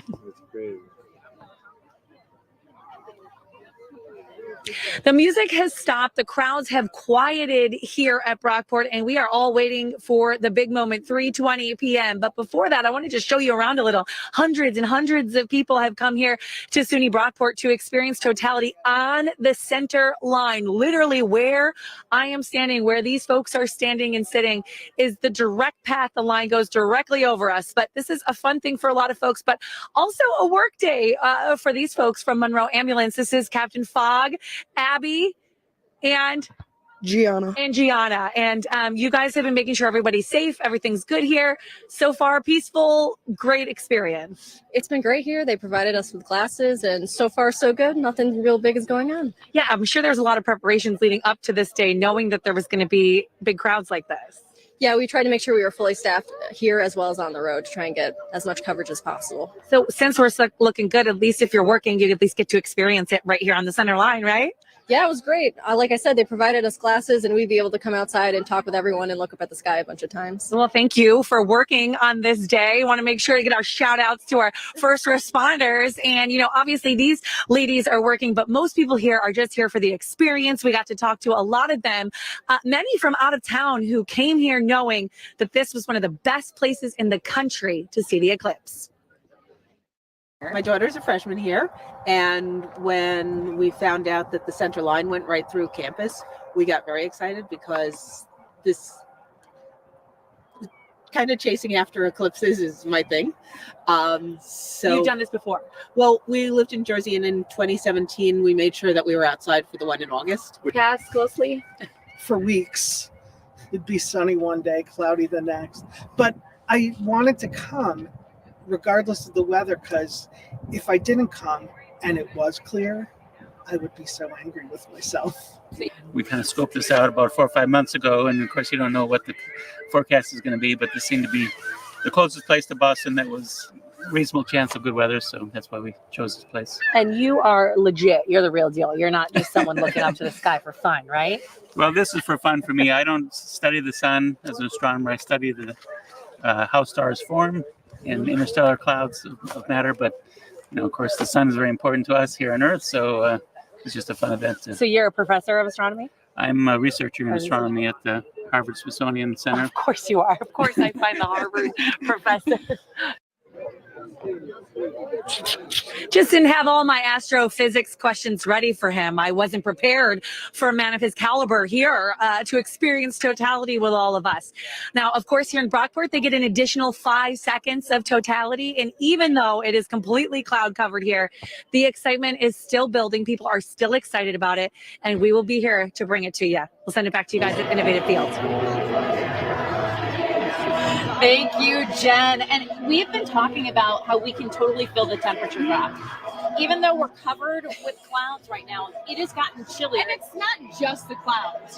We've been shrouded in clouds the entire time, but we've actually felt the temperature drop. And I was watching visible satellite, and we always tell you we can't use visible satellite at night because you need the sun to actually look down on the Earth. But we've been seeing a visible satellite being non-usable because it's nighttime. So it's cool to not be able to use visible satellite in the middle of the day. Oh, because the moon is blocking out the light from the sun. So it's literally casting a shadow on the Earth. And it's starting to do that here, which is why we have felt a little bit of a temperature drop. We want to kind of show you the people who are lined up. This is where they catch the balls that really go out there, right? They got their chairs. Hey, let's hear it, guys! Woo! Yes, it's cloudy, but we are just, 8 minutes? 8 minutes 8 minutes from totality. And we got the countdown clock over here because Dan Mason told us he's got it set for 3:18. Oh, 3:18. We're going by 3:20. We'll see what happens. But everybody out here, ready to experience this together with the clouds. And I was just talking to some gals here from Maryland. I think it's going to go dark. It's going to seem like it's a night out. You know what? I've been saying how the Sabres are in Texas. The Buffalo Sabres are in Texas. My husband works for them, and he's been sending me pictures of what it looks like in Dallas, Texas. And I don't know if you can see that, but dark. Yeah. I mean, it's dark. So we're getting ready for this. Even if we don't see the actual sun, you're going to see it get darker. And I have a bone to pick with Alex because he's the one who's on the sky deck. So I'm going to say, Alex, can you please get rid of these clouds? Come on, It's my Alex. turn to say that. Also, Brett and Deanna are on the sky deck. Let's toss it back to them. Yeah, I was going to say, now it's all my fault. I guess we're going to just keep passing the buck. I'm going to pass it on to Glenn, who's in later this evening for Stacy, and then Rich will take the blame tomorrow morning. But yeah, unfortunately, just a lot of cloud cover in place this afternoon. It looked really nice this morning. It looked awesome. The clouds started off really, really thin across the area. And then, of course, over the last 3 days or so, the 3 or 4 hours that we needed to be sunny, it's cloudy. Well, and would it be Rochester without it? Well, during the commercial break there, Alex, like a true meteorologist, you said, well, gosh, at least the clouds are cool. I was going to say. So would these be cumulus clouds? No, well, yes, but they're stratocumulus. Oh. To be a little nerdier on that. Yeah. Yeah, I mean, the cloud formation looks pretty cool. But I think one thing that we have noticed, at least since I've been up here on the sky deck, is the fact that, well, it definitely has been getting cooler. Nikki and Stacy were mentioning that out at Innovative Field, and it definitely has been getting cooler, since the clouds have rolled in one, but now that the sun is being blocked off. Yeah, it's getting darker, obviously, and definitely getting cooler. But I love this atmosphere. It is so quiet out right now. And it's really interesting. And we're looking around. There's folks up on the rooftop here. They're on top of the parking garage over here. Lots of folks out here getting ready for this totality. So it's really an interesting thing. And I really was, when we hit totality, it's going to be interesting just to hear it get even more silent. Absolutely. I mean, we work downtown, and it's never quiet downtown. No, So I mean, to see this kind of stillness as everybody waits is Yeah. really neat. and I'm gonna say, I mean, just looking behind us, right? We got all the people standing. I mean, Jeff, can we take the camera off and show what's going on here? I mean, it looks a lot of people We got outside some on the folks in front of sidewalks. the I mean, little just to theater see over too. here, yeah. It's actually Yeah. pretty cool too to see some of the car lights actually go on. A lot of those lights now are Or automatic. automatic. So it's really cool Yeah. to see the fact that, yeah, it's like the evening, it's like nighttime, and it's really cool. It brings you back to winter, right? Because it gets dark at 4 o'clock in the evening in Rochester. Absolutely. But Well, I've yeah, heard from folks who are out in the country, or when this hits, sometimes you'll start hearing the crickets, like it's the evening hours. So Right. a little too early in the season, Right. unfortunately, in Western New York to hear the crickets or anything like that. But yeah, I mean, what Jeff's showing you guys right now is just, I mean, East Ave, you can see traffic is pretty light. It really as it has been all day. But look at all the people just standing on the sidewalks, still excited. Although, yes, we got all this cloud cover in place and we're expected to stay overcast. But yeah, we're going to continue to deal with the darkness that's expected. And look at for the car Totality. lights on. The Right, car I think lights. the that have- coolest thing, I didn't even think about Yes. that, right? You don't even think about that. But the car lights Absolutely. themselves are pretty cool. But, now, given the cloud cover, I Mhm. was interested to see the shadows once we hit totality, with the corona, and you see these sort of converging shadows. Right. Will we be able to see any of that with this cloud cover? Well, unfortunately, we're not. We would have to see the disk of the sun, which we're not going to get with this thick cloud cover to see the corona and stuff like that. Like all the other stuff that we were talking about, things like Bailey's beads are going to be really cool, and it gives that. You ever see the pictures of the eclipse? A lot of people obviously been seeing that leading up to today, but just that diamond's ring look and That's all what that I was other looking stuff. forward to. I mean, the diamond's ring. I brought look. my own camera. I was hoping for it. I get all the solar filters for it, but that's the weather. I mean, there's nothing we Yes. could do. If I controlled the weather, then yes, it would have been sunny. But also, Yeah. again, people would not like me in the winter because I would make it snow probably 75% of the You time. bet you would. I Bet wish you I would. had the control. But I am so unfortunately, I don't. glad that you are only in marketing and God's in manufacturing. Yeah, I'm telling you, or exactly. it'd be snowing all the time because this guy loves snow. Well, what are we, about 4 minutes away, 3 minutes away from totality here? We still need these, though, right? Yeah. We can't just be looking up at the cloud cover, Yeah, I mean, yes and no. It's pretty dark out there, but Yeah. I mean, we really haven't used much of the solar stuff, unfortunately. Yeah, absolutely. Today, just with all that cloud cover that has been in place. But yeah, if we were in a situation where the skies were clear, even at this moment, even though it is dark, when you're staring up at the sun, you'd still need those solar glasses. And then once we go into totality, boom, that's when you can take those off. Yeah. And then once we get to about the end of the 3 minutes, the second that light comes on, that's the problem that people run is you're in dark mode, your eyes, right? Absolutely. And And your when, irises are unfortunately open. can get Yeah. hurt. But yeah, we're gonna send it back to Nikki and Stacy right now. We're seeing it get dark here on the sky deck. It continues to get It's dark, getting second dark. by second.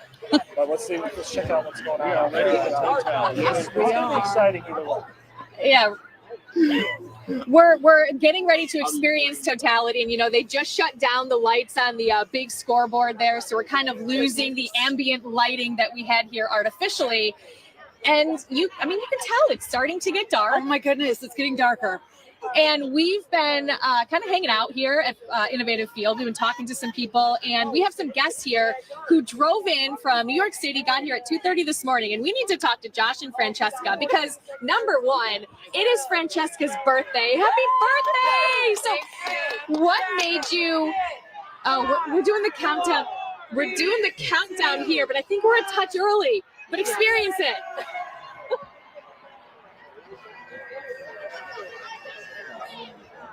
Dan Mason set his clock to 3:18. We are going with 3:20 for totality. So as you're looking at this, Francesca, it's her 26th birthday. Josh and Francesca drove here from New York City.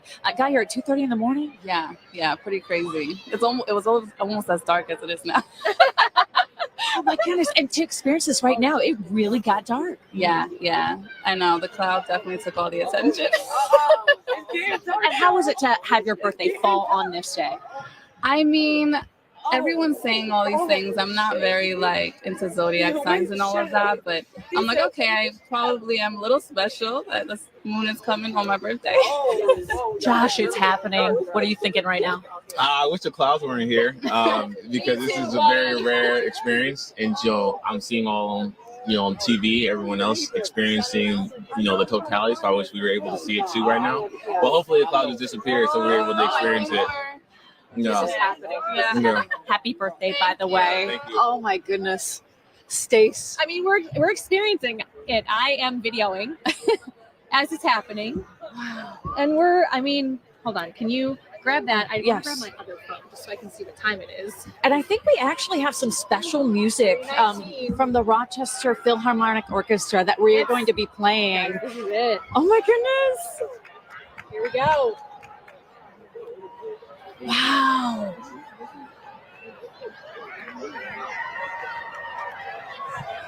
Oh my goodness, you guys.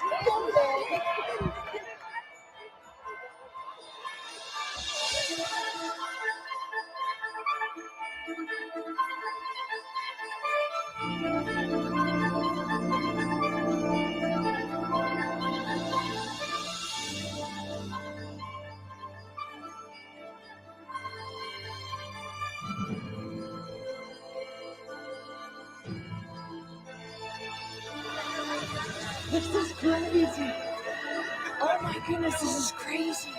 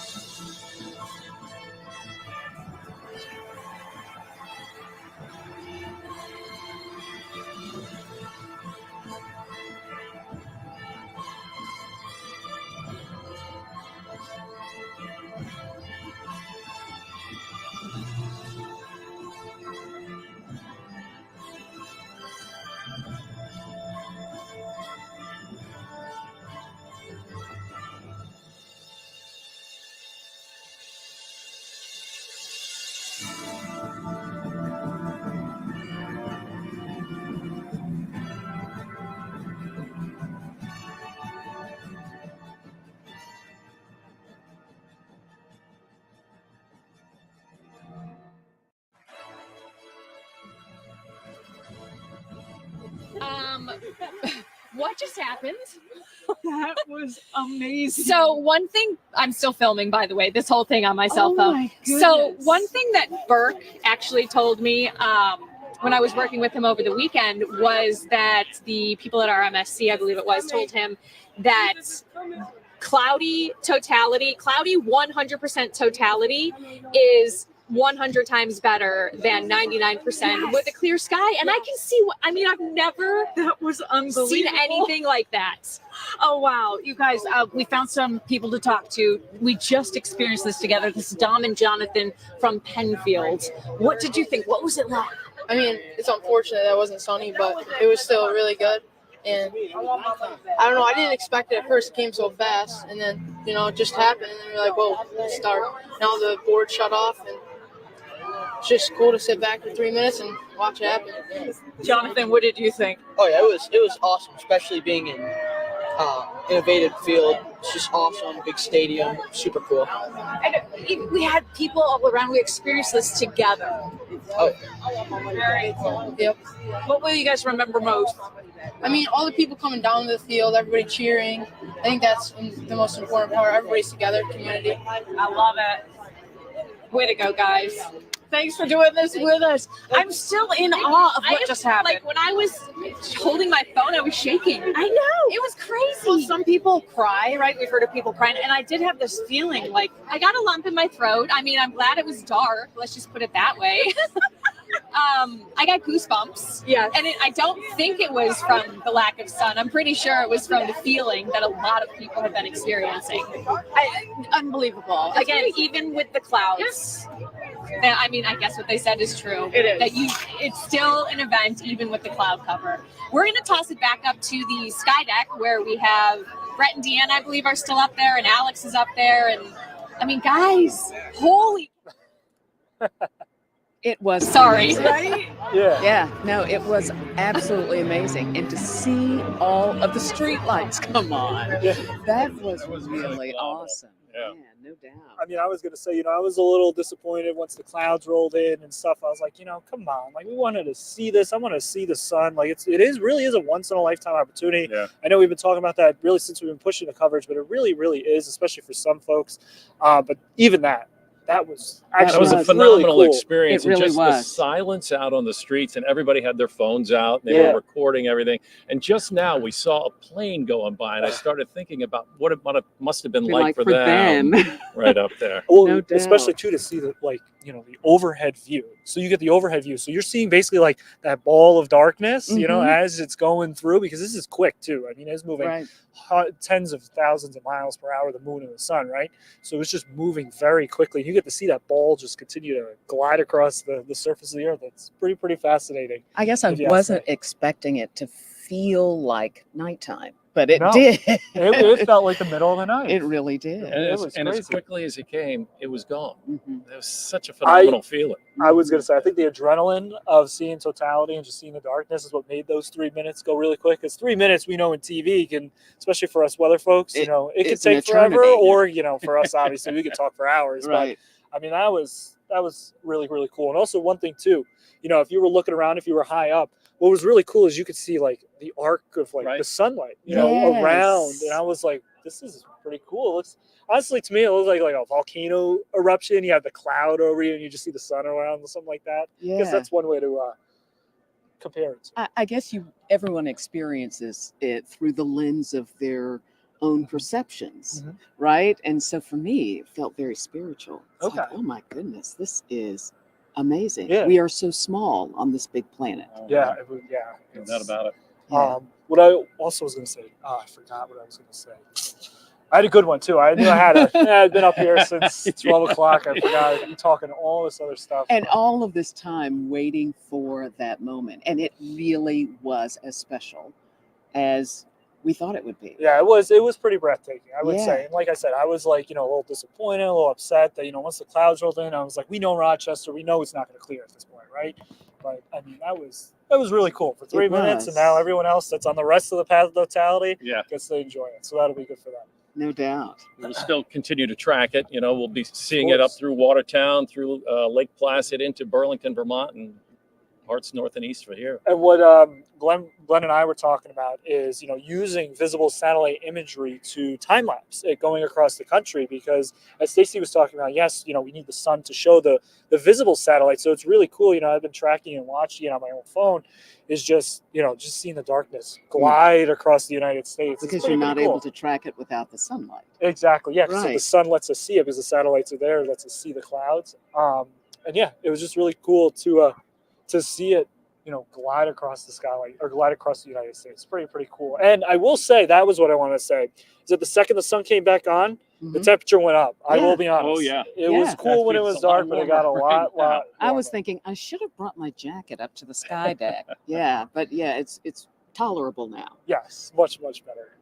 Quite the experience from up here on the News 10 NBC Sky Deck. We're going to send it back now to Nikki and Stacy over at Innovative Field. Oh my goodness. Alex is wearing short sleeve shirt. Come on, didn't you know the temp was Listen, going to dip during I was Totality? I was the kid in high school that wore shorts and t-shirts through the snowstorms. In I the still snow. do. I still do that today, and that's never yeah. going to change. He's probably wearing flip-flops right now, too. I'll tell you. Okay, so yes, everyone's bummed about the clouds, but how cool was that even with clouds? I was a skeptic. I did not believe that it was going to be that cool with the clouds, but when it started to happen, I was like, oh my God, it's happening. It's happening. It's cool. It is cool. And we didn't need these. I know. Let me What are you gonna do? I was gonna say, let me pull up the visible satellite to see if we'll get any breaks even for the partial the totality. partial, because the show's till 4:33 p.m. Yes. It's not over. But the problem is I can't see visible satellite because the it's sun dark. is still blocking it. So give me a few minutes and then I can pull up visible. But you know who got to experience an extra 3 to 5 seconds more than us? Would be the one and only investigative reporter Jennifer Lukey, who got to be live at SUNY Brockport today. Let's head out there. That's where the party's at. Sure is. The party is back on after 3 minutes and 54 seconds of totality. We got 5 extra seconds here on the west side of Brockport. And I'm joined now by a science teacher from New York City. Your first name, sir? John. John. Tell me about the experience for you.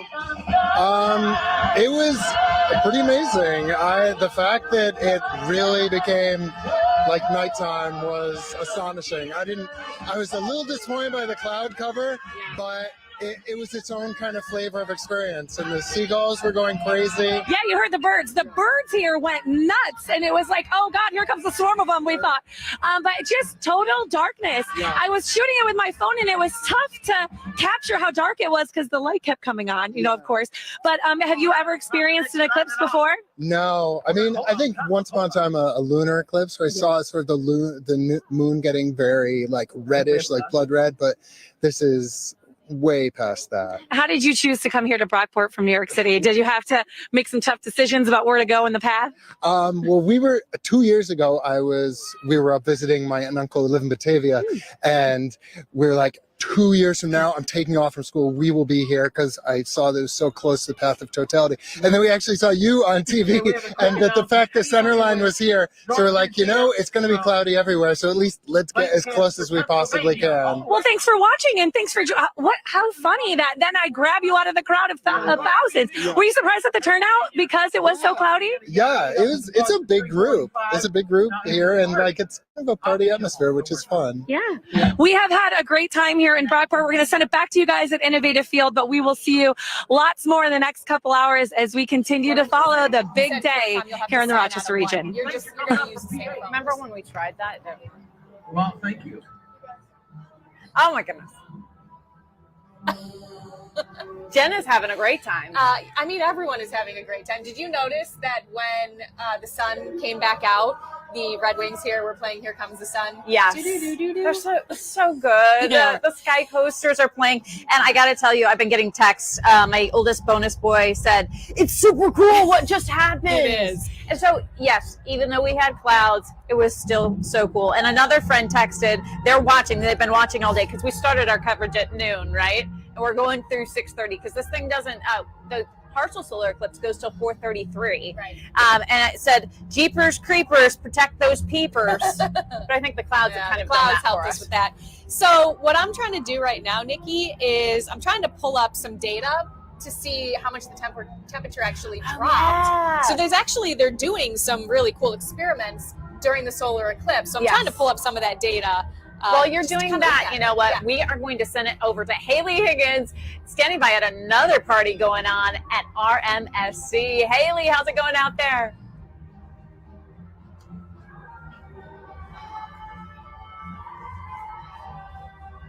Marlo, an up-and-coming star. He's trying to keep some people here hanging out, keeping the party going until some of that traffic can subside, because no reason to end just because Totality's over. And how about that?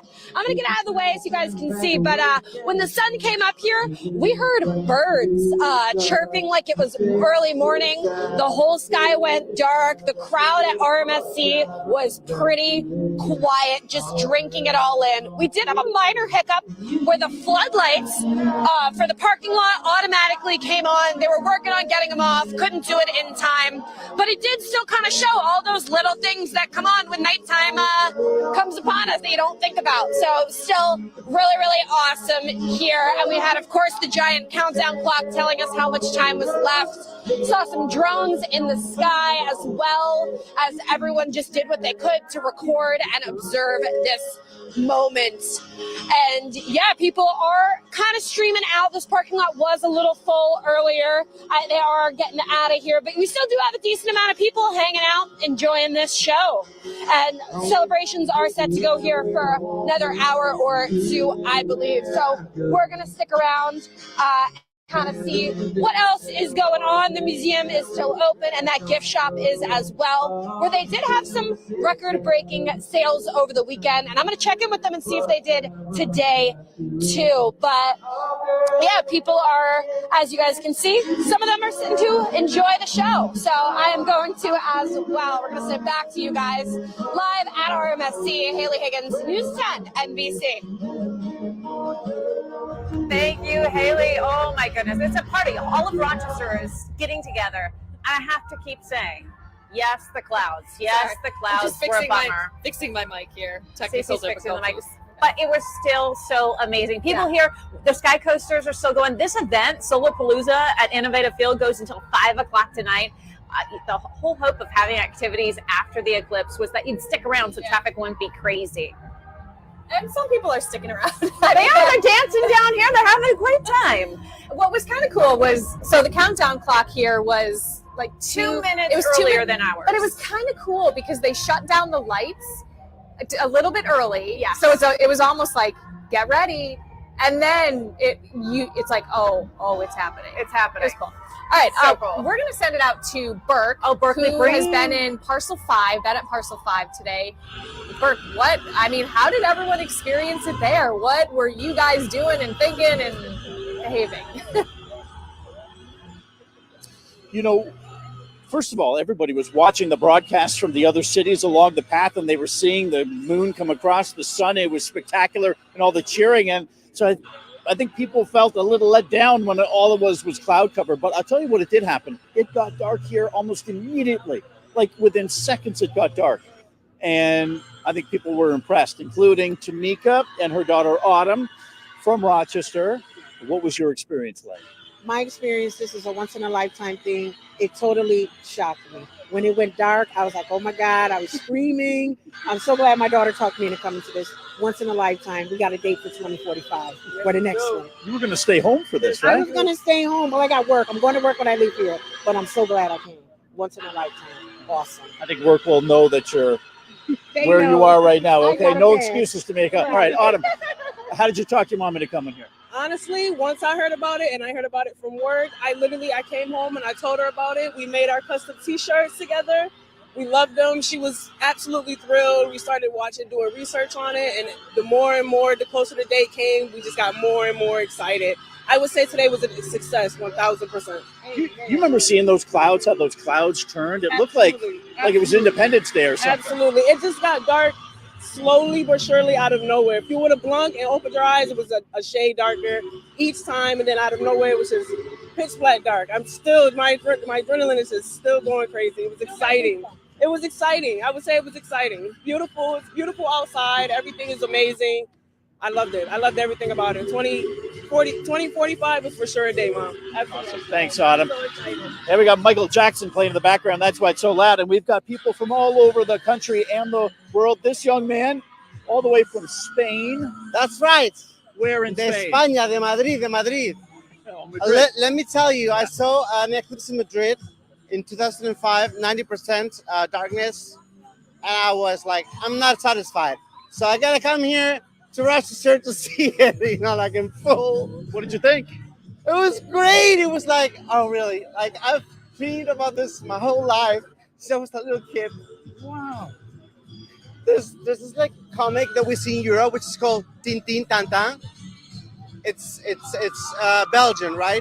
And in one of the chapters, he gets kidnapped by some people, and he says, "Oh, I'm gonna conjure the sun now, and it's going to disappear, right?"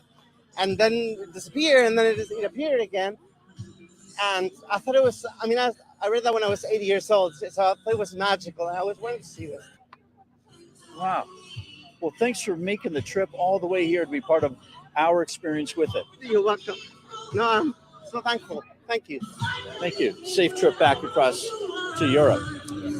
That was a great story. When I was doing some research on this, you would hear that people would say it was an emotional experience for people. Like half the people would be crying.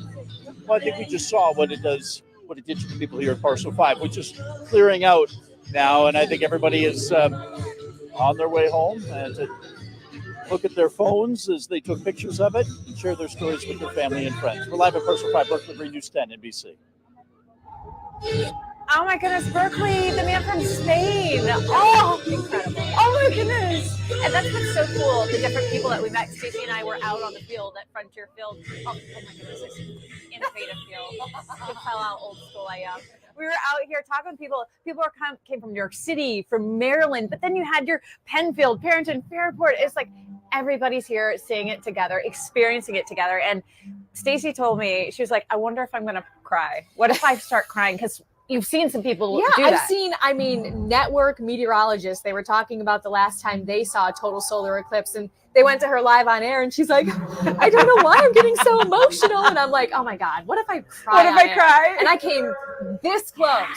I was shaking. It was so cool. I actually want to show you guys something. If we can pull up my weather graphics on Max 2, we always show you the visible satellite, which uses the sun.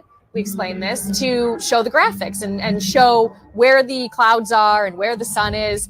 And what you're looking at right here is the sun actually traversing. So this is a time lapse. This is a loop over 3 hours. Wow, look at that. So what you're looking at is the sun just racing, well, the sun and the moon, racing from Texas, from El Paso, over Rochester. Oh my goodness, that is so cool. It's now entering Maine.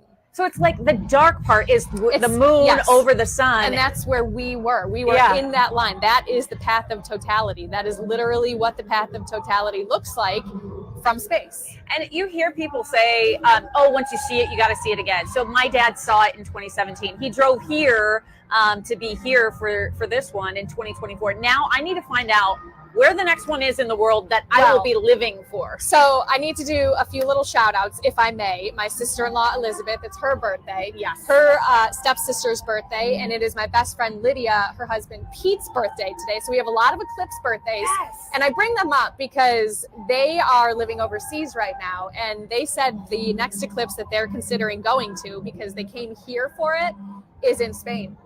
So I'm like, we're coming for you. Lydia and Pete, I was your host for the Rochester, New York total solar eclipse. So may I be your guest for the Spain? And add Nick, your friend Nikki too. Nikki's coming too, by the way. we could share a room if Benny doesn't want to come. Done. Oh my goodness. Alex has been up on the sky deck, the Newsted NBC sky deck, wearing his short sleeve polo, and I'm guessing some flip-flops. We got to find out how low the temperature dropped during totality, because I know it was chilly here, Alex.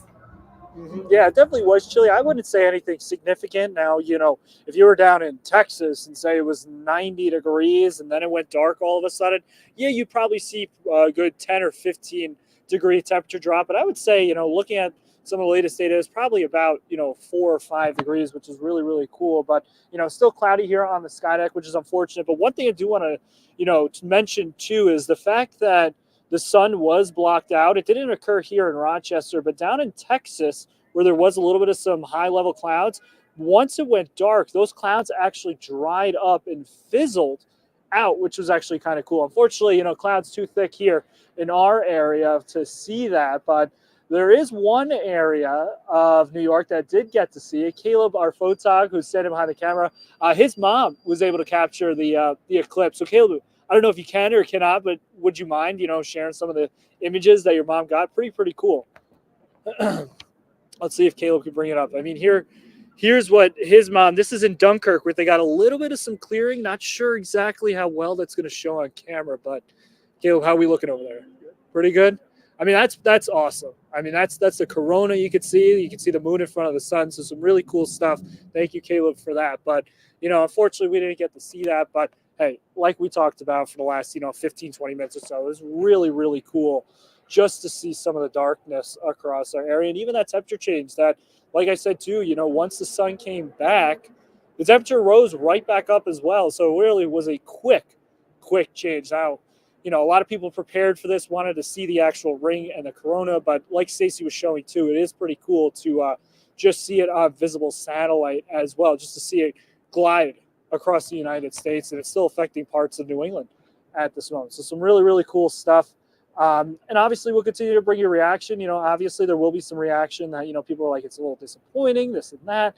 But hey, it was still pretty cool. I did get a little goosebumps once we went to Totality. I was like, this is really, really cool. And it was just really cool to see as well. Just to see the darkness basically like travel its way here. At nighttime, it slowly gets dark, but to see it occur that quickly was actually something really, really fascinating, just to see, the street lights and everything all quiet. Obviously behind me now, we have all the people, heading probably back home. You can see traffic has picked up a little bit. Caleb, can we just show what's going on East Ave as well, just to see what's going on? I mean, you can see like traffic has picked up as well. Nothing too crazy, but, just give yourself a few extra minutes if you're about to head out or do anything for the rest of the evening hours. We can see all the people traveling and walking on the sidewalks of East Ave, probably going to continue to celebrate. A lot of people were lucky to have the day off. Kids had the day off from school, but yeah, just some really, really cool stuff. Unfortunately, the next one in the United States doesn't occur for the next 21 years. So this is really going to be a once-in-a-lifetime opportunity for some folks. But hopefully in 21 years, yes, it's not traveling through Rochester, but hopefully a lot of folks can make it out to that. And hopefully we can hope for better weather as well. But for now, I'm going to send it back to Stacey and Nikki, who are back at Innovative Fields. And they're going to take it on from here, guys or ladies. Alex, I think the beard probably kept him warm. Yeah, that's why you the can, beard. That's why you can do the short. Yes, it was that. No, it's just You the guys- tough skin. It's the tough Italian skin. That's what it is. So Stacey, Sue Weller wrote us, and she was watching the animals. You know how we've got the cameras at the Seneca Park Zoo to see how animals react to this. And she said all the birds, squirrels, and chipmunks left around 10 minutes before the darkness came. And she said they went into their nests, so they must have some sort of sonar or radar going on They there. could probably feel it. I mean, they could feel that the sun was, getting ready to not be there like it is at night. I wonder what your dogs did at home. I have a camera. I could Oh my probably. gosh, we were too busy experiencing the eclipse. We could have watched your I forgot dogs. to check in on them. I'm like, Muffin, I'm sure, was like, I guess I'll go sleep some more. Nikki, so we were talking about the temperatures, and Yes. I actually have a home weather station at my house in Fairport in my backyard. And of course you do. But I hit a high temperature of about 61. Okay. And that was just before we started Totality. All right. And then when we went into Totality, You're going to get me the temperature drop. I dropped to about 58. So just 3 degrees. Yeah, three, and it would have been, had we actually had the sun to warm us, we probably would have been into the at least mid 60s. Right. So if we didn't have the cloud cover, we would have had a higher starting point, and with the cloud or with the sun, we were literally thrust into darkness. Yeah. It would have been a much more drastic change there. But I mean, it was notable. on my backyard weather station. The next thing that we're going to be tracking is the traffic. Will traffic be an issue? So we'll be keeping an eye on our first alert traffic cameras. For now, we want to send it over to Jen, who definitely was the lucky one today because she got to experience, what, 5 more seconds than us? And worth it. So worth it. Oh, yeah, the band is still going here. Talking about the traffic, they're trying to encourage people to stay as long as they can to enjoy a little time together and reflect on the eclipse, which I'm doing with my new friend John, who is in from out of town from Connecticut. Tell me, what did you think? I thought it was an interesting experience. This was our first eclipse and total eclipse. And it was amazing to see how dark it got quick, and then, to totality, and then kind of coming out the other side. The cloud cover was a little troubling, a little challenging, but do you feel like it took away, or do you feel like you still got an experience? I think it was an experience for sure. It was unfortunate that we couldn't see like the full eclipse, but certainly watching it go dark and then coming back to light again was. So when you decided I'm coming to Brockport, how did you make that decision and why? I actually attribute that to my wife. She did all the planning for us because I've been doing a lot of traveling lately, and she did a great job kind of putting this all together and finding the right spot. And we've been up to Rochester a couple of times, so great area. And did you have any trouble finding reservations for hotels or anything like that, or was it pretty smooth? We planned early, so I think that was key, because I think if you waited last minute, you were going to be kind of in trouble. It was kind of a cool environment here, being around so many people. I know they've been talking about, like, some people like a we experience, some people like a me experience for the eclipse. Did you like being around this big of a crowd? Yeah, I think it was interesting. I mean, I think the college in particular did a fantastic job of kind of orchestrating this whole thing, and then having the center line here it was great. Yeah, did a great job. And they may not realize it, but we got an extra 5 seconds here. Did you know that? No. Yeah, because we're on the center line, extra 5 seconds compared to Rochester. So we got a little more love and a little more action from Mother Nature today than you guys got there at Innovative Field. But we're still partying here at Brockport. We're still enjoying what's left of this event. And I should mention that we have not received any complaints or problem calls or emails about any traffic leaving from Brockport heading back home. So looks like things were well organized and running smooth at this point. We'll send it back to you guys at Innovative Fields. We're so lucky about that because there could have been a lot of issues. And I think that goes into the planning that Monroe County, the city of Rochester, that they did to make sure things were in place so that we didn't have complete madness around here during this time. I remember people saying that there will be people who don't know an eclipse is happening. I would love to find that person who had no idea, was driving, and then it went dark at 3:20 and thought maybe it was the end of the world. No, for real. Seriously, because and we keep, we've been writing these scripts for weeks and talking about this for weeks and kept saying we're thrust into darkness. And you're like, yeah, okay. Yeah, sure. No, really, though. We were all thrust into darkness. And Rochester's getting a fast ferry. Yep. Been there, done that. No, but it really happened. So I checked in on my dogs. Oh, you did? Yeah, because I can record. And they started barking. They started barking? They did. I'm not sure if it was suddenly dark and they were like, where's my light? Yeah. But they did. They started barking. Yeah. So, craziness. Crazy. If you know somebody who had no clue this was happening, please have them email news1@whc.com because I want to tell their story about what they were thinking when it went dark at 3:20 in the afternoon. Sky Coasters are still playing here. This event here for the Solar Palooza goes on until 5 o'clock. Maybe you want to head down and have some of those, what were they? Neptune nachos? Nebula nachos. Oh, Nebula? No, maybe they were Neptune nachos, some Pluto popcorn. There's a lot going on. So, Nikki, I just pulled up on X. It's official. The city of Niagara Falls has broken the Guinness World Record for the largest gathering of people dressed as the sun. People dressed as the sun. With 309 of them? Yeah, 309 I think we could beat that next year, Rochester. Let's tell Dan Mason we can beat it here at Frontier Field next year. We need a lot of sun costumes. If we want to take weather graphics one more time, I want to show the visible satellite again, because this is something that it's so weird to see. We will probably never see this showing up in our neck of the woods. And what you're looking at right here is the sun being eclipsed by the moon. So the shadow is being cast on Earth. This is what it would look like if you were up in the space station. It's literally a big black hole that is just traveling from El Paso to Maine. and right over us. So this is literally what was happening on the ground being seen from space. Very cool. I mean, maybe I'm just nerding out too much. No, but that's I think it's awesome incredible. because you see it and then, oh, there's the moon. It's like a lava lamp. I could just watch this all day long. Totally.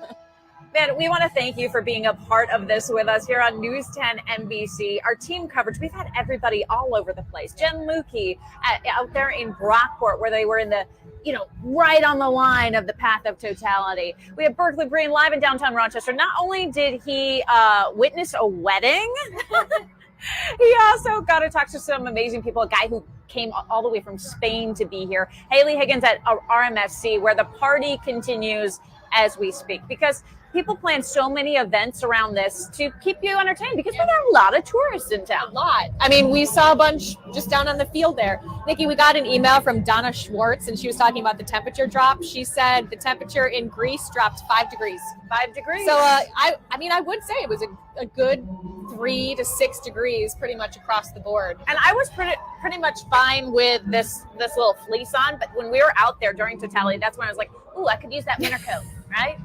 Well, thank you guys so much for being a part of this. We are just getting started. News 10 NBC at 4, a special edition, a solar eclipse edition is coming up next. Stay with us.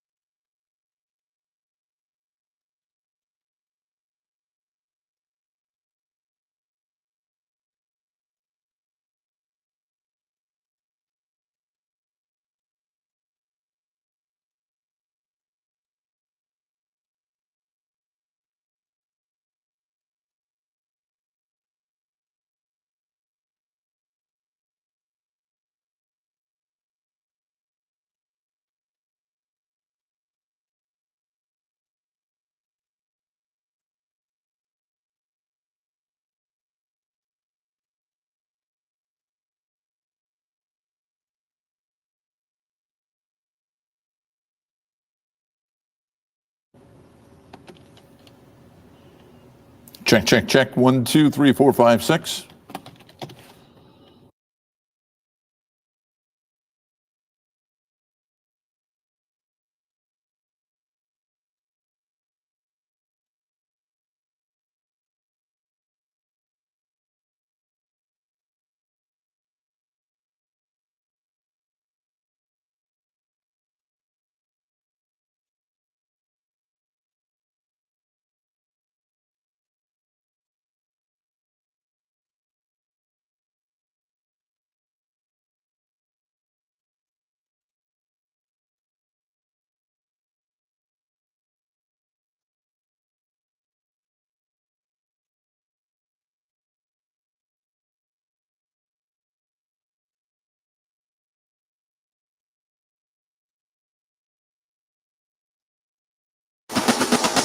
News 10 NBC at 4 starts with your first alert weather now.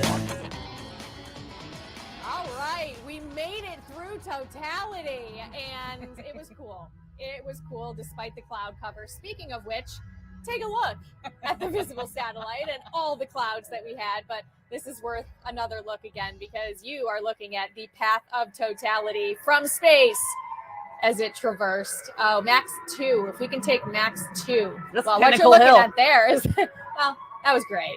That's what we saw. But the path of totality cut from Texas all the way to Maine, and you can feel the drop in the temperatures as well. We have been falling, well, I mean, a little bit into the 50s. We're going to climb a little bit back into the low 60s, but, you know, the sun will come out again tomorrow. We're going to send it back to you guys.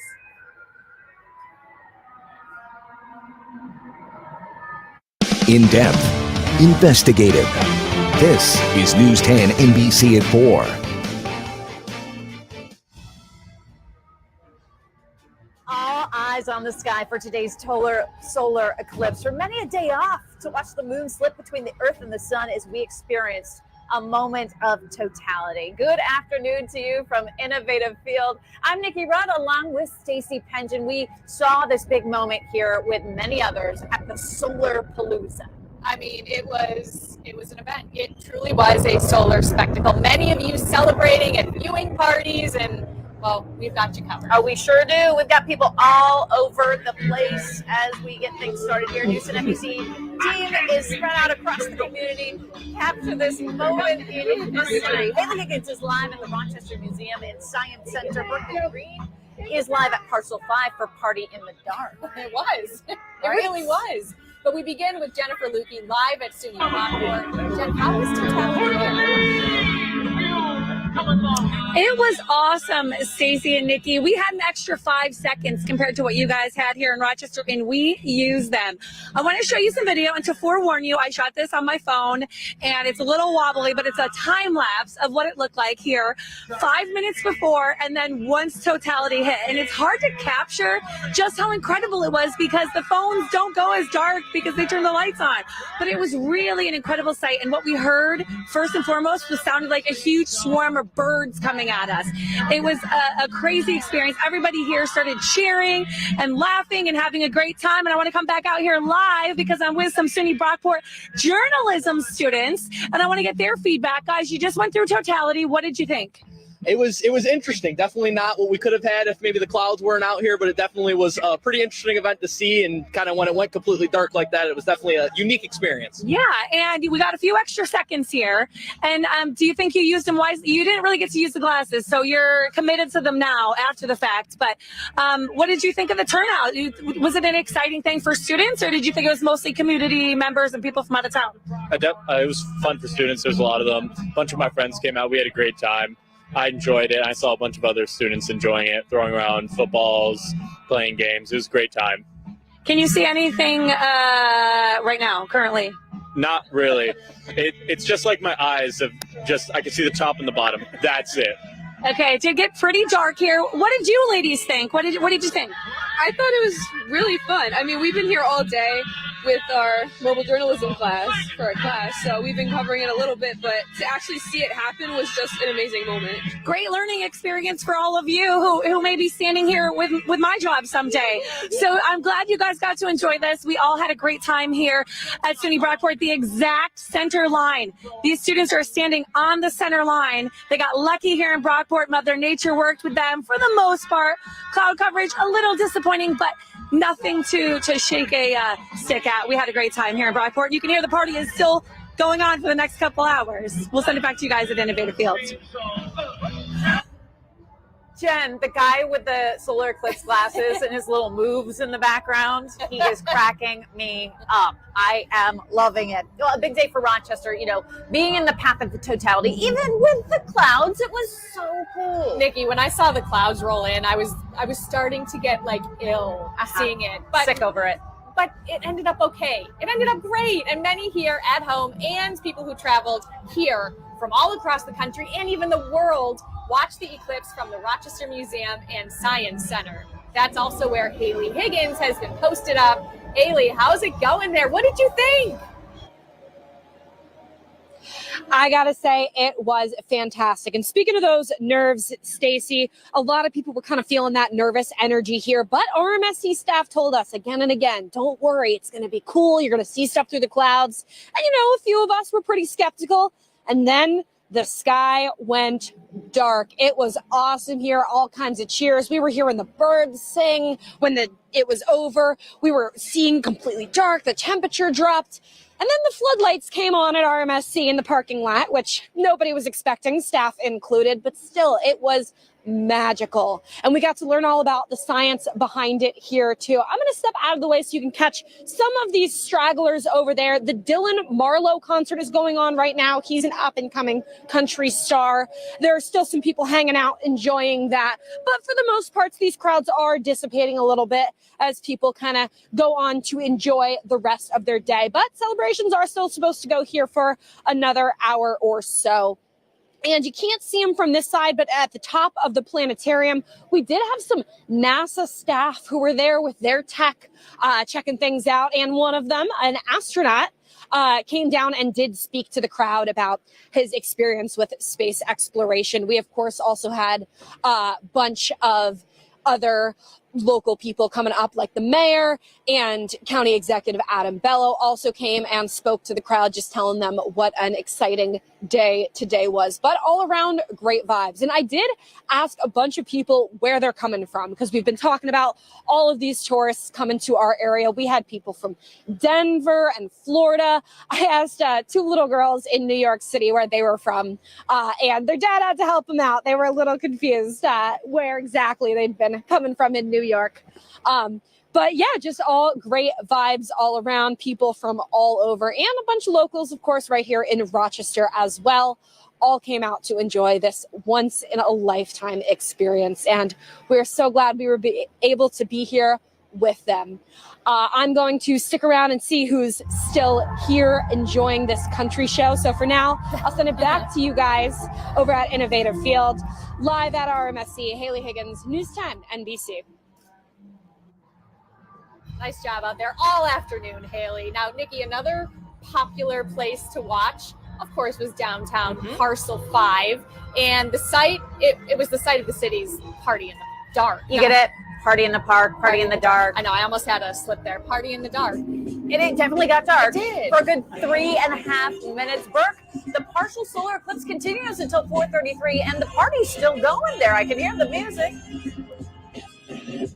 Yeah, the music's blaring. Most people have gone home, I think, right now. Nikki, hey, listen, when we came here this afternoon, we started by a fire pit. So I said, let's get back to the fire pit. It's a great atmosphere here. And I've got Diane, William, who's a 7th grader at School 54, and his second grader, 7 years old, right? Sorry about that.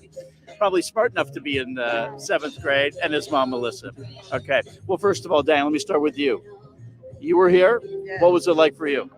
When it got dark, it really got dark. You know, we got to see the moon one time because he recorded it, but after that, we didn't see it. So, what did you feel when you saw the clouds turn the way they did and got dark? I got cold, like freezing cold and stuff. But it was just shocking to live to see this. All right, William, you're the scientist among the four of us here, okay? So what was it like for you to be here and see it get that dark in the middle of the day? How'd you feel? I feel great. That's great. That's great. So what's your teacher's name at school? Her name is Miss Lansdowne. Okay, hopefully she's watching. Oh, yeah. Well, hopefully they're all watching today. All right. And Melissa, your experience here, being here today. It was amazing. Like, I'm here for my baby. I went all out. I mean, I made our shirts. And he loves science. He loved the solar system. So I'm like, why not? And the fact that it went dark, like completely dark, like 10 o'clock, it was so cool. I heard that it was going to get dark, but I didn't. I didn't believe it either. Right. But it really did. I'm a believer now. Yes, I am. It was an amazing experience. All right. Well, thanks very much for sticking around and talking to me. And I hope you enjoyed your eclipse experience, like the thousands of people that were down here. One of the people who was down here was this amazing guy from Madrid, Spain. And he got emotional when we talked to him live just after Totality. We're going to rack up his sound again and play that for you when we're back here live at 5. For now, we're live at Parcel 5, Berkeley Green, News 10, NBC. Burke gets the fire pit, and I need to know where she got those earrings. Those earrings were rocking. I need some of those. The viewing party here at Solar Palooza is still underway. It actually goes until 5 o'clock tonight. The Sky Coasters are playing. You can still get food, some Neptune nachos, some all sorts of different stuff. We don't have it pulled up I want to try. I had the menu pulled up. They have everything named so cool. Meteorites, mac and cheese, the planetary plate. There you go. Or is it time for the tequila sunrise? Oh, the tequila sunrise for sure. The sun is coming back. You know, I'm a little bummed that we didn't even get to use these, and I can't pull up my weather graphics because I just had a little snafu. I need to restart my computer. But I have been watching the visible satellite. The weather obviously was not great. We did not clear anything out whatsoever. There's still a little bit of thinning in the clouds out near Buffalo. So, I mean, there's still a chance we could see part of the partial. And it goes till 4:33. So if we can clear some of these clouds. At this point, Nikki, I'm not optimistic given how the clouds turned out today. But still, it was incredible. The other thing we've been watching, obviously, the traffic. Will that be an issue now that everybody's left and trying to go home? Let's take a live look at one of our traffic cameras. And if our producers can let me know. I guess we're not going to check the traffic. You're going to have to wait for that. So up next, guys, we're making sure the day runs smoothly. We're talking handling 911 calls to traffic, all that stuff. Erica Koss will be joining us with the latest from the Office of Emergency Management. Keep it right here.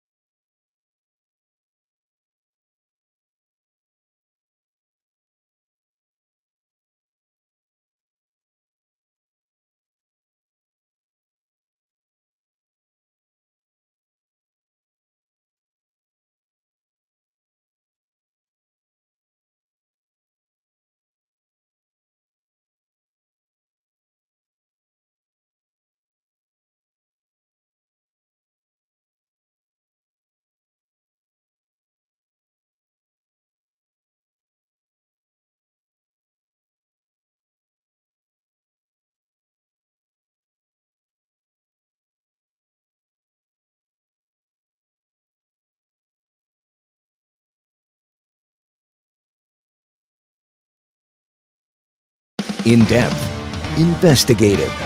This is News 10 NBC at 4 with Nikki Rudd and meteorologist Stacey Pengen with your first alert forecast. Welcome back. I know it looks a little different, right? We are continuing our special coverage of the solar eclipse from Innovative Fields. Yeah, Nikki, the two worries today, the weather and the traffic.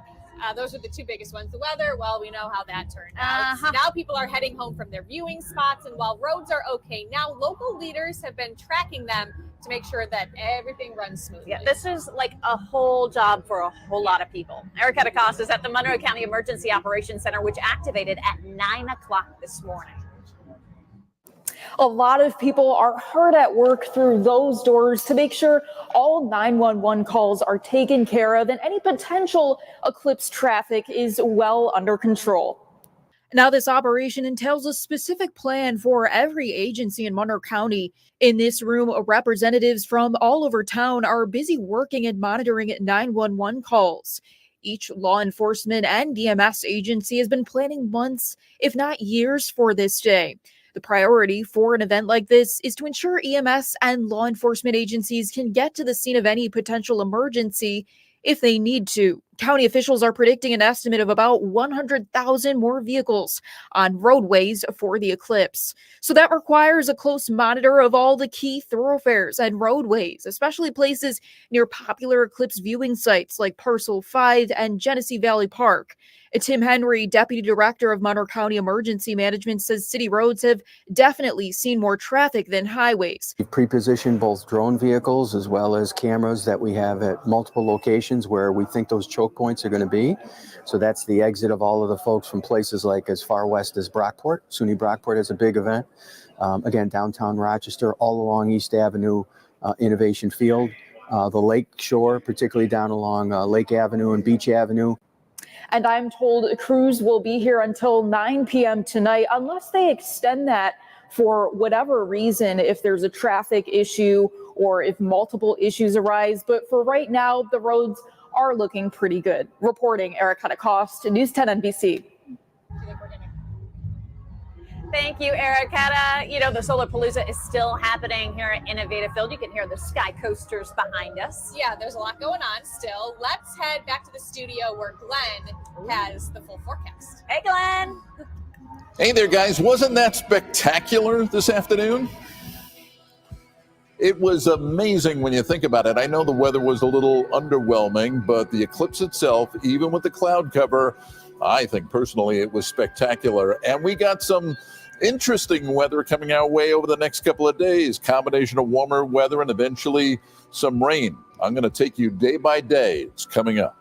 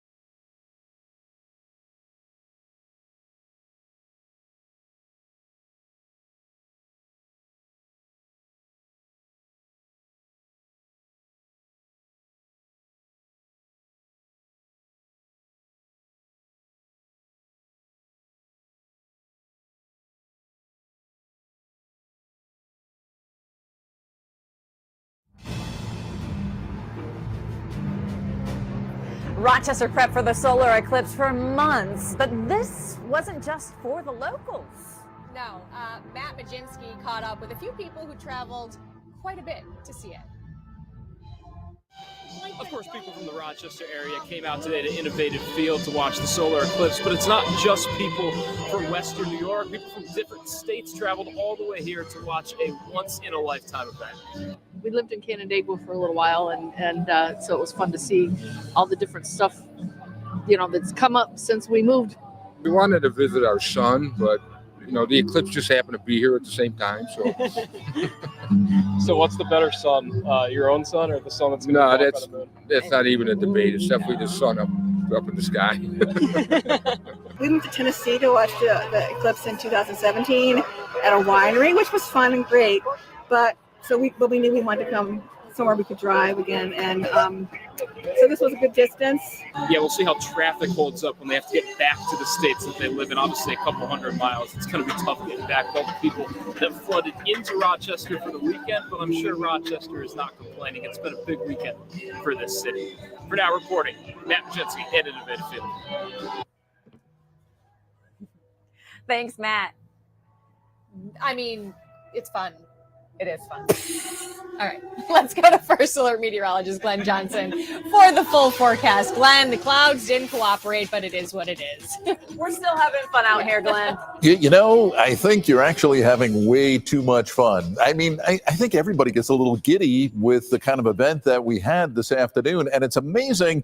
It really shows the intensity of the sun when it goes away, even with the cloud cover, right? And then we'll see if we can capture this. It was pretty quickly. This is a look at our Portland Avenue camera on the time lapse. Yeah, and that's the shadow that's overspreading western New York. And just as quickly as it moves in, we talked about it being 3 minutes or so, it quickly moved out. And you can actually see a little bit of clearing off in the distance here.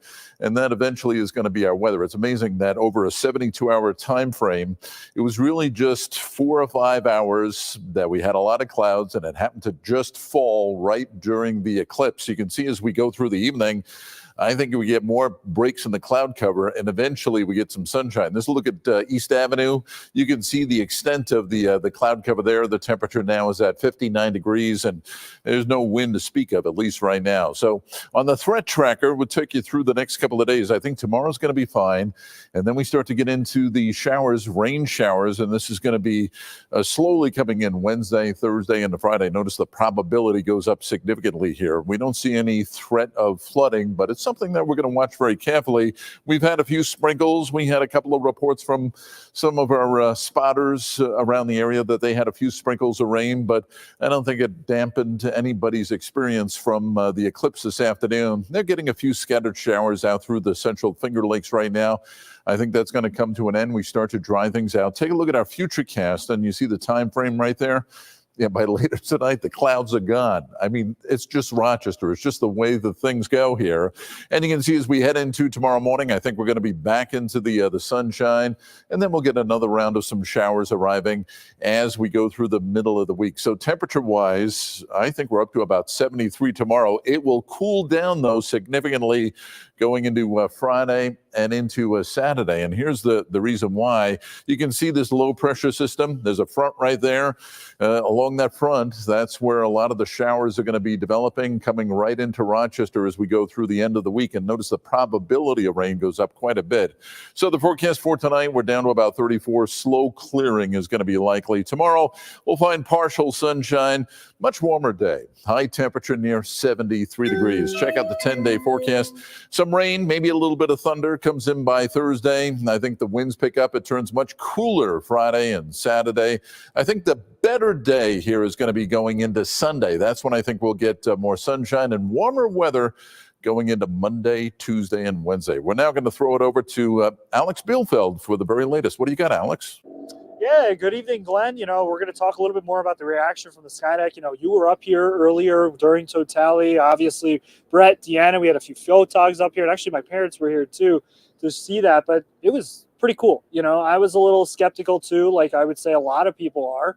With the fact that we had the cloud cover roll its way in, the clouds really put a damper on seeing the entirety of the sun. But I'll tell you, to see the darkness roll in it was pretty cool. So what we're going to do now is take a look at some of the video, a time-lapse video from our sky deck looking down at East Avenue. And you can just see, you know, as we progress through this time-lapse that, well, yeah, it was getting slower or getting darker and darker. The light was fading. And what was really, really cool is obviously you could see all the people, you know, standing on the sidewalks, but also note too, you know, as a couple cars were passing by, you saw those car lights turn on, and then even the street lights, like it's just the middle of the night, and then it goes ever so quickly gone. I mean, it was pretty quick. That was probably the fastest 3 minutes, you know, in my entire life. It was just so fascinating to see it get dark that quickly, then eventually get light that quickly as well. But it was a really, really cool experience, and there is the truth to that temperature drop. I would say we dropped a good 5 degrees here on the sky deck, you know, as totality occurred, and then once that went away, that's where we saw the sun return. But coming up after the break, we'll have more from Innovative Field. We'll have more reaction from Totality.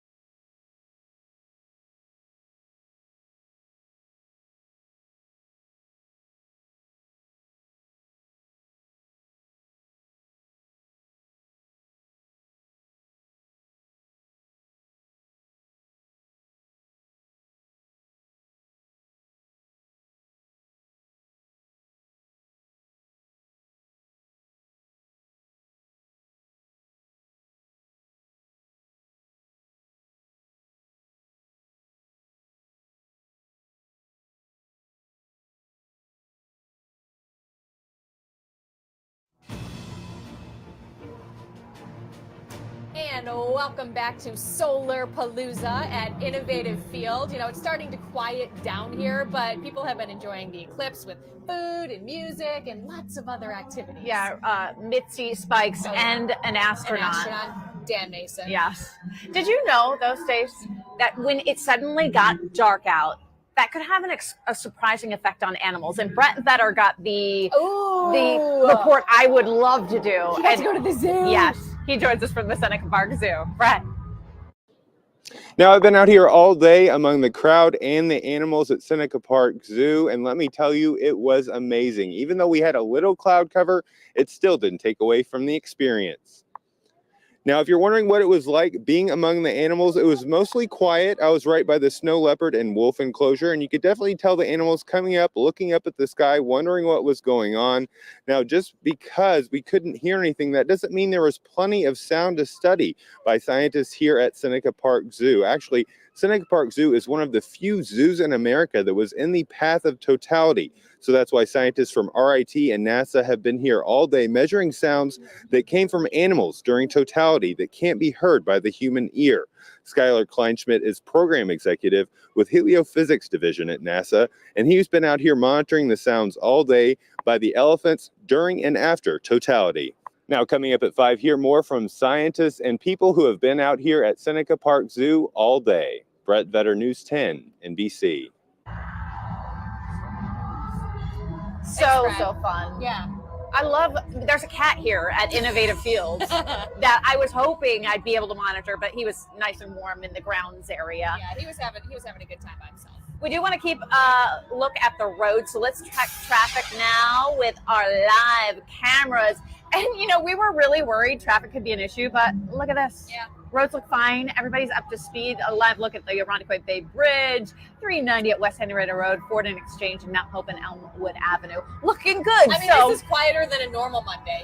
It is. It is. We're doing okay. It's not bad at all. And hey, coming up in our next half hour, we continue our coverage of the total solar eclipse. Did the weather impact the enjoyment? Investigative reporter Jennifer Lukey is live with reaction from the center line at SUNY Brockport. And excitement at Highland Hospital, the baby born on this rare day. It's all ahead in our next half hour.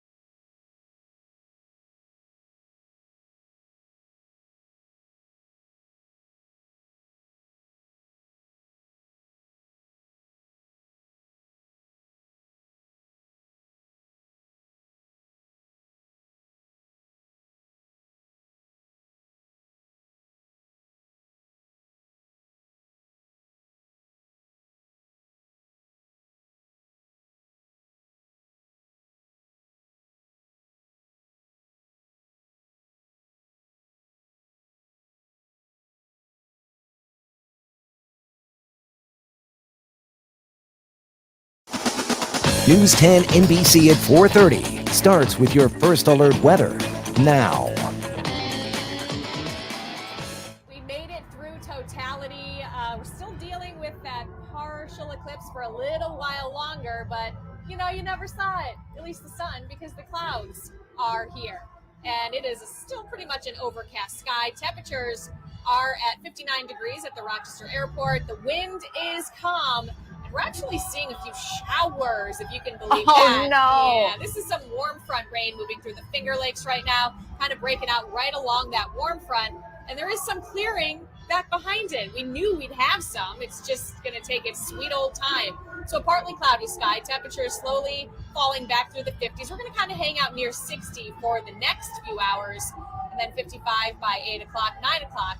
falling into the lower 50s. Of course, we have tons more eclipse coverage, and First Alert meteorologist Glenn Johnson has your full forecast coming up. In-depth, investigative. This is News 10 NBC at 4:30. Eclipse Day has finally arrived, and this is the moment of totality in Rochester as the sky darkened at 3:20 to 3:23 today. Look at that!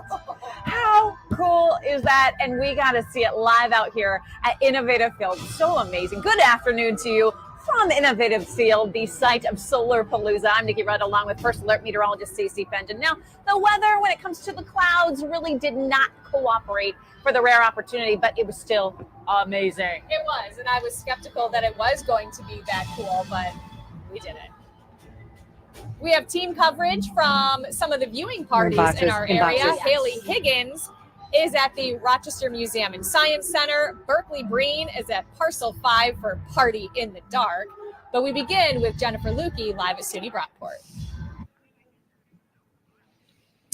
Stacey, Nikki, what a difference 30 minutes makes. When you checked in at 4 o'clock, I was still surrounded by 1,000 people. Now it's me and a couple families packing up the last of their stuff here on the center line at Brockport. But it was a pretty magical experience here. Direct center line of the eclipse went over Brockport, and we got an extra 5 seconds here, and people really took advantage of it. When it came past, when everything went dark, people started cheering, yelling. They held up their phones to get the lights, and it was just kind of a magical experience to be with this many people for the eclipse. And during the eclipse, my photographer Rajay was recording everything on his camera, and I ran around with my cell phone and talked to a few people. And let me share their experiences with you right now.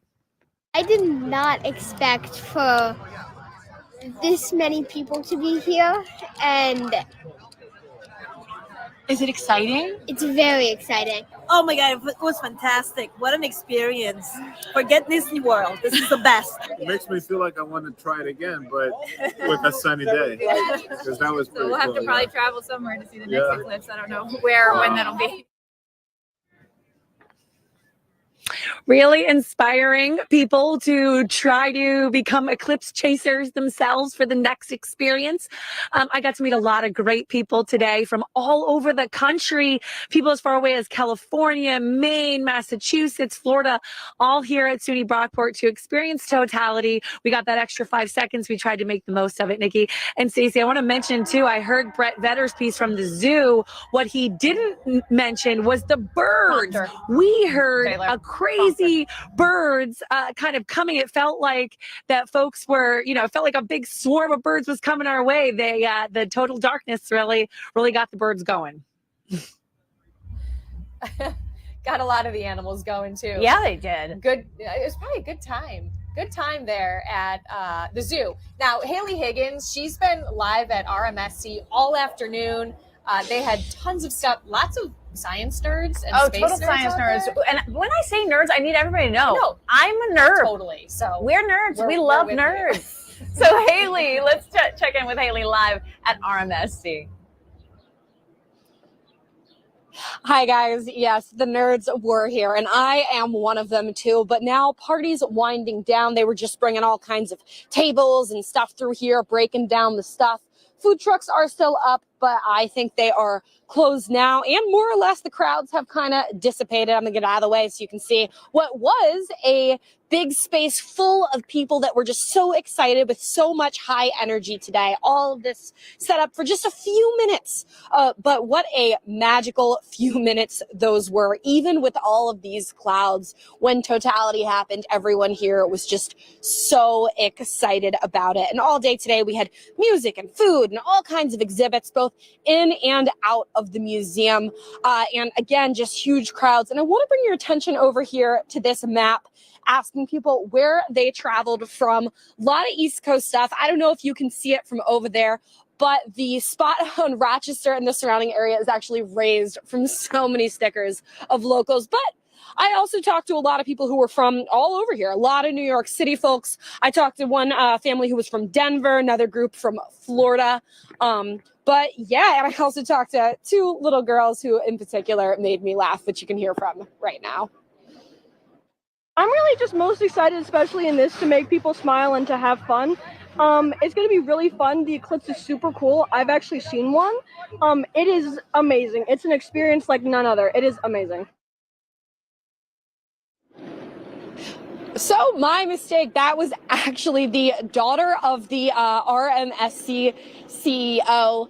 She was running around today just making people laugh in that wonderful dinosaur outfit. And that actually made it into my 1 p.m. hit earlier today. But yeah, just great vibes all around. And lots of people had a wonderful time today from what I could see. And even though crowds are dissipating now, everyone left with a smile on their face. So for now, we're going to send it back to you guys live at the Rochester Museum and Science Center. Haley Higgins, News 10, NBC.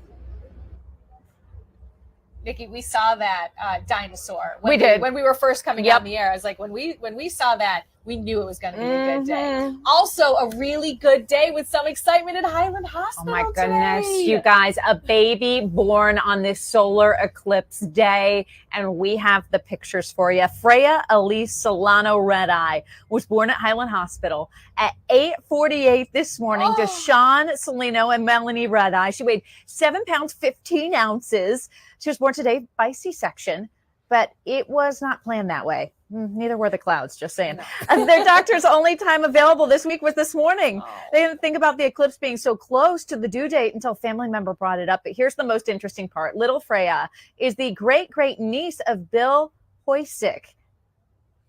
Mr. Hoysick was born on January 24th, 1925, the last time there was a total solar eclipse in Rochester. The parents are delighted that Freya, their first baby, was born on a special day, but even more grateful that she is healthy. And she's beautiful. Beautiful. Congratulations. We'll be right back.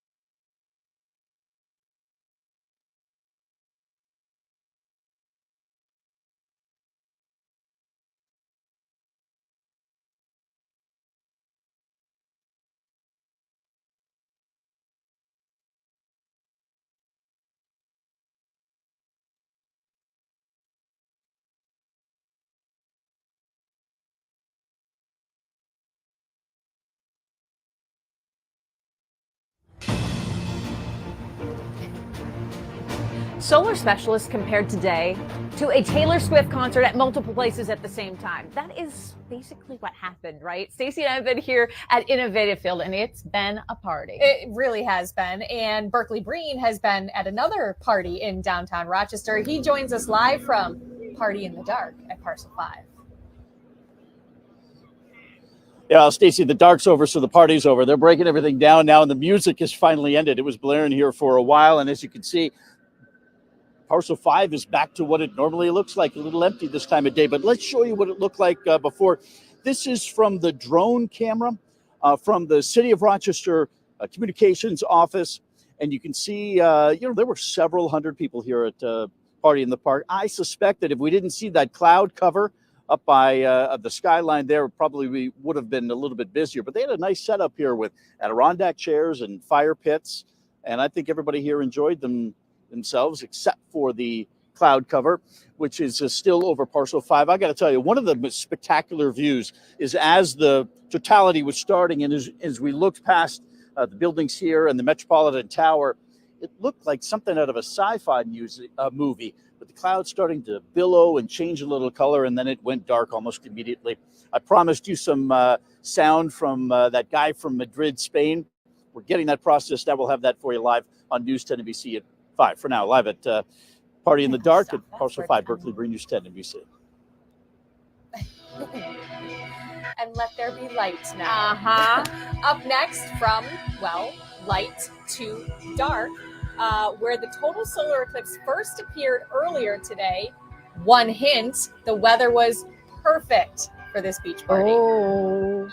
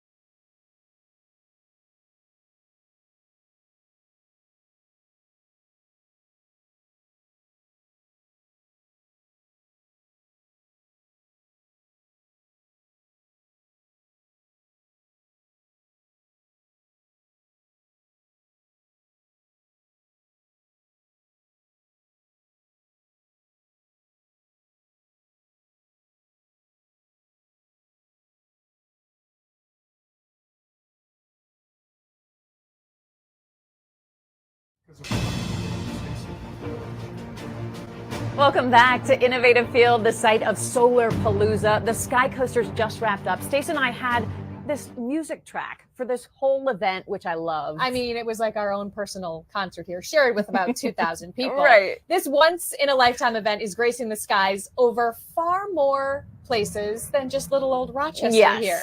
The Mexican city of Mazatlan was the first land stop for the solar eclipse. Thousands gathered along the beach to witness the event, where the weather was perfect for viewing. Oh, you see that? They're on the beach having a great time. I don't know. Seeing the moon take a bite out of the sun, like That's a wee event right there. that is. And you know, back here, okay, the eclipse may have been a bit underwhelming because of the clouds. I gotta say, I was still amazed when it went dark. I was impressed. I was super disappointed. Like, had this pit in my stomach when I saw the clouds and kind of figured that we weren't going to clear things out. Yeah. But then when it actually happened, it ended up being okay. So despite the clouds, Mother Nature tried to spoil our party. She didn't succeed. No, We she had a did party. not. Let's go to First Alert meteorologist Glenn Johnson for the rest of our full forecast. Hey, Glenn. Hey there, guys. You guys had a fantastic time out there. I've been watching you doing a terrific job. And, you know, it was amazing just looking at it on our weather computers here. I want to show you our visible satellite image. And this is a time lapse, obviously. And the visible satellite image uses light from the sun to illuminate the clouds. Well, you can see the eclipse taking place here as it rolled on through. Lasted all of, 3 minutes or so. And then it was done. Here's a look at our current conditions, downtown Rochester. And yeah, we still have mostly cloudy skies. Our temperature now at 59 degrees. No wind to speak of. It is calm across western New York. Now, tomorrow, I think we're going to get back into the sunshine again. It's going to be noticeably warmer, with the exception up along the lakeshore. But I think many areas are going to be in the low 70s at least. I'll give you a couple of examples here. Canandaigua, 72. Geneseo, 73 degrees. So we got some nice weather certainly coming our way tomorrow. But notice on the threat tracker, things take a turn again going into Wednesday, Thursday, and Friday. It's green on the threat tracker. We don't see any threatening weather, but we're going to be into the rain as we go through the second half of the work week, and we will get the cooler temperatures. You can see how the temperature is going to be dropping as we go into Friday and Saturday. In fact, Saturday, I think a lot of the day is only going to be spent in the 40s, but there's going to be a reversal of this weather pattern. Yeah, it's going to be a little chilly going into Friday and Saturday, but watch what happens on the weather pattern going into next week. So I think it starts to warm up once again. So something to look forward to. The weather forecast for tonight, we're going to find some clearing, I think, as we go through the overnight. We could have used it this afternoon, but the temperature is going to be dropping into the mid-30s. Tomorrow, we're going to find partial sunshine, a pleasant April day, high temperature, around 73, a little cooler lakeside. Here's a look at our 10-day forecast. Here comes the rain, maybe a little bit of thunder. Notice it gets cooler as we go into Friday and Saturday. Winds are going to be picking up.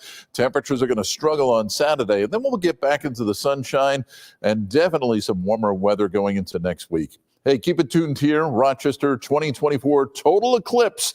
We're going to keep you updated coming up.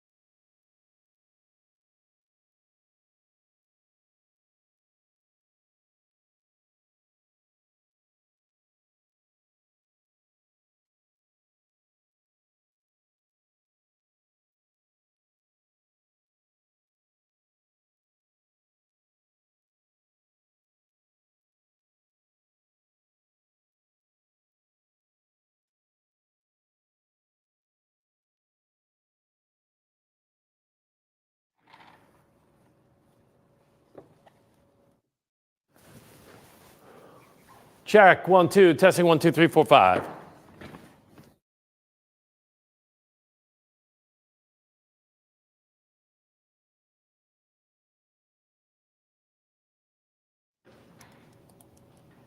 Yes. Mm-hmm.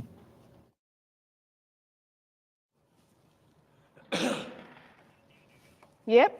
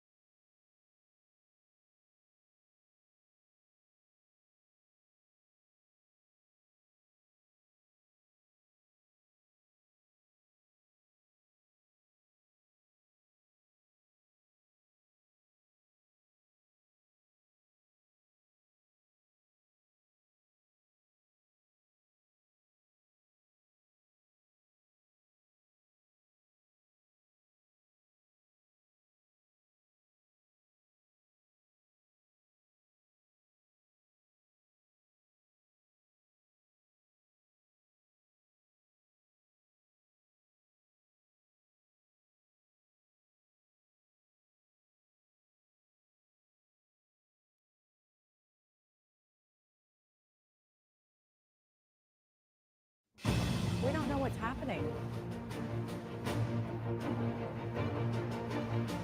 Welcome back. Solarpalooza just wrapped up here at Innovative Fields. It's been a lot of fun, a lot of people, a lot of music, a lot of clouds, a lot of darkness. Yeah. I was actually surprised at how quickly the darkness came upon us when it did, and how everybody reacted. Yes, there was a lot of oohing and awing, almost like a fireworks show. Well, because you were just like, whoa, it happened. It's happening. I think a lot of people were bummed about the clouds, Right. but then when they experienced that darkness. And to be perfectly honest, the clouds only sort of dulled the experience of seeing the corona and seeing the sun sort of being eaten up. Mm-hmm. Other than that, you experienced the darkness of totality.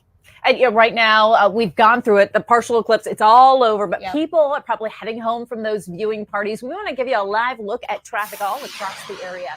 We pulled up the throughway cameras for you to see how things are looking right now. And to be honest, I'm impressed.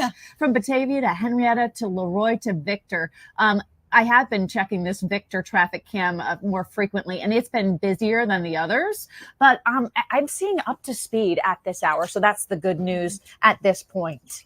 And now we want to go live to where a large crowd gathered today, Niagara Falls. Yeah, they went there to view the total solar eclipse, and they gathered like us under cloudy skies. You know, however, the fun still continued. The city of Niagara Falls is attempting to break the Guinness World Record on the largest gathering of people dressed as the sun.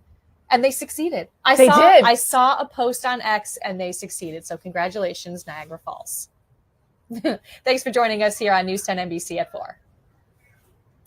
Great job out there, guys, for this once-in-a-lifetime party tonight on News 10 NBC at 5. We're bringing you live team coverage of the events around the Flower City, from RMSC to college campuses, celebrating today's total solar eclipse. No communicate. Plus, saying I do in the dark. A couple makes both occasions even more special by holding their wedding on the same day as the eclipse. And the Seneca Park Zoo, that doesn't look like it, but takes advantage of the cosmic miracle by doing a science experiment. How did the animals react to their habitats being plunged into darkness? News 10 NBC at 5 starts right now. News 10 NBC at 5 starts with your first alert weather now. And as you probably saw, we did it. We made it through our total solar eclipse, and it was a success, minus the lack of cloud cover, lack of sunshine that we had. I want you to look over East Avenue right now, where you're seeing, well, you guessed it, more clouds. We will actually be clearing some of these out later on this evening. Temperatures 60 degrees. So we've actually climbed a degree or two. Serious? Yeah, since when we had Totality, we dropped into the mid 50s. We have climbed back to 60 degrees. It's an overcast sky right now across, well, the entirety of the area, but we're actually tracking a few rain showers, and it's primarily in the Finger Lakes. This is associated with a warm front, which is pushing through. It's that warm front that also got the clouds all over Western New York. They are going to be clearing, though, and First Alert meteorologist Glenn Johnson has your full forecast. It's a sunnier one coming up. In depth, investigative. This is News 10 NBC at 5. And you are looking at the moment that thousands of people have been waiting for months. Totality. Today, April 8th, 2024, was total solar eclipse day. And all of Rochester went outside to witness the celestial show, as did folks in cities across the country that are in the path of totality. We are bringing you team coverage of this once-in-a-generation cosmic event. News 10 NBC reporters have been stationed around Rochester all day long, experiencing the eclipse themselves and seeing how Rochesterians are celebrating. Jennifer Lukey is at the SUNY Brockport campus at the center line of the eclipse, where they got an extra 5 seconds of totality. Berkeley Breen is at Parcel 5, where Party in the Dark was held. But first, let's throw it over to Haley Higgins at RMSC, Rock the Eclipse Festival. And Haley, how's the atmosphere out there now? The atmosphere now, Deanna, we're calming down a little bit, but let me tell you, we were in high spirits today. Now, I was a little worried about the clouds for a lot of today, and so was a lot of the crowd. But the RMSC staff said over and over again, don't worry, it'll still be great, it'll still be great, and they were right. But now, as you guys can see, stuff is calmed down. Earlier today, this was just full of people running around having a great time. And I actually just came out of the gift shop where they told me that they did $26,000 in sales today, nearly hitting 27. To put that in perspective, they told me that on a good regular day when there's not a once in a lifetime event going on, they usually do about $2,000 in sales. So they are certainly happy over at RMSC, brought a lot of business and support in from all of these people coming from all over the place. And I'm actually going to show you this map right here, which I showed you at our last hit as well. It shows where everyone came from today. You do see a lot of people from our area, of course, and Rochester is actually raised up with so many stickers, a lot of New York City as well. But there are some over here which I thought are fun. We've got people from Sweden, France, South Korea, and the UK. I talked to some folks in the crowd about where they're from, and here's what they had to say. And where are you guys coming from today? Do you live in Rochester? We came from Queens, New York City. We're from the city, west side of the city, 19th Ward. We're coming from Ulster County, the town of Shokan, which is near Woodstock, New York. Last night we went into Casanova, where Adrian lives, and she looked around back in January and found that there was some festivals going on here. So you got the tickets. So I only found people who wanted to talk to me who were from here in New York State, but I also talked off camera to some people from Denver, Colorado, some people from Florida. They all came up just to check out Rochester, given that we were the easternmost city on that path of totality, brought a bunch of people in. I also, at the very beginning of today, talked to John Jeffries, the CEO of Visit Rochester, who said he is over the moon about how many people came to just see what Rochester has to offer. And he said a lot of them told him they'll want to come back. Live at the Rochester Museum and Science Center, Haley Higgins, News 10, NBC. Well, that is great to hear. Thanks so Right. much, Haley. Well, there was one spot in the Rochester area that experienced totality longer than the rest of us. The SUNY Brockport campus was in the center line of the eclipse, giving them an extra 5 seconds of darkness. And that's where we find News 10 NBC investigative reporter Jennifer Lukey. Jen? Brett, Deanna, what a difference an hour makes. An hour ago, I was standing here with 1,000 people. Now I'm by myself on the center line, but still have experienced something very cool with all the folks here on the center line. I'm going to show you some video. It's hard to really capture this on video, whether it's a professional camera or our cell phones. It was kind of crazy because we held up our cameras and we're like, wait, it doesn't look as dark on the camera as it does in real life. But that was just an amazing experience. Like I said, over 1,000 people here at Brockport on the practice field, because that's actually where the exact center line ran through. Just all of a sudden, total dark, because we weren't sure if it was just the cloud cover or if the eclipse was starting, and then boom, it went dark. The birds went crazy. They're still hovering around. You could probably hear them. And really just a lot of excitement from the folks who were here of all ages, from all over the place. I talked to a couple of gentlemen right after Totality. One of them, a science teacher playing hooky from the New York City area. Take a listen. We were 2 years ago. We were up visiting my aunt and uncle who live in Batavia, and we're like, 2 years from now, I'm taking off from school. We will be here because I saw that it was so close to the path of totality. And then we actually saw you on TV, and that the fact that Centerline was here. So we're like, it's going to be cloudy everywhere. So at least let's get as close as we possibly can. Experience. I think it was an experience for sure. It was unfortunate that we couldn't see like the full eclipse, but certainly watching it go dark and then coming back to light again was. So when you decided I'm coming to Brockport, how did you make that decision and why? I actually attribute that to my wife. She did all the planning for us because I've been doing a lot of traveling lately, and she did a great job kind of putting this all together and finding the right spot. We had music, we had crowds, we had food trucks, we had quite a party here in Brockport.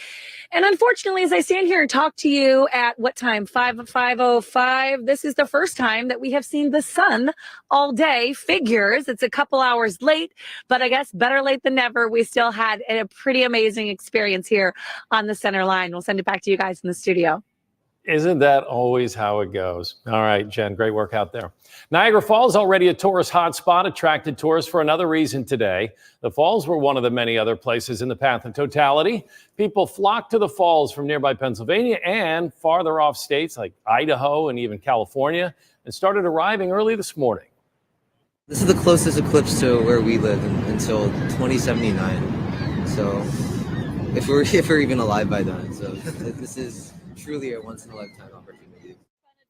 And to make the day even more special, one couple who traveled from California got engaged at the falls today. Oh, I love that. Very special, right? No doubt. Another popular spot to watch the eclipse was Parcel 5 downtown. That's right. The city-sponsored Party in the Dark, allowing Flower City residents to witness the celestial spectacle together. Chief investigative reporter Berkeley Breen was there. Burke? Hey, Deanna, I was in the crowd as Totality was starting. And just before that, we saw some really strange things up in the sky. We started to see the clouds start to billow like out of a sci-fi movie, and they kind of enveloped the Metropolitan Tower, the tallest building in town. It was surreal. The city turned all the street lights off. The street light sensors off so that it could remain as dark as possible. But a few of the lights on the buildings, including the Metropolitan, came on to add to the aura. Here's reaction from some of the people here at Party in the Park, including one man who made the trip all the way from Madrid, Spain. Let me tell you, I saw an eclipse in Madrid in 2005, 90% darkness. And I was like, I'm not satisfied. So I got to come here to Rochester to see it, like in full. What did you think? It was great. It was like, oh, really? Like, I've dreamed about this my whole life since I was a little kid. What was your experience like? My experience, this is a once-in-a-lifetime thing. It totally shocked me. When it went dark, I was like, oh, my God. I was screaming. I'm so glad my daughter talked me into coming to this once-in-a-lifetime. We got a date for 2045 for the next one. How did you talk your mom into coming here? Honestly, once I heard about it, and I heard about it from work, I came home and I told her about it. We made our custom t-shirts together. We loved them. She was absolutely thrilled. We started doing research on it, and the more and more, the closer the date came, we just got more and more excited. I would say today was a success, 1,000%.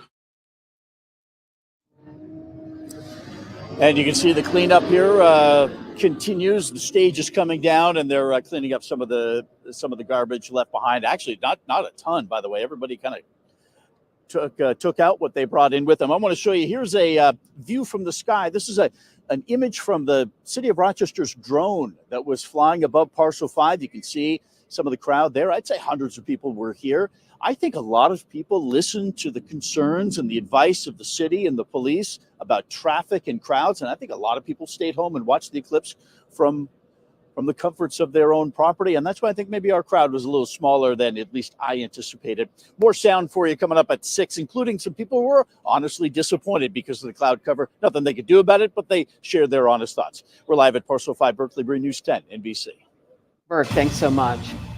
Rochester clearly is the place to be ahead of today's total solar eclipse. The Flower City saw a flurry of activity with folks flocking to the Flower City. The Frederick Douglass Greater Rochester International Airport told our investigative reporter Jennifer Lukey that they saw a surge in reservations for the private side of the airport today. They expected around 50 small single-engine planes. Jen also told us that, according to Visit Rochester President and CEO Don Jeffries, the George Eastman Museum and the RMC both had their busiest days ever. Whatever it takes to get here. Absolutely. Experience Totality. In-depth, investigative, and in totality. More total solar eclipse coverage is coming up on News 10 NBC at 5. Our sports reporters Matt Majinski and Jackson Roberts are at Solar Palooza at Innovative Field, where the Rochester Red Wings are the Moon Rocks for the day. And here's a live check-in on the animals at the Seneca Park Zoo. See if we can see that. Not yet. Coming up, Brett Vetter shows us how the zoo tracked the animals' reaction to several minutes of sudden darkness. And coming up at 6, the party isn't over just because the sun and the moon have parted ways. Our reporting team remains stationed throughout Rochester, tracking all the ways the community is celebrating having experienced the phenomenon together. That's on News 10 NBC at 6. And the weather didn't help the big celestial event, but I'm going to show you why the weather is going to cooperate tomorrow. One day later, of course, we'll show you. We'll take you day by day. Rochester's only 10-day forecast is coming up.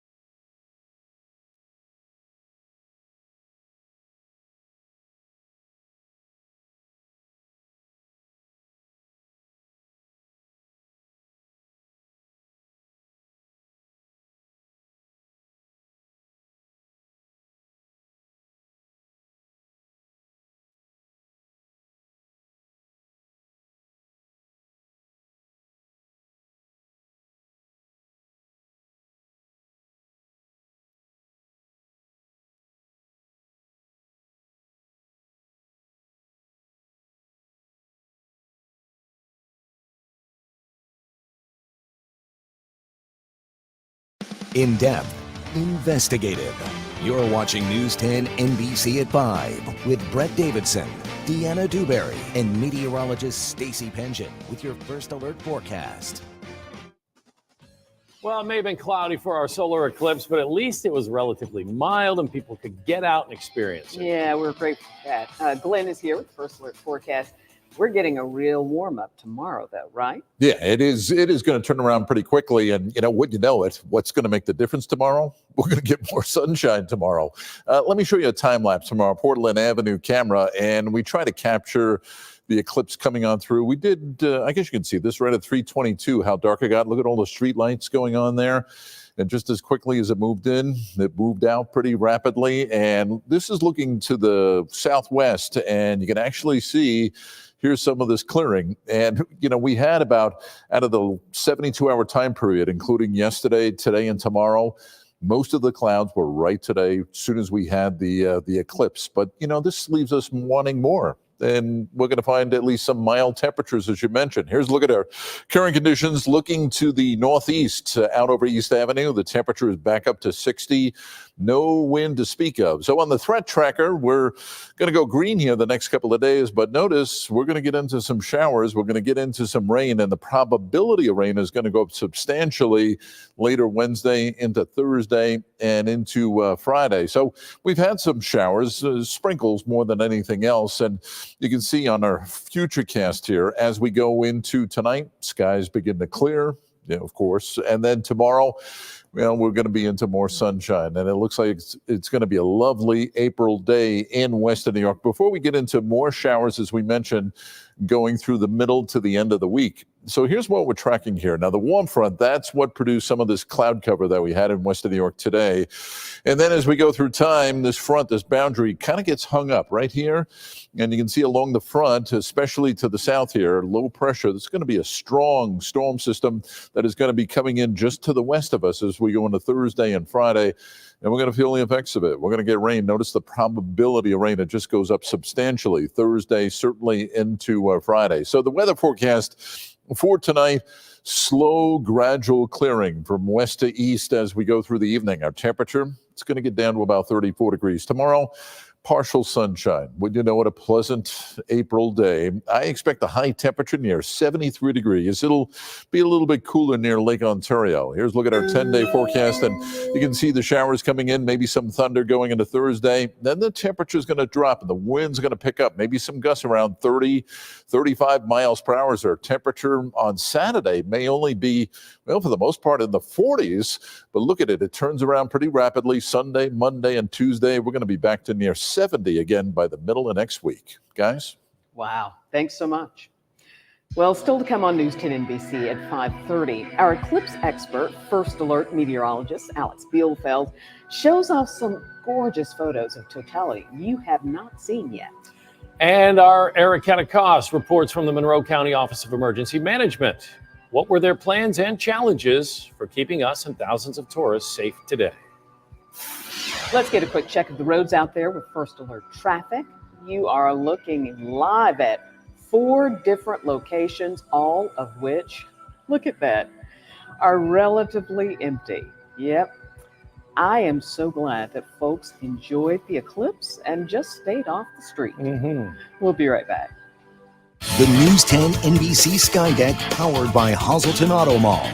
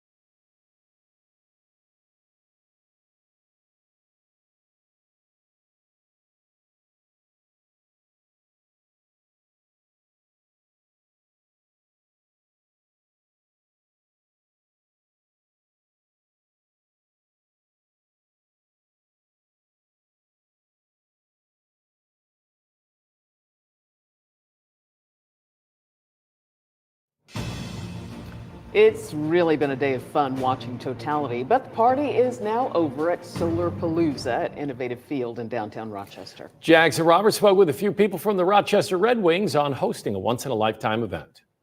You know, it is Masters Week, and the theme there is a tradition like no other, but you really could say that's the case for what we saw in the sky today. A total solar eclipse over Innovative Field here in Rochester and the rest of Western New York for a few minutes.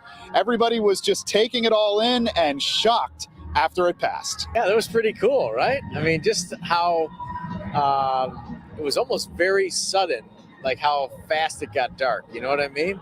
I guess I envisioned it a little bit more subtle, but no, it was really cool. I think the fans here, it was an experience that most of us will never experience again. You know, so it was great. I mean, just seeing the people, you know, we had a couple players out to sign autographs, and I kind of didn't know what to expect when I got out here and saw the people here, the band playing. I mean, this is a great atmosphere for something that probably won't ever happen again for me. Yeah, so quite a day here at the home of the Red Wings. Dan Mason you heard from, Matt LaCroix you heard from, both completely amazed at what was going on here today. A lot of people oohing, a lot of people eyeing, just as you'd expect for an event that was truly once in a lifetime. Reporting at Innovative Field, I'm Jackson Roberts. Thanks so much, Jackson. And now to our first alert meteorologist and eclipse expert, Alex Bielfeld.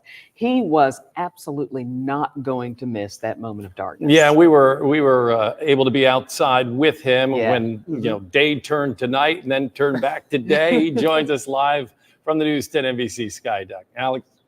Yeah, good evening, Deanna and Brett. Yeah, what a cool experience that was, and I was like a lot of people too, where I was a little disappointed when all that cloud cover rolled in, and I was like, oh, what the heck's the big deal? Like, just going to see a lot of cloud cover, but it was really, really cool. It was really cool to see the darkness really overtake our area. It was really fascinating to see, and also to see the temperature drop. But, some other areas across New York State were able to see the eclipse. What we're looking at right now, the still image is actually taken from my cousin Matthew over in Old Forge, and they cleared out and they were able to see totality. And you can see in that picture too, what's really, really cool is to really see that ring of sunrise or sunset, whichever way you look at it, that occurred during the eclipse. We saw that here in Rochester as well. But also what you're seeing now too is, well, from the sky deck. Yes, we saw the cloud cover, but it was pretty cool to see the darkness across our area. And you can see that, the street lights were turning on. People were out there excited to see it, even though we weren't able to see the corona of the sun or the ring of the sun. But overall, it's a really, really fascinating experience. And then just as quick as it got dark, it went right back to light. And also, too, the temperature did make its way through. And Brett and Deanna, over the last couple of minutes, I was looking over, to the right, and the sun did make a brief appearance, but still dealing with a lot of overcast skies. But like Glenn was mentioning, that is expected to slowly thin out as we go through the rest of the day today. Back to you guys. All right. Thanks so much, Alex. Now, here's something that we've been talking about for months. The traffic, or perhaps the lack thereof. Yeah, a lot of officials were worried the roads would get busy once people from out of town were ready to head home. Situation we've been closely monitoring, and our Eric Hedekos joins us from the Monroe County Emergency Operations Center with more. Some key concerns for today include traffic issues during totality and after totality. So the advice is get to your destination first and then stay a while after to make sure these roads are not going to be jam-packed all at once. This room is filled with representatives from law enforcement and EMS agencies all over town. Throughout the day, they'll be monitoring several key roads and thoroughfares to make sure all runs smoothly. The big priority here is to make sure emergency vehicles can get to their destinations during the eclipse. Tim Henry with Monroe County Emergency Management says 911 calls for service have been fairly normal today. But just in case, the state brought in 4 mutual aid ambulances to be stationed around the county in case there's that need. Henry says they're really looking for those unique scenarios where there's a true emergency on the roads or emergency services are affected. Here's his advice to you. Take your time going home, right? Expect some longer lines, expect some longer commute times. Don't rush it. So the lessons learned again is that virtually 90% of the people who've traveled here and have enjoyed the event are now going to leave within the first hour or two after the event. So that's one of the reasons we've tried to communicate out over the last several months is get to a location early, stay, enjoy it, and let the traffic clear out after the event. And he says, make sure you only call 911 for a true emergency. A traffic jam is not a true emergency, so don't call 911 if you find yourself in a situation unless there is a true threat. Reporting, Erica Cost, News 10 NBC. Thank you, Erica. Straight ahead on News 10 NBC at 5:30, we check in with Nikki Rudd and First Alert meteorologist Stacey Pension at Innovative Field. Taking in the sights and sounds of Solar Palooza, hosted by the Rochester Moon Rocks. Plus, the only thing that could make a once-in-a-lifetime total solar eclipse more memorable is a wedding. Meet the Rochester couple that tied the knot in Totality today. That's coming up.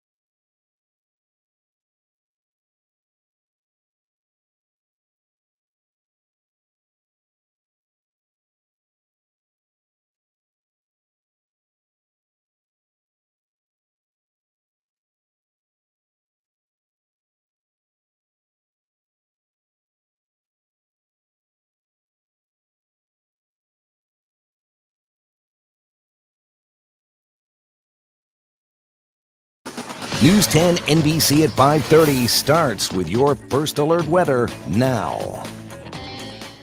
Well, we're talking about certainly some changes in our weather. We're going to be back into some clearing as we go across western New York here over the next 24 hours. And then eventually we're going to get into some rain showers is what we're talking about. Take a look at our satellite image here, and you're going to see that visible light. Well, that is, of course, the sun and the shadow from the eclipse.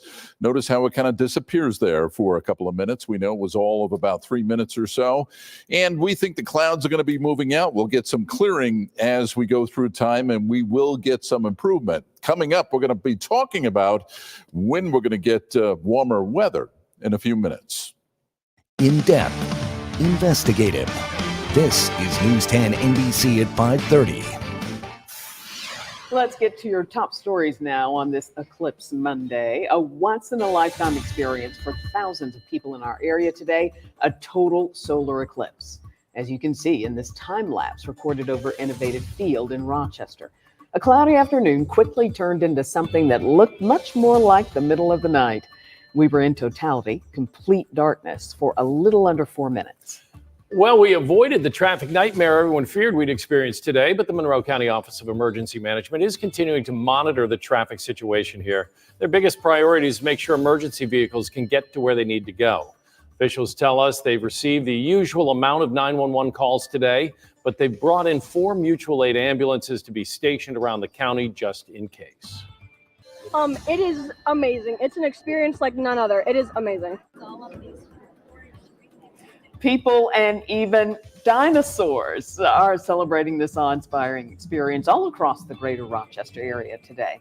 RMSC's Rock the Eclipse Festival has been just one of the places to party, in addition to Parcel 5's Party in the Dark.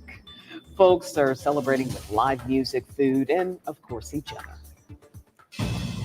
The city of Rochester had a bunch of places, as we just told you, that you could celebrate that total solar eclipse. Yeah, we mentioned RMSC and Parcel 5 and also Innovative Field. That's where we find Nikki Rudd and Stacy Pension. Hey, guys.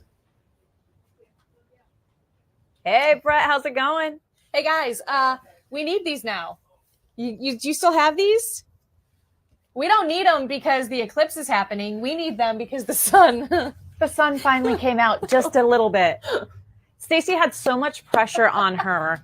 And when she realized, like, the clouds are sticking around, we're not going to see the sun. This was like the worst case scenario. So we had a little sun this morning, and then it went away. And then just as the eclipse is ending, we get some breaks. Mm-hmm. It literally couldn't have been worse timing for like 4 hours of clouds. Yeah. How does that happen? It's Rochester, right? But what was awesome is we were all here together. We had our soundtrack going with the Sky Coasters. I mean, we had every single song you could think of that had the moon or the sun involved. And we met people from New York City who drove to Rochester. We met people who were celebrating their birthday, kids that had the day off school. So what was really cool was that 3 minutes and 38 seconds of darkness in the middle of the afternoon. And that did not disappoint. You know, we had the clouds and everybody was thinking that it was going to be a bust because we had the clouds and leading up to this, everybody was saying it won't, you know, you will be plunged into darkness. And my gosh, we were. Yeah, you could see from the time lapse over Innovative Field how cool it was. And I was doing a little research before today about how you would have what would look like a sunrise, but a 360, like all around. Yeah. And it was awesome. And we did feel the temperature drop as well. Where I was like, okay, 5 degrees. I was like, it got a little colder out here. But we experienced this with everybody else. It was so much fun. Yeah. Good times. Brett and Deanna, you were up on the sky deck. Yes, we right? were. I mean, what was struck. Was it like up there? I would tell you, I was struck by just how quiet it was. I mean, we're in the middle of downtown Rochester, and you guys know East Avenue's busy. There were no cars. There were people standing in the street. There were people up on the top of the parking garage on top of some of the buildings, but it just fell silent for that time period. I don't know how it was out at Innovative Field there, but it was quiet up on the sky deck. Eerily so. You know, we had the cheers. The cheers. We Yeah. had the cheers. Everybody started cheering. Like when it started going dark and then it was completely, everyone was like, whoa. And then people who were saying, oh, we're so bummed about the clouds were, whoa, this really is cool. Yeah.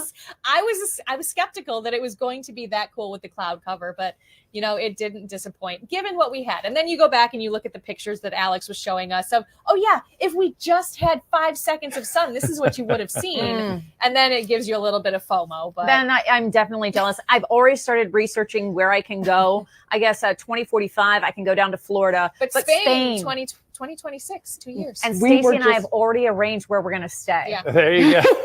That's fantastic. We were just doing that too. We said, okay, we've got to travel to go see them. And we got to find the sunniest place. Yes. Obviously.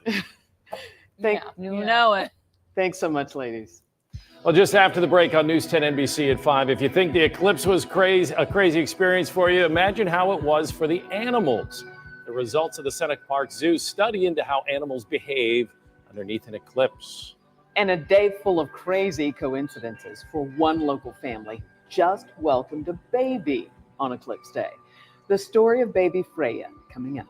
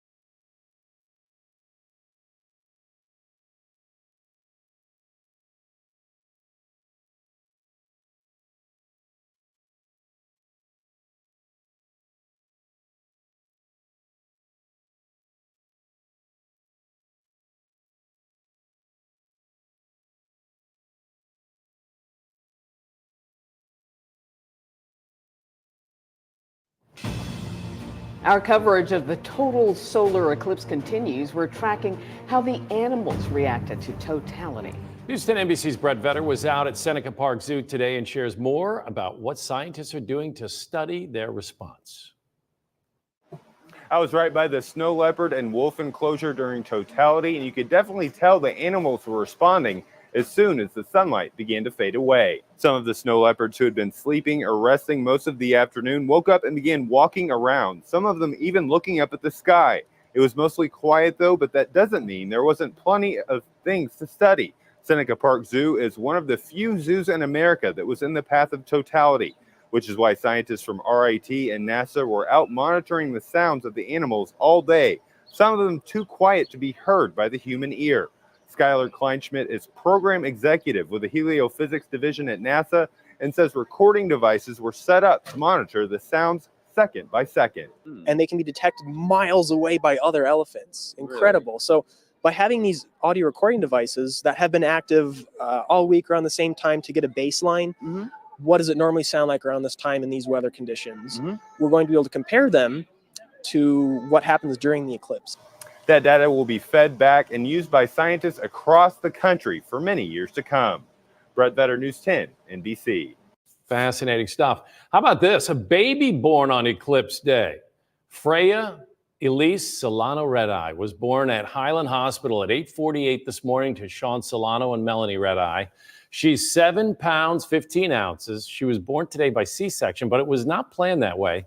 Their doctor's only time available this week was this morning. They didn't think about the eclipse being so close to the due date until a family member brought it up. But here's the most interesting part. Little Freya is the great-great niece of Bill Hoyzik. And Mr. Hoyzik was born on January 24th, 1925, the last time there was a total solar eclipse in Rochester. Well, that was meant to be. How about that? That was meant to be, that she be born on Eclipse Day. Absolutely. Well, it's been a really spectacular day all around, even with the canopy of clouds. And tomorrow we get a nice warm-up. Glenn? Yeah, we're going to say the weather was just maybe a little underwhelming here, but obviously the eclipse shadow was spectacular. Now, maybe I can wow you just a little bit with the weather tomorrow. I'll show you why coming up.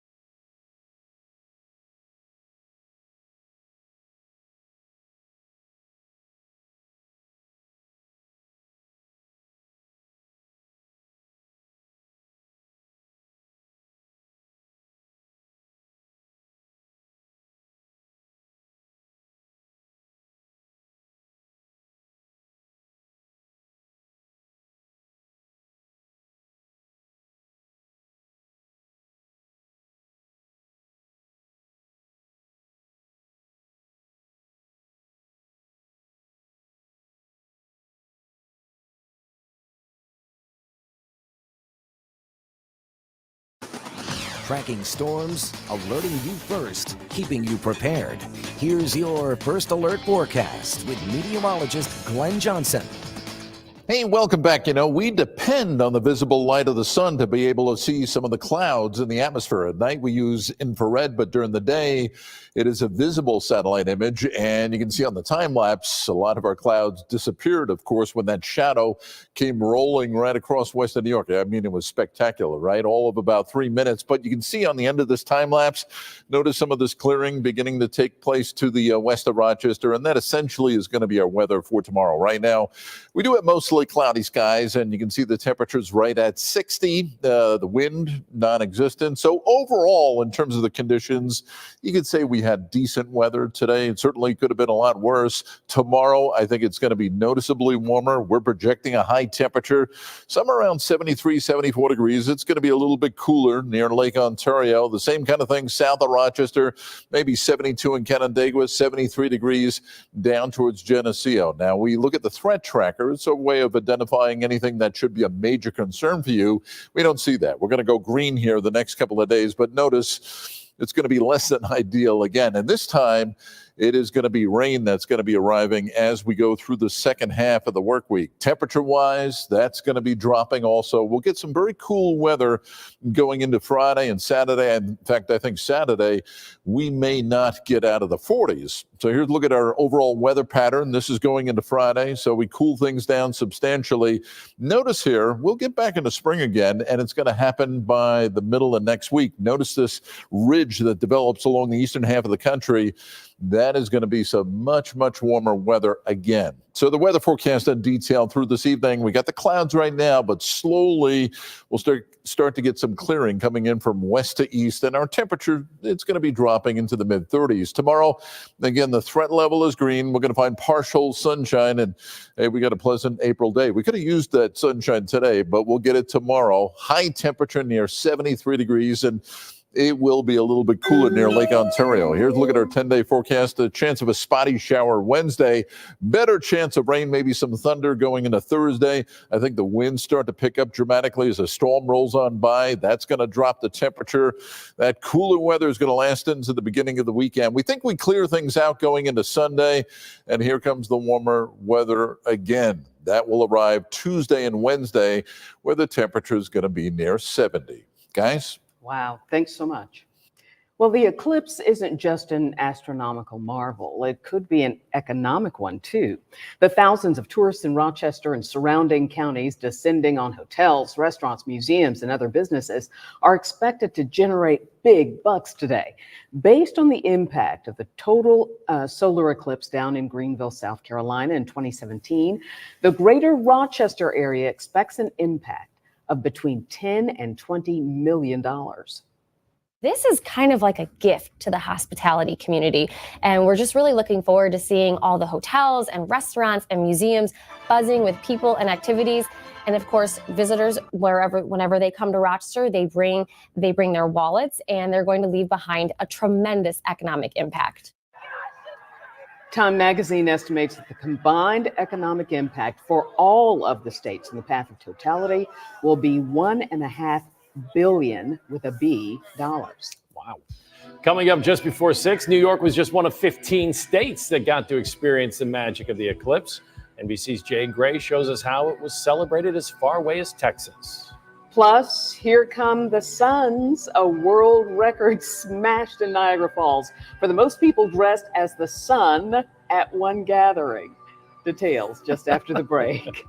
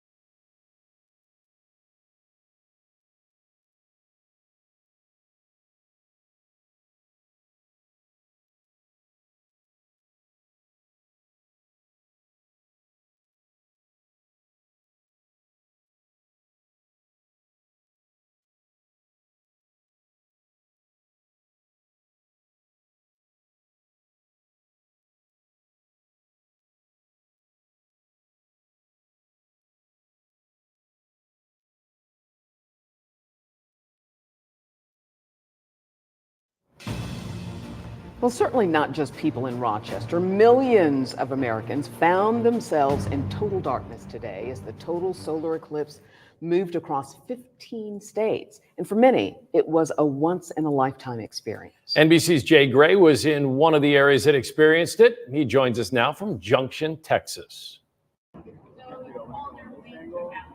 Today, millions of Americans looking up. This is truly a once-in-a-lifetime opportunity. Through glasses and telescopes, everyone eager for a view of total darkness during the eclipse. The moon passing between the sun and earth, visible from 15 U.S. states. Big moment for us, definitely. And to make the moment even more memorable, a couple in Texas exchanging vows during Totality. For scientists like Dr. Eric Christian of NASA, gives us an opportunity to share the exciting science of the sun. He's a part of the Parker Solar Probe team, which is moving into the sun's atmosphere, providing remarkable observations and data about the sun and its impact on Earth. The Earth lives in the atmosphere of the sun. That's the atmosphere that space weather happens, as opposed to terrestrial weather. So understanding that and how it gets accelerated up to 1 million miles an hour is very important. Today, a chance to look, learn, and witness a total solar eclipse. Jay Gray, NBC News, Junction, Texas. Just an awesome sight. You never get used to it. The city of Niagara Falls attempted an eclipse-themed world record today, and they smashed it. The record was for the largest gathering of people dressed as the sun. 309 people descended on the falls in their sun costumes, breaking the previous record of 287. That record was achieved back in 2020 by China Life Insurance Company Limited. The people who broke the record in Niagara Falls today paired their yellow sun costumes apparently with these pink ponchos because they all took a tour on the, looks like the Maid of the Mist. Too funny. A different kind of destination wedding in Rochester today. A couple from New Hampshire came here to tie the knot on Eclipse Day. Kelly tells us she first had the idea to get married under an eclipse 10 years ago. She just so happened to meet the love of her life about 2 years later, and she and Des decided they were ready to say their I do's just in time for April 8th, 2024. News 10 NBC's Berkeley Breen got to talk to them after the ceremony. So what's the feeling like right now? Charged. It's there was a lot of planning that happened, and now it's just doing. And I'm honestly not in control of any of this anymore, and it's great. We've delegated, and all the pieces are coming together. Wow. Okay, Berkeley told us why they were dressed that way. There's a theme there. There's a theme. Right. The happy couple had their ceremony at MLK Park in downtown Rochester. They live in a town in New Hampshire that's a more than 6-hour drive away from the Flower City. You know, that would have been a memorable day anyway, Yes. right? Now they've got that on top. No doubt. A record-breaking day at the Rochester Museum and Science Center as well. It follows a weekend of eclipse-themed fun. Just wait until you hear how much money they made today. And our sports team out at Innovative Field talking to solar fanatics that made the long trek to Rochester. News 10 NBC at 6 is next.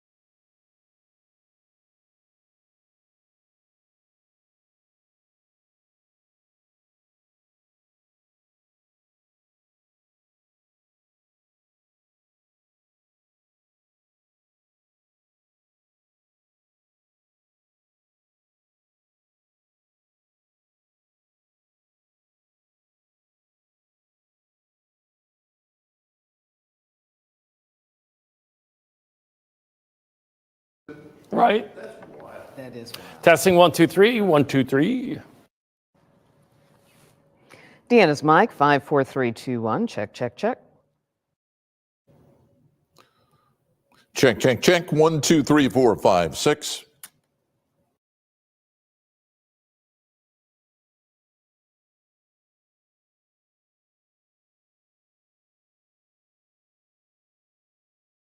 5. I know. It's about that time. Mic check, Jen, Alexis. This is a mic check for Jen.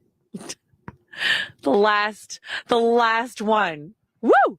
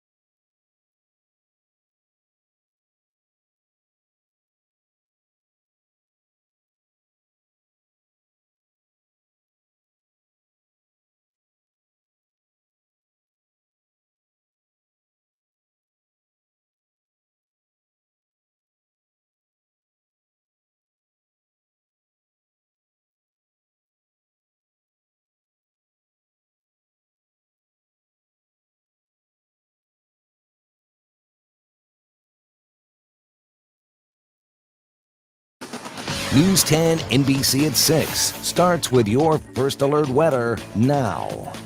Well, for a lot of us, it was a once-in-a-lifetime kind of event. Now, it may be a bit of an exaggeration, but if you blinked, you may have missed it. Take a look at our Portland Avenue camera here.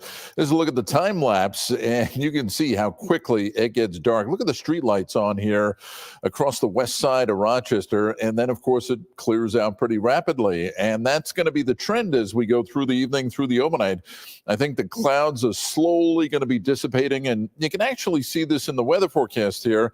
Notice the percentage of clouds. Yeah, timing is everything. It is going to be clearing out, we think, by later tonight. On the threat tracker, no issues going into Tuesday, maybe a spotty shower Wednesday.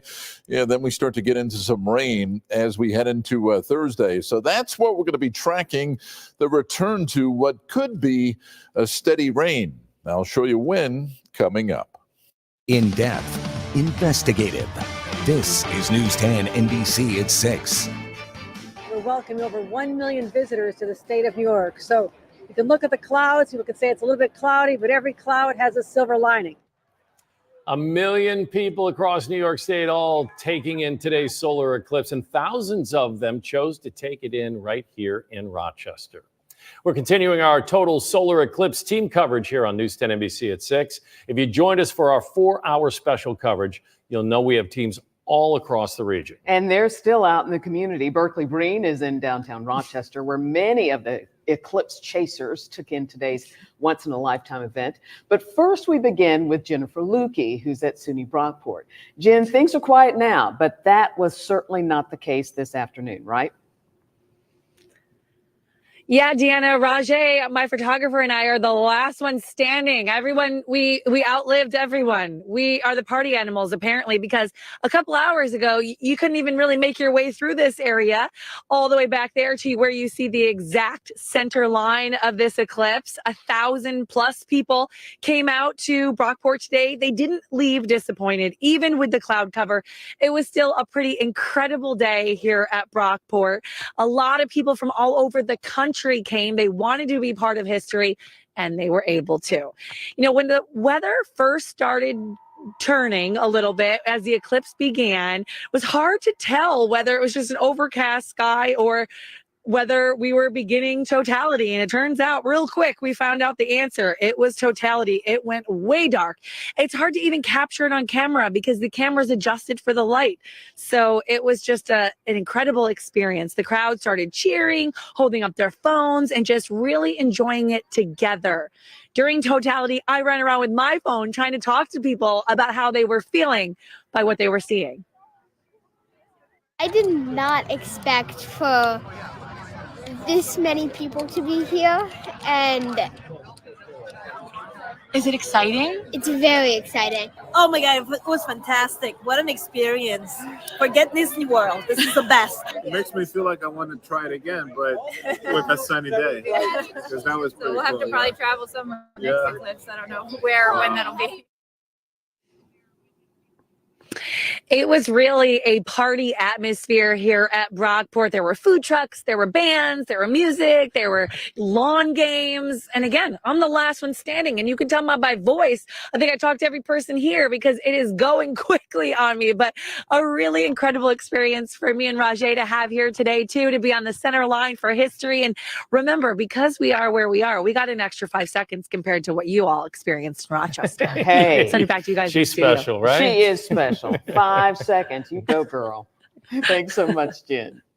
Well, one of the places to be for the eclipse right here in Rochester was at the RMSC. There was music, food, interactive displays, and of course, a bunch of science fanatics. Capped off a weekend of eclipse-related events at the museum, including a record-breaking day yesterday. So we brought our solar telescopes, and we also bought a spectroscope, which will actually take a spectra of the sun, which is kind of like the full rainbow that's coming out of the sun. But this way, it'll actually let us see the atmosphere of the sun and what elements are in the atmosphere of the sun. So that's the kind of thing you can only see during an eclipse. Wow. The museum made $26,000 today in merchandise sales. On a good day, it usually makes around $2,000. Okay, I would love to watch the eclipse with that kiddo. With that person right there, yeah. Explain to me everything that's going on right here. More than 1,000 people converged at Parcel 5 downtown for the city's Party in the Dark. Chief investigative reporter Berkeley Breen was in the crowd when everything went dark. Berkeley's now live at Parcel 5. Burke. Deanna, you're not going to believe what was just here. The sun. The sun was here. Now, it just before, as the show started, it's peeking out again. It's teasing us now after the eclipse is over. Hey, let's not kid ourselves. The 1,000 people who were here at Parcel 5 were pretty let down by the cloud cover.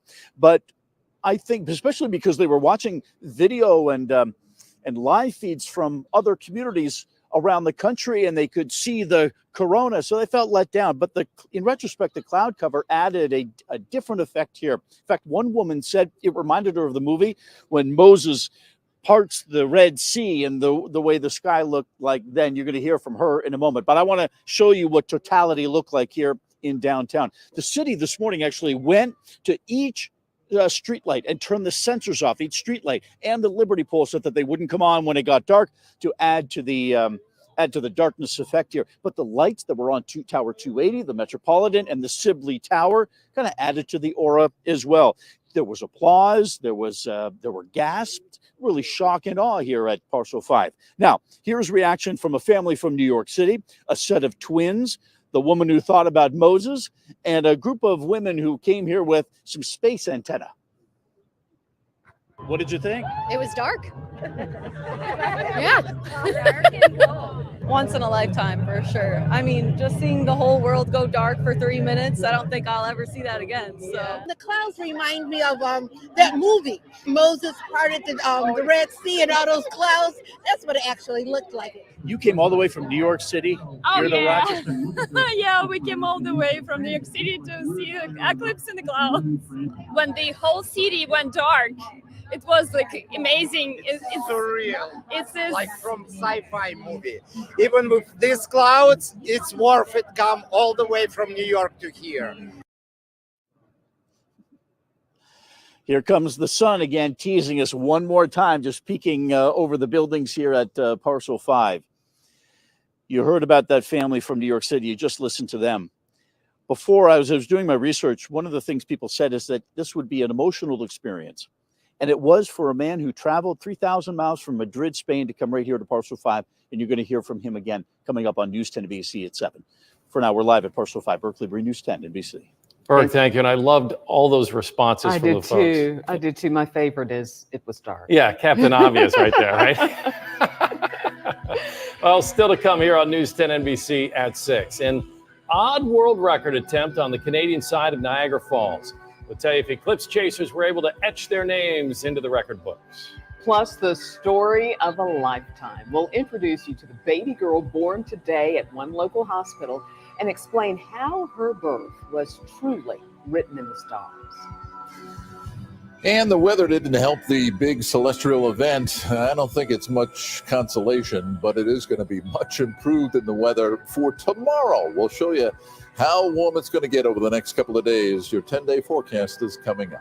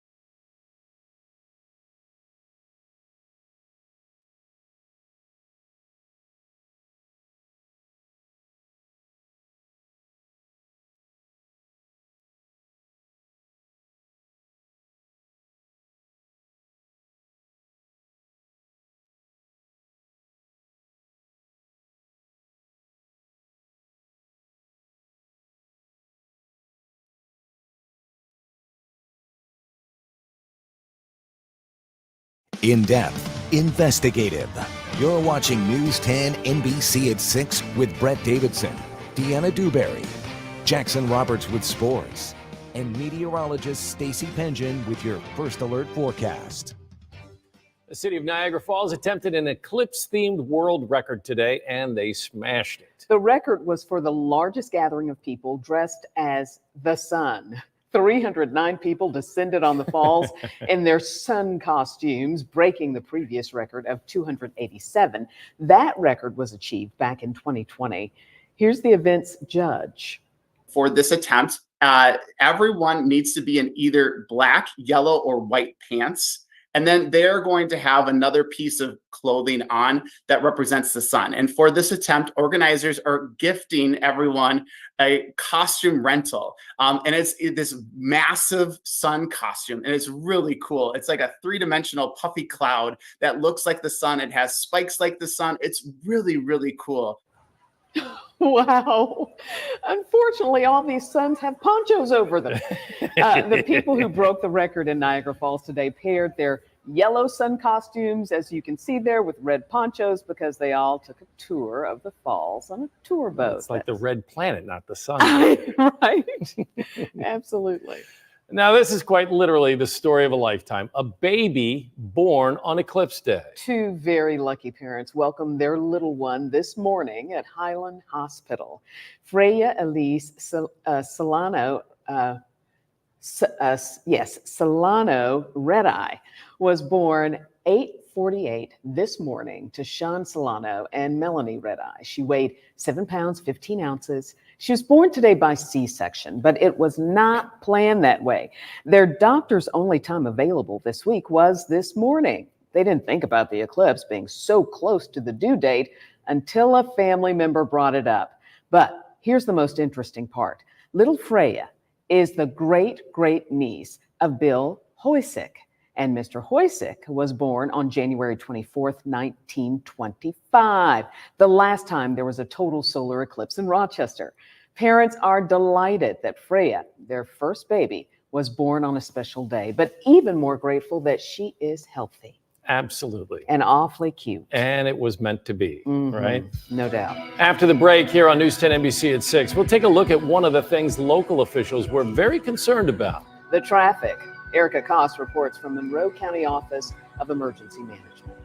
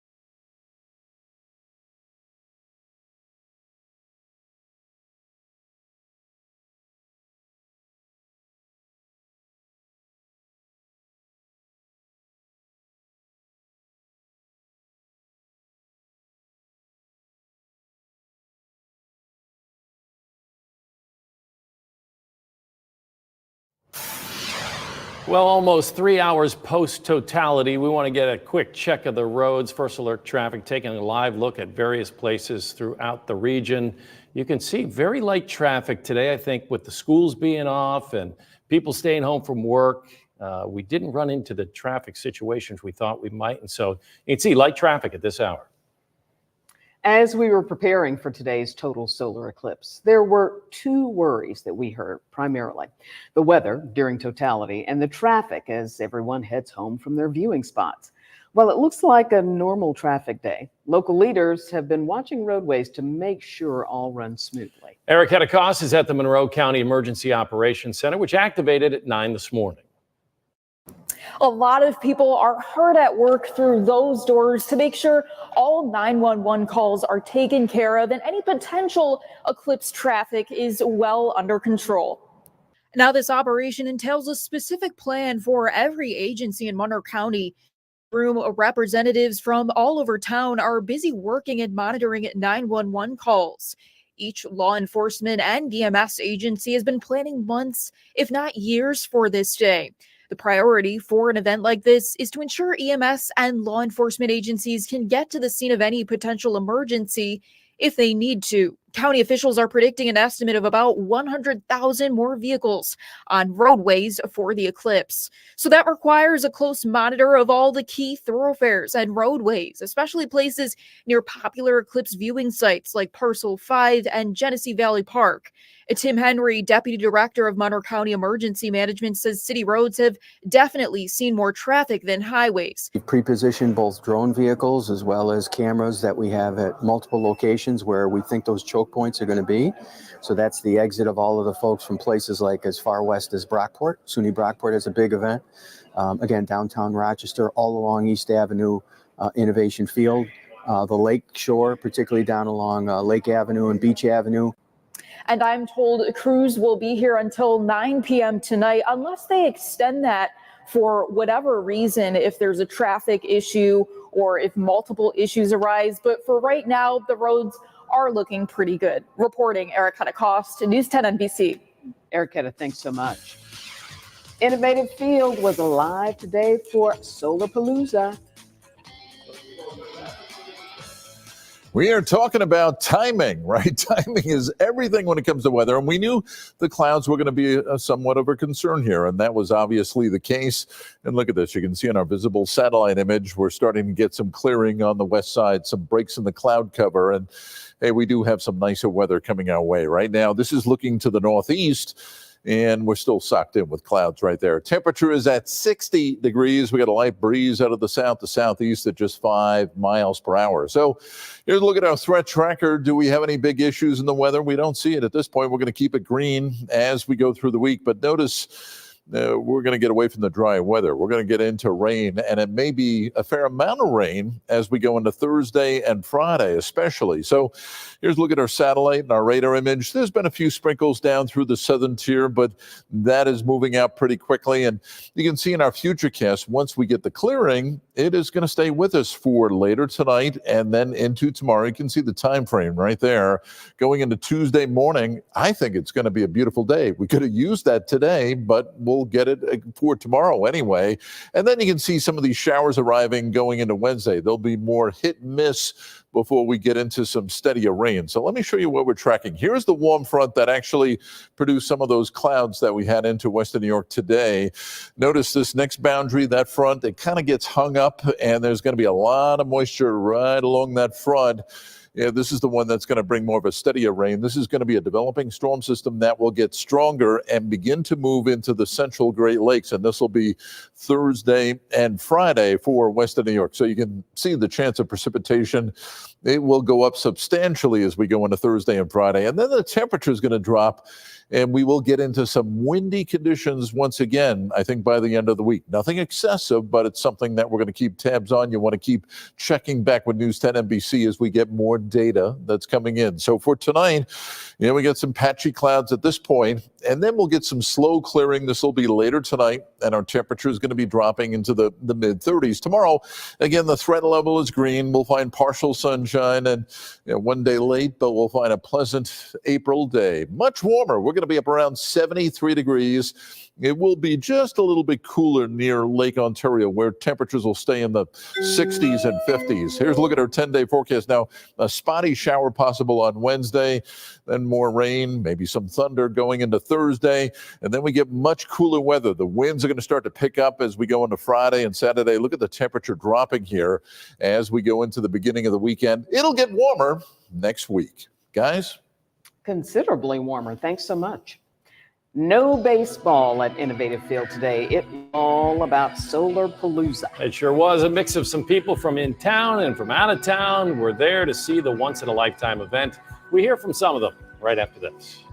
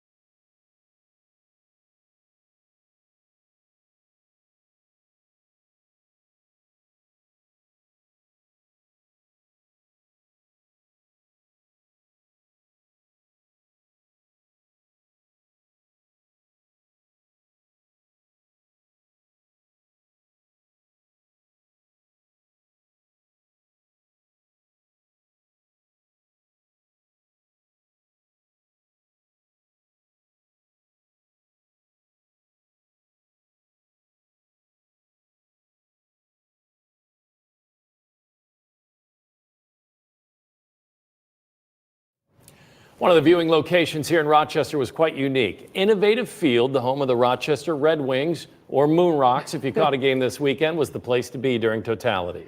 A decent number of people from out of town showed up, but even those who live here in Rochester wanted to be a part of that celebration.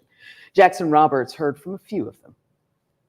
An event that was once in a lifetime. How often do you get to say you were here for a solar eclipse in Western New York over the path of Totality? That's where we were here at Innovative Field today. Lots of people from in and out of town coming to watch an event that had them in awe. Great opportunity for Rochester. You know, we're already on the map for so many other things. Glad to see so many people coming into town for something like this. We went to Tennessee to watch the eclipse in 2017 at a winery, which was fun and great. But we knew we wanted to come somewhere we could drive again, and so this was a good distance. I don't think I'll be doing too many of these, and when it's, you know, your hometown, you should probably come back and do it. Yeah, so it was cloudy, but that did not stop the excitement. You could hear the energy inside Innovative Field and really throughout the entire city of Rochester, as we've been telling you throughout the day. A once-in-a-lifetime event, certainly not taken for granted. Reporting at Innovative Field, Jackson Roberts. Thanks so much, Jackson. And thank you for making News 10 NBC your choice for news. Join us for more solar eclipse coverage coming up on News 10 NBC at 7, right after nightly news. Good Have a night. great night.